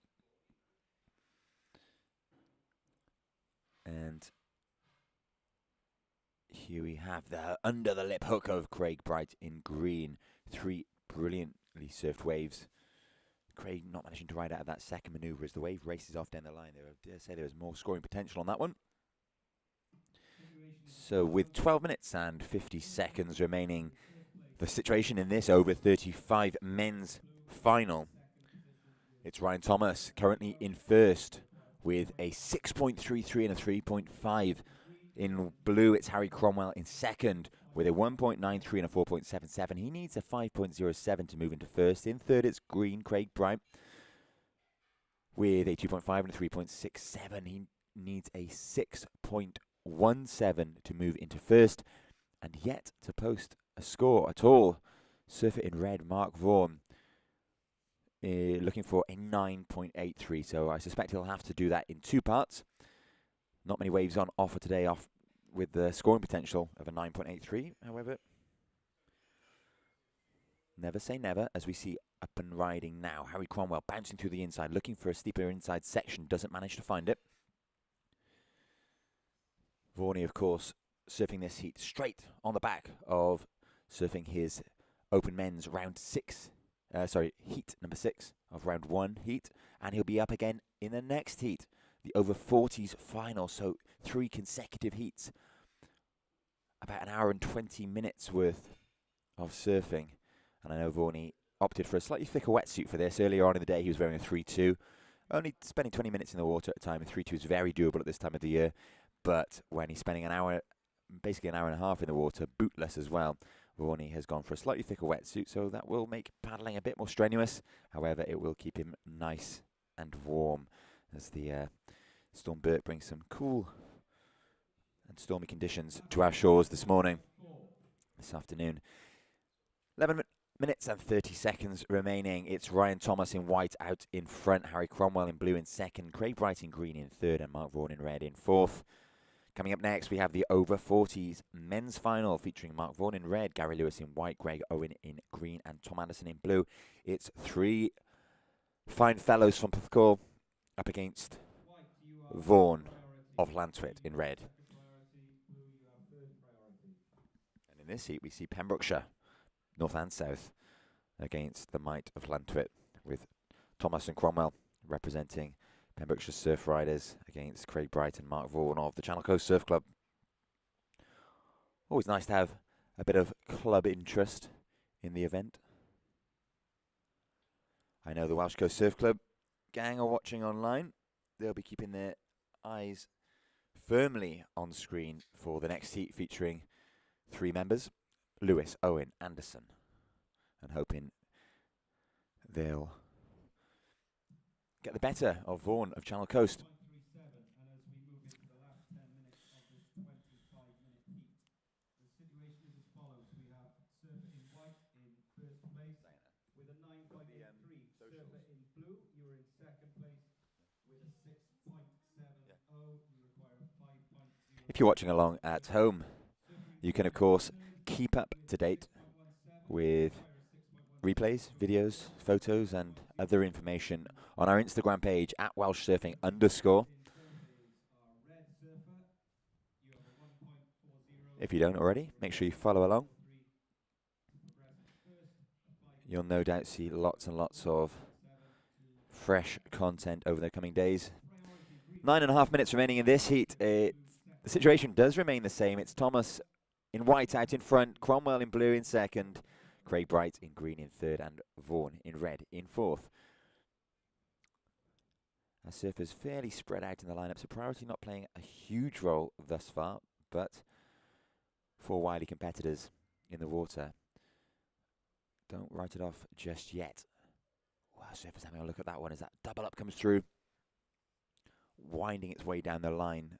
That dropping tide really starting to show an improvement in conditions now. Much more lined up walls racing ahead of these surfers. A steeper section on the end as we see Surfer in green, Craig Bright currently in third, looking for a 6.7 to move into first. This wave not looking like it's going to offer it, and it doesn't. Craig drifts off the back of that one. For a second, it did look like it was going to catch the wave in front and double up, providing a bit more power for the powerful Goofy foot.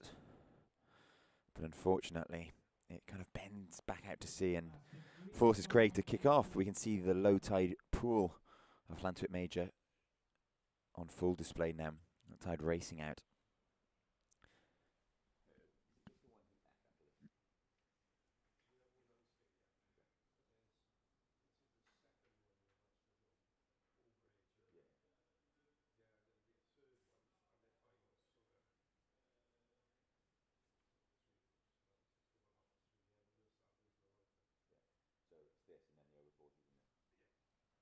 Bang goes Surfer in blue, Harry Cromwell into that really steep section. One of the better turns we've seen of the day so far.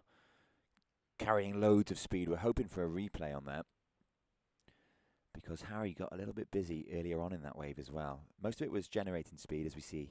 Bottom turn, pumping down the line, looking for the section. Bottom turn, finds it, really pushes his tail, displacing plenty of water. and he is rewarded with a 3.4. So Cromwell still in second, looking for that 5.07 still. There are 7 minutes and 20 seconds remaining.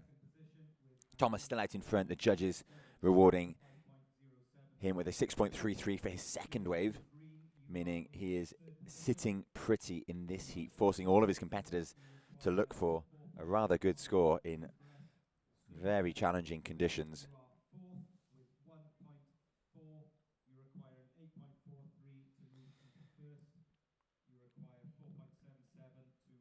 Well, the forecast was for very tricky conditions. We certainly have those, but very, very contestable. Jamie Bateman, our resident surf forecaster of Surfline, promised us contestable conditions, and contestable conditions we have. After being called off 8, 9, maybe even 10 times throughout the year, the Welsh Nationals senior categories are finally getting a chance to run. We, of course, ran off the junior divisions earlier in the year in small, clean conditions here at Lantwip. But it's the seniors that have had to wait until now because, well, it's been a tricky year to be a surfer in Wales. Lots of inconsistent periods. As we see up and riding at Surfing Green again, Craig Bright looking for a 6.17. He's in third, pumping down the line, finds a beautiful section, bashes off it, loads of speed generated and carried through to the inside. Back to the whitewater he goes, pumps down the line. That wave looking like it might offer him something at the end. It doesn't, but he did get very busy on the outside. He's looking to replace a 2.5. He needs a 6.17. I don't think he will have got a 6.17, but he will almost certainly have improved his 2.5 and his 3.67. So I think this will go in as the highest wave of Green so far. It does. It comes in at a 4.83, meaning that Green now needs a 5.01. That also propels surfer in green Craig Bright into second position. So it's still Thomas in white out in front, Craig Bright in green now in second, Cromwell in blue in third, and Vaughan in red in fourth. He has now posted a 1.4.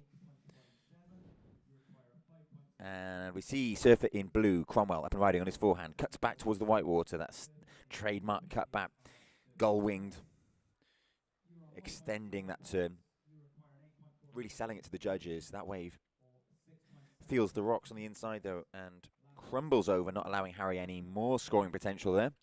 5 minutes and 50 seconds remaining. It's the over 35 men's final here at the Welsh National Surfing Championships 2024. And although day one, we are already bringing you final action. Following this, we will be moving into the over 40 men's final, and that might be all of the action for today. We're going to keep an eye on it and await the official call. However, daylight savings, it's the 23rd of November, and we will soon start to lose light. Of course, we want to give the judges the best opportunity to see all of the action to make sure that they're getting the calls right.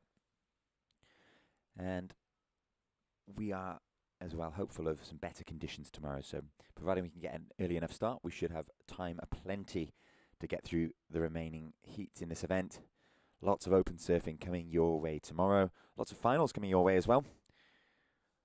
At the conclusion of this today's action, we'll give you an update on our running order for tomorrow and our expected start times. 3 minutes and 25 seconds remaining. We're going to go to a quick break and then bring you the last minute or so of this heat.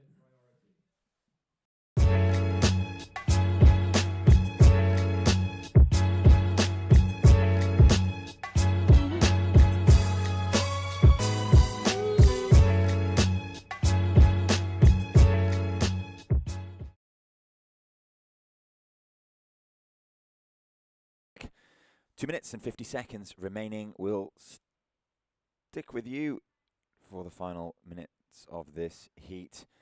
This is crunch time. It's still Ryan Thomas in white out in first position. Craig Bright in green in second, looking for a 5.01. In third, it's Harry Cromwell in blue, needing a 5.07. And Mark Vaughan in red, looking for an 8.43.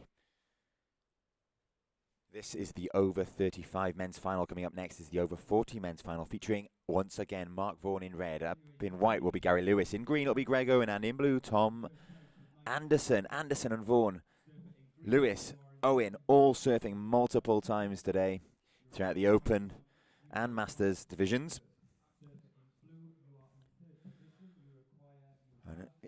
let me tell you, it is not an easy day to be surfing as regularly, as frequently, as often as they have. Lots of weather about, lots of wind. The swell seems to be on the increase. It's certainly forecast to. And we can see that ebbing tide allowing those swell lines to feel the hallowed cobbles of Llantwit and start to line up rather nicely. Who we see, surfer in green, Craig Bright, up and riding on his backhand, solid goofy footer, into the lip he goes, unfortunately dags his nose and goes over the handlebars. Craig Bright looking for a 5.01, that wave will not have offered him that, so he'll race back out into the lineup. 1 minute and 45 seconds remaining. He'll have time to get there. Whether or not he manages to sneak a wave under priority remains to be seen. It's surfer in blue, Harry Cromwell, currently in third, looking for a 5.07, who has first priority. Harry is a wily and experienced, a seasoned competitor. He'll know to be patient, to be calm.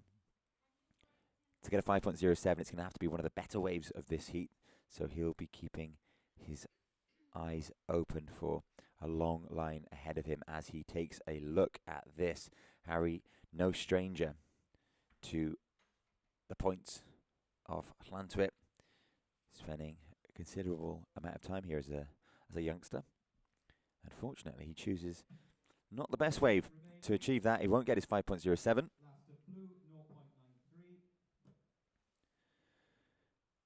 As we move into the last minute of action,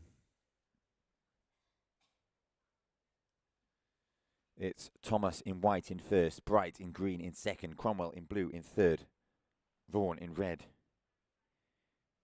in fourth, and we have confirmation that at the conclusion of the next heat, the over 40 men's final, we will be wrapping things up for the day before returning here bright and early tomorrow to recommence. 25 seconds remaining, up and riding. It's surfer in white, heat leader Ryan Thomas, looking to better a 3.5, races down the line, bashes into the white water, arms up, fins out, spray aplenty. Judges looking to lock in scores nice and quickly for Ryan with just 10 seconds remaining in this heat. Will Ryan better his situation? I think that looks like he might have done it. Up and riding, however, it's Craig Bright, surfer in green, maybe with a buzzer beater, 2 quick hooks up under the lip. That second turn getting fairly vertical. Last of White comes in at a 3.6, meaning Ryan Thomas, surfer in white, current heat leader, betters his situation, increases the requirement of surfer in green. Surfer in green now looking for a 5.11. What will the judges make of that? Deliberating, looking to lock in their scores. If he gets it, it will be a definite buzzer beater. However, he's just short, 3.33, meaning confirmation of results. Ryan Thomas, surfer in white, is your over 35 men's Welsh champion for 2024. Craig Bright in surfer in green takes second. Harry Cromwell, surfer in blue in third. And Mark Vaughan, surfer in red, takes fourth. Up again, we'll see Mark Vaughan in red in this, the over 40 men's final. Taking on Gary Lewis in white, Greg Owen in green, and Tom Anderson in blue. We'll count down to start this heat very, very shortly. In the meantime, however, enjoy a short advert.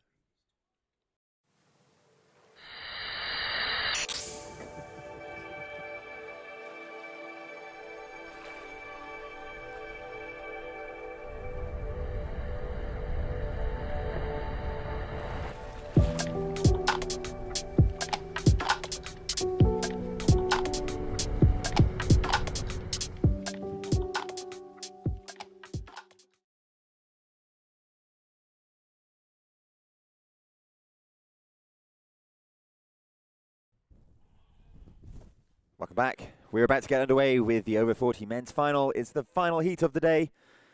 We'll be back with you bright and early tomorrow morning to bring you the rest of the action from this year's 2024 Welsh National Surfing Championships, brought to you by MyPost in association with the Welsh Coffee Co, Pura Vida and Barty Rum.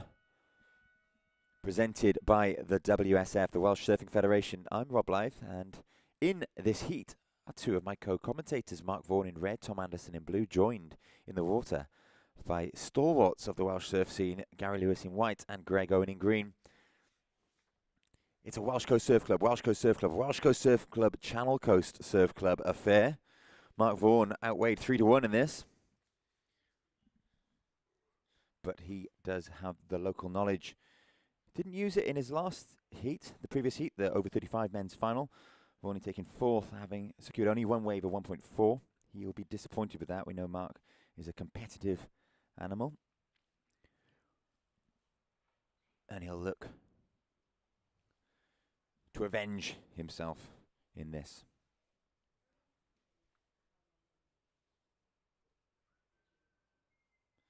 Nice close-up of our service in the lineup. Looks like they're having a chat. It's the three Porthcaulians.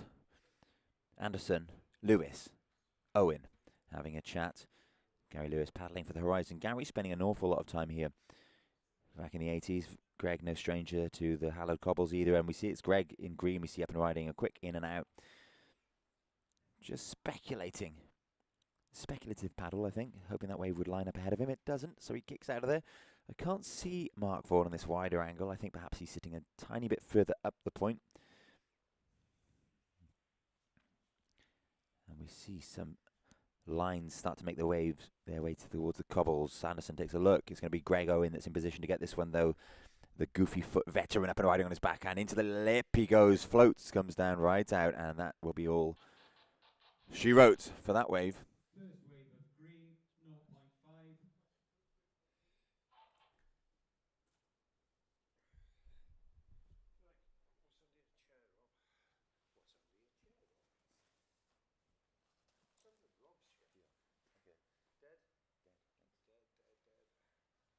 Last of green, 3.5. Situation is as follows. Green, surfing So with 22.5 minutes remaining in this heat, it's Greg Owen who draws first blood. A 0.5 for his opening effort and a 3.5 for second of green. It's Owen with the only scores on the board at the minute. 22.5 minutes remaining. This will be the final heat of the day, providing us with plenty of time to get to the pub and post up ahead of the rugby. First up in today's rugby action, I think we have Ireland-Fiji. I'll be hoping to catch at least the second half of that before we see Wales take on the might of the box, world champions. Might be a torrid afternoon if you're a Welsh fan. This is Lewis, up and riding, surfer in white, taking a look on his forehand. Classic Gary Lewis style there. Knock-kneed towards the back of his board. Sticks with this through the inside. Did well to stay with it. Little cut back and rode out of it. So that will be a little score for Gary. He sets out his stall. First wave of white, 1.73. So that comes in as a 1.73 for first of white, Gary Lewis. So it's Porthcawl, first, second at the minute. Welsh Coast Surf Club, Vaughan and Anderson yet to find a wave to ride in this final. Just coming up to 4 minutes gone. We're, of course, using the priority system this weekend. However, with the mixed up conditions we've seen so far today, as we see up and riding, look to be Mark Vaughan. Coming in, so that was Greg Owen, I apologise. Hard to see on my screen. And at the back, it's Anderson, up and riding, surfer in blue. Trying to get around this section. Will this wave offer him anything ahead? He's racing down the line. Banks off an oncoming whitewater section. This wave fizzles out beneath him. So, like I say, the priority system is in use this weekend. With the confused, mixed up, stormy conditions we've seen throughout today, we haven't really seen priority be used in any kind of meaningful way. However, I think with the hopefully improving conditions tomorrow, we may well see priority become a factor for our surfers. Those wily, experienced competitors will be perhaps employing it to get the better of their opponents. Just 20 minutes of action left for you today here at the Welsh National Surfing Championships 2024. Brought to you by My Post, Welsh Coffee Co, Pura Vida and Barty Rum. Presented to you by the Welsh Surfing Federation. It's the surfer in green, Greg Owen, looking to add to a litany of Welsh titles he already has, and he's paddling for this one. Goofy footer, owner of No Limit Wetsuits, into the lip, bashes. Plenty of energy in that turn, really using his shoulders to propel him down the line, and he finds a second scoring opportunity. His body language suggests that he likes the feel of that one. Looking to replace a 0.7. He will almost certainly have done it with that. The judges just locking in their scores. looking to increase the distance between himself and his fellow competitors. A 3.83 is the best wave of the heat so far. That improves Green's situation. Surfer in green, Greg Owen, now sitting on a heat combination of 7.33, meaning that surfer in white, currently in second, Gary Lewis, needs a 5.6. Surfer in blue, Tom Anderson, currently in third, needs a 5.66. And surfer in red, Mark Vaughan, yet to post a score. I can't actually see Vaughan on this wide angle. I think he's probably taken himself to somewhere else in the lineup, using that local knowledge perhaps, paddling himself up towards the point. He knows that any second now with that ebbing tide, it will spring to life. We have seen an increase in swell size, even though the tide's dropping. It's not a particularly big tide, but even though it's dropping, the swell has continued to increase, which is a bit of a rarity here in the Severn estuary. Normally we see with an ebbing tide reduction in swell size as the energy gets reduced by feeling the bottom of the channel, but today we are seeing a big uptick in swell size that's coinciding with that ebbing tide, so we're not seeing usual proceedings. But with 18 minutes and a handful of seconds left, it's Greg Owen, surfer in green, in first, Gary Lewis in white in second, Tom Anderson in blue in third, Mark Vaughan in red in fourth. Vaughan requires a 7.33, Anderson requires a 5.66, Gary Lewis requires a 5.6.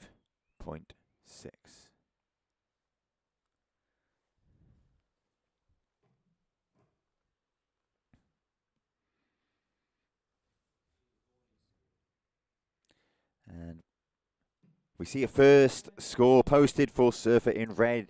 It's a low one, but he's put something on the board. It's a 0.4, so situation remains. Surfer in red is in fourth, blue. Anderson is in third, Lewis in white in second, and Owen in green out in front. 17 minutes remaining.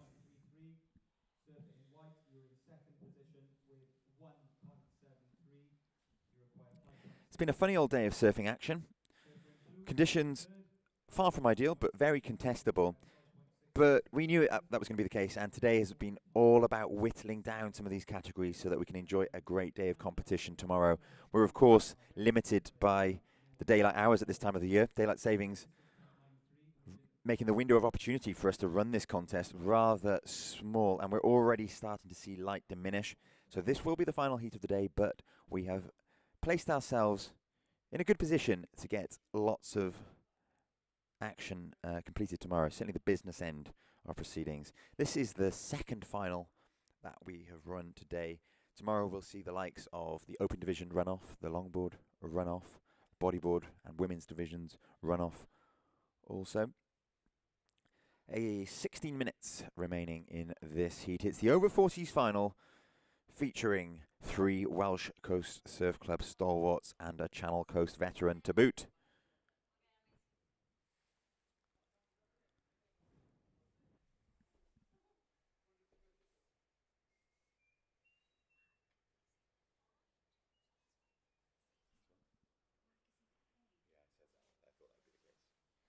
So just having it confirmed by some eyes outside on the balcony that Vaughan has indeed used that local knowledge, and he's headed up towards the point, which is on the western side of the bay here at Lantwick Major, meaning that until now our camera crew haven't actually had eyes on him, but our judges have, rest assured. And you can see on screen now images of Vaughan up on the point, whereas Owen, Lewis, Anderson, green, white, blue have decided to stick to the left-hand side. In Lineup magazine quite a few years ago, Tom and I wrote a feature about Lantwick and its confusion over naming its surf spots. So the spot known as the point is the A-frame reef break out to the right-hand side of the beach, and the long right-hand point break is actually called the left, rather confusingly. Fine if you're a regular here, but for any foreign visitors that could be a little bit confusing. But we're not worried about that. 14 minutes and 20 seconds remaining. It's Owen in the lead in this over 40s men's final, sitting on a combination of a 7.33, comprised of a 3.5 and a 3.83. It's the last heat of the day here at the Welsh National Surfing Championships, brought to you by the My Post, Welsh Coffee Co, Pura Vida, Barty Rum, and of course presented by the Welsh Surfing Federation. I'm Rob Blythe, and I'm not joined by anybody at the moment because my two co-commentators, Tom Anderson and Mark Vaughan, are in the water, duking it out in this over 40s final. I, of course, am ineligible for this one, being much, much, much younger than both Anderson and Vaughan. I hope they listen to this back. Up and riding, Vaughan on a good-looking left, out on the point, whacking back into the white water there. Loads of power in that turn, lots of spray displaced. Vaughan looking to stick with this one through to the inside, knowing full well that it will line up and offer him further scoring potential. Zigzagging his way through to the inside, cuts back again. A little bit of spray there. This wave will offer one more manoeuvre if he wants to stick with it. He doesn't. He kicks out. He's looking for a 6.93. I don't think he'll get it with that, but he will reduce his requirement. So Vaughan with his first meaningful score of this heat for himself. So we've seen Vaughan in both the over 35s and over 40s final. Like I said, he's quite old now. Old enough to be my father, as I pointed out to him earlier. Just about. 12 minutes and 50 seconds remaining. Here's a replay of last of red. Vaughan. We saw a good turn on the outside, and then he zigzagged, S-turned his way through to the inside, trying to generate some speed before a last little hook, and it comes in at a 5.17. It's the highest scoring wave of the heat so far, meaning that Vaughan in red now needs just a 2.16 to usurp Owen in green and take that top spot pole position here in the over 40s men's final.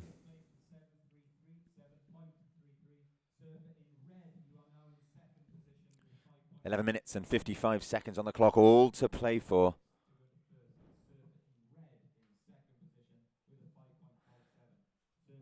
So it looks like Vaughan's decision to relocate to the point may well be paying off. He finds himself in a bit of a rip here, but he will have enough time to make it back out into the lineup and look for that 2.16.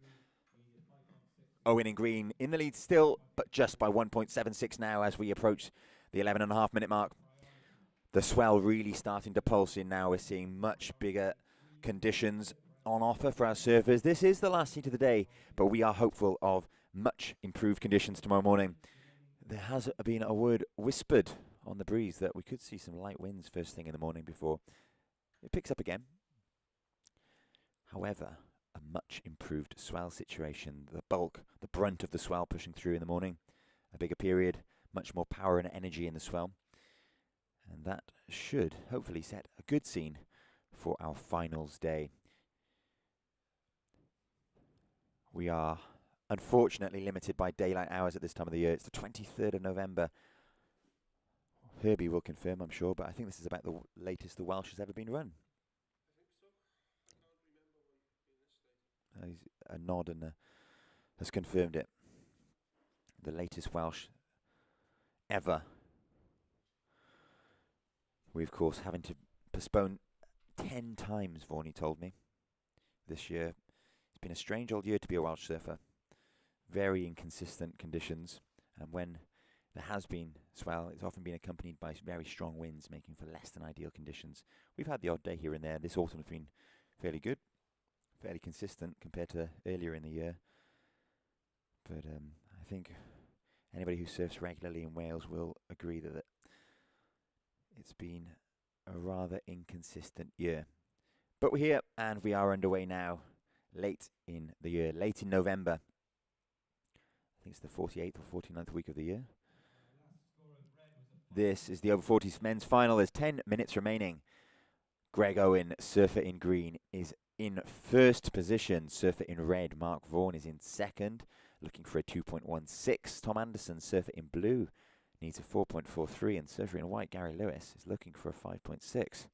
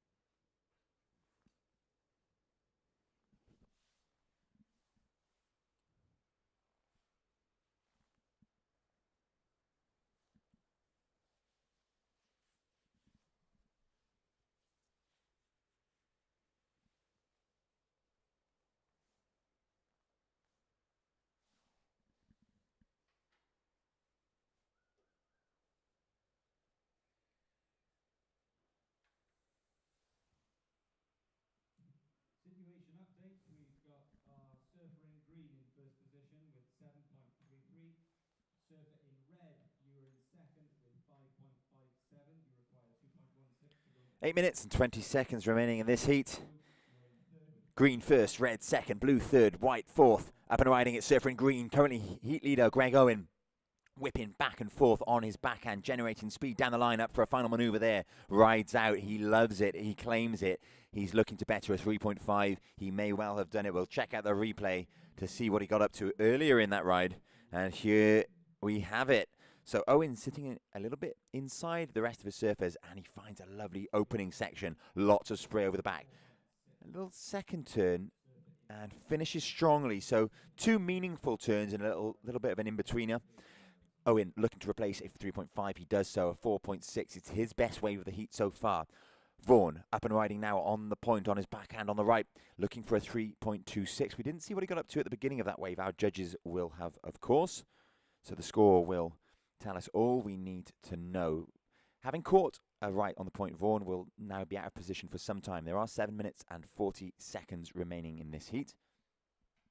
So he will have time to get back out. Just a 1.07 last of red, so didn't get up to anything of note out the back. He will look to reset, recalibrate, and hope for one more wave before this heat is up.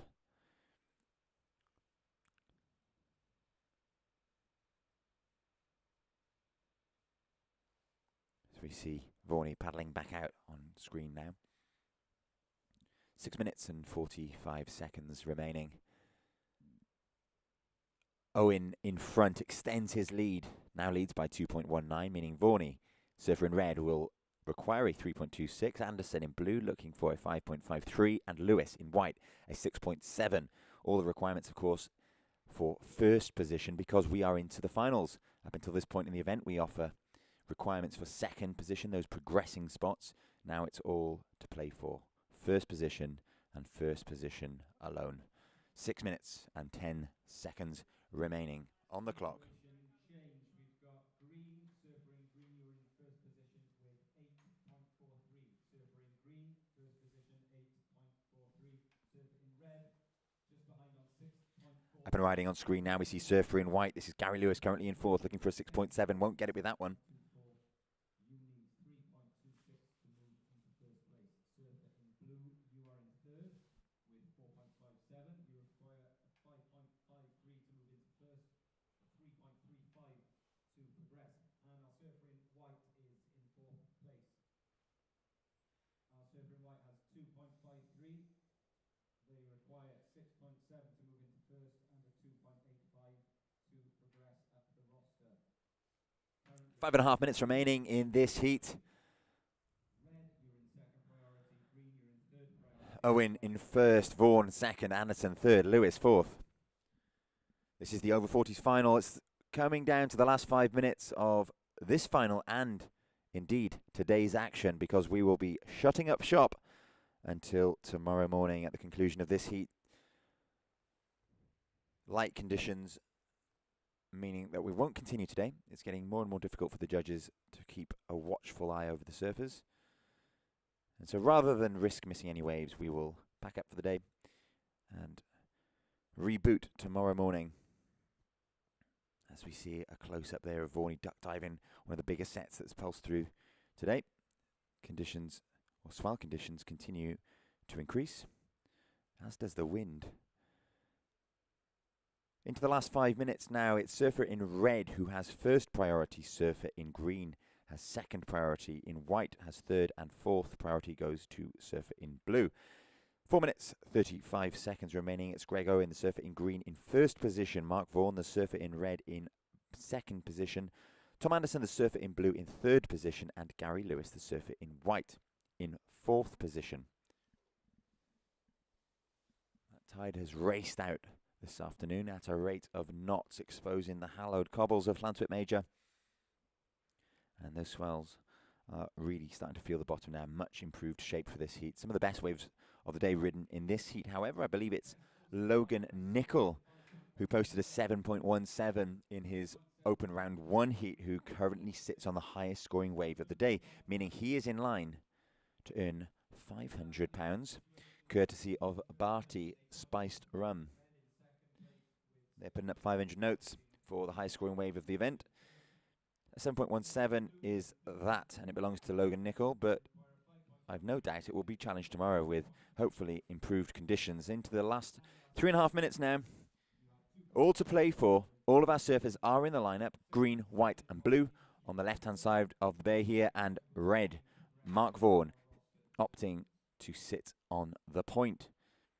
So priority won't really come into play for Vaughan. He's a long way from these surfers. Going solo, looking to get the business done.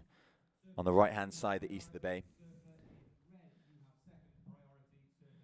3 minutes and 10 seconds remaining. We'll see this heat through to the end now. We don't want to miss a thing with just 3 minutes remaining. There's a good shot of Mark Vaughan out at sea, hopeful that a set will appear before the conclusion of this heat. 2 minutes and 45 seconds remaining. We can see him paddling, looking to get busy. He knows he needs a wave soon, but he also knows that that wave is probably not going to be too high a requirement, just a 3.26. We've seen Vaughan post the highest scoring wave of the heat so far, a 5.17. 3.26, very achievable. If he were to get a similar wave to the one he caught earlier at the point, I've no doubt he would be able to do it. And we do see a set on the horizon.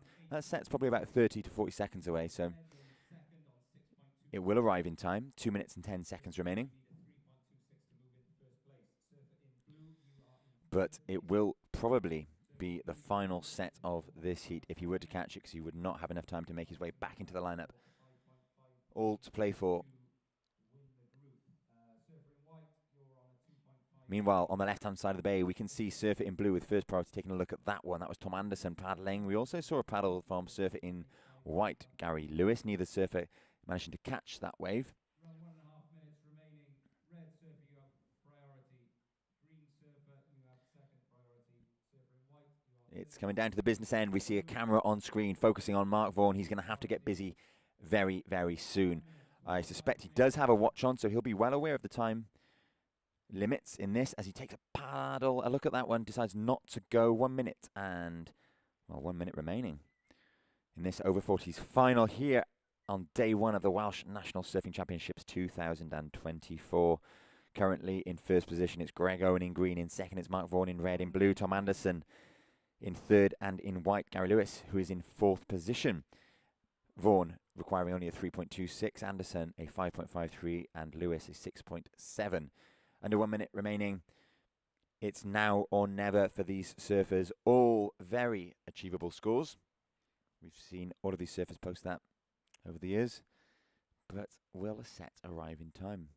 Vaughan perhaps regretting not going on that last wave that he paddled for, with not long at all remaining in this heat. He's going to take a look at this one, hoping he's going to catch it, and he won't.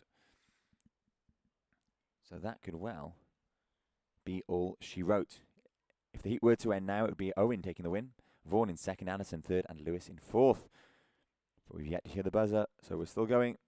Heat counting down in 10. So Anderson looking for a 5.53. He won't get it with that. And we are on the countdown into the last 5 seconds. 4, 3, 2, 1. And that buzzer indicates the end of the action in this over 40 men's final, and of indeed the action for today.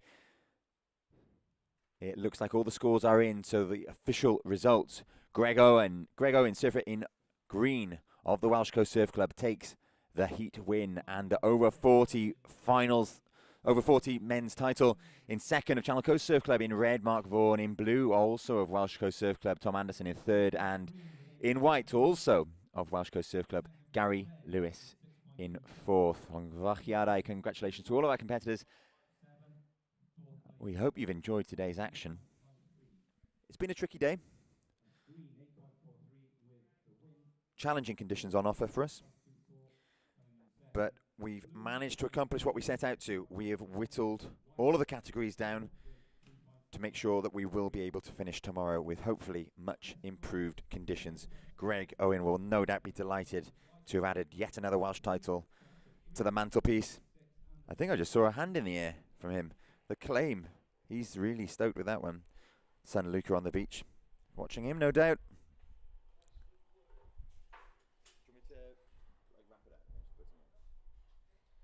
So once again, we thank you for joining us here today on day one of the 2024 Welsh National Surfing Championships, brought to you by MyPost, Welsh Coffee Co, Pura Vida and Barty Rum, presented to you by the WSF, the Welsh Surfing Federation.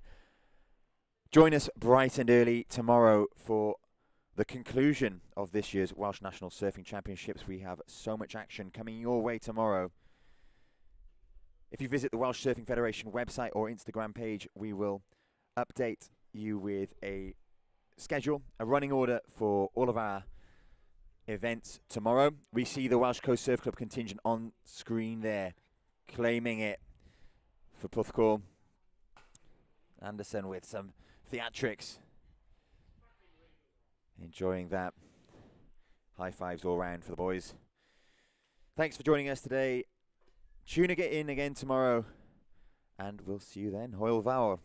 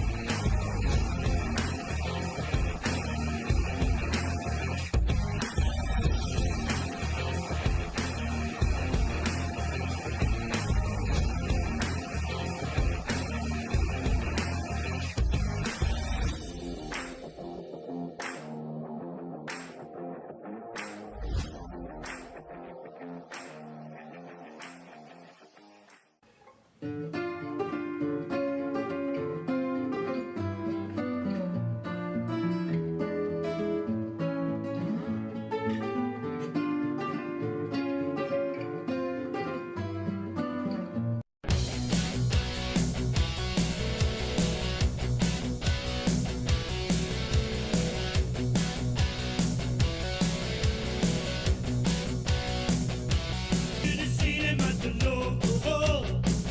Now they're playing at the Hollywood Bowl. White light shining on their bright. First time it gave them a fright.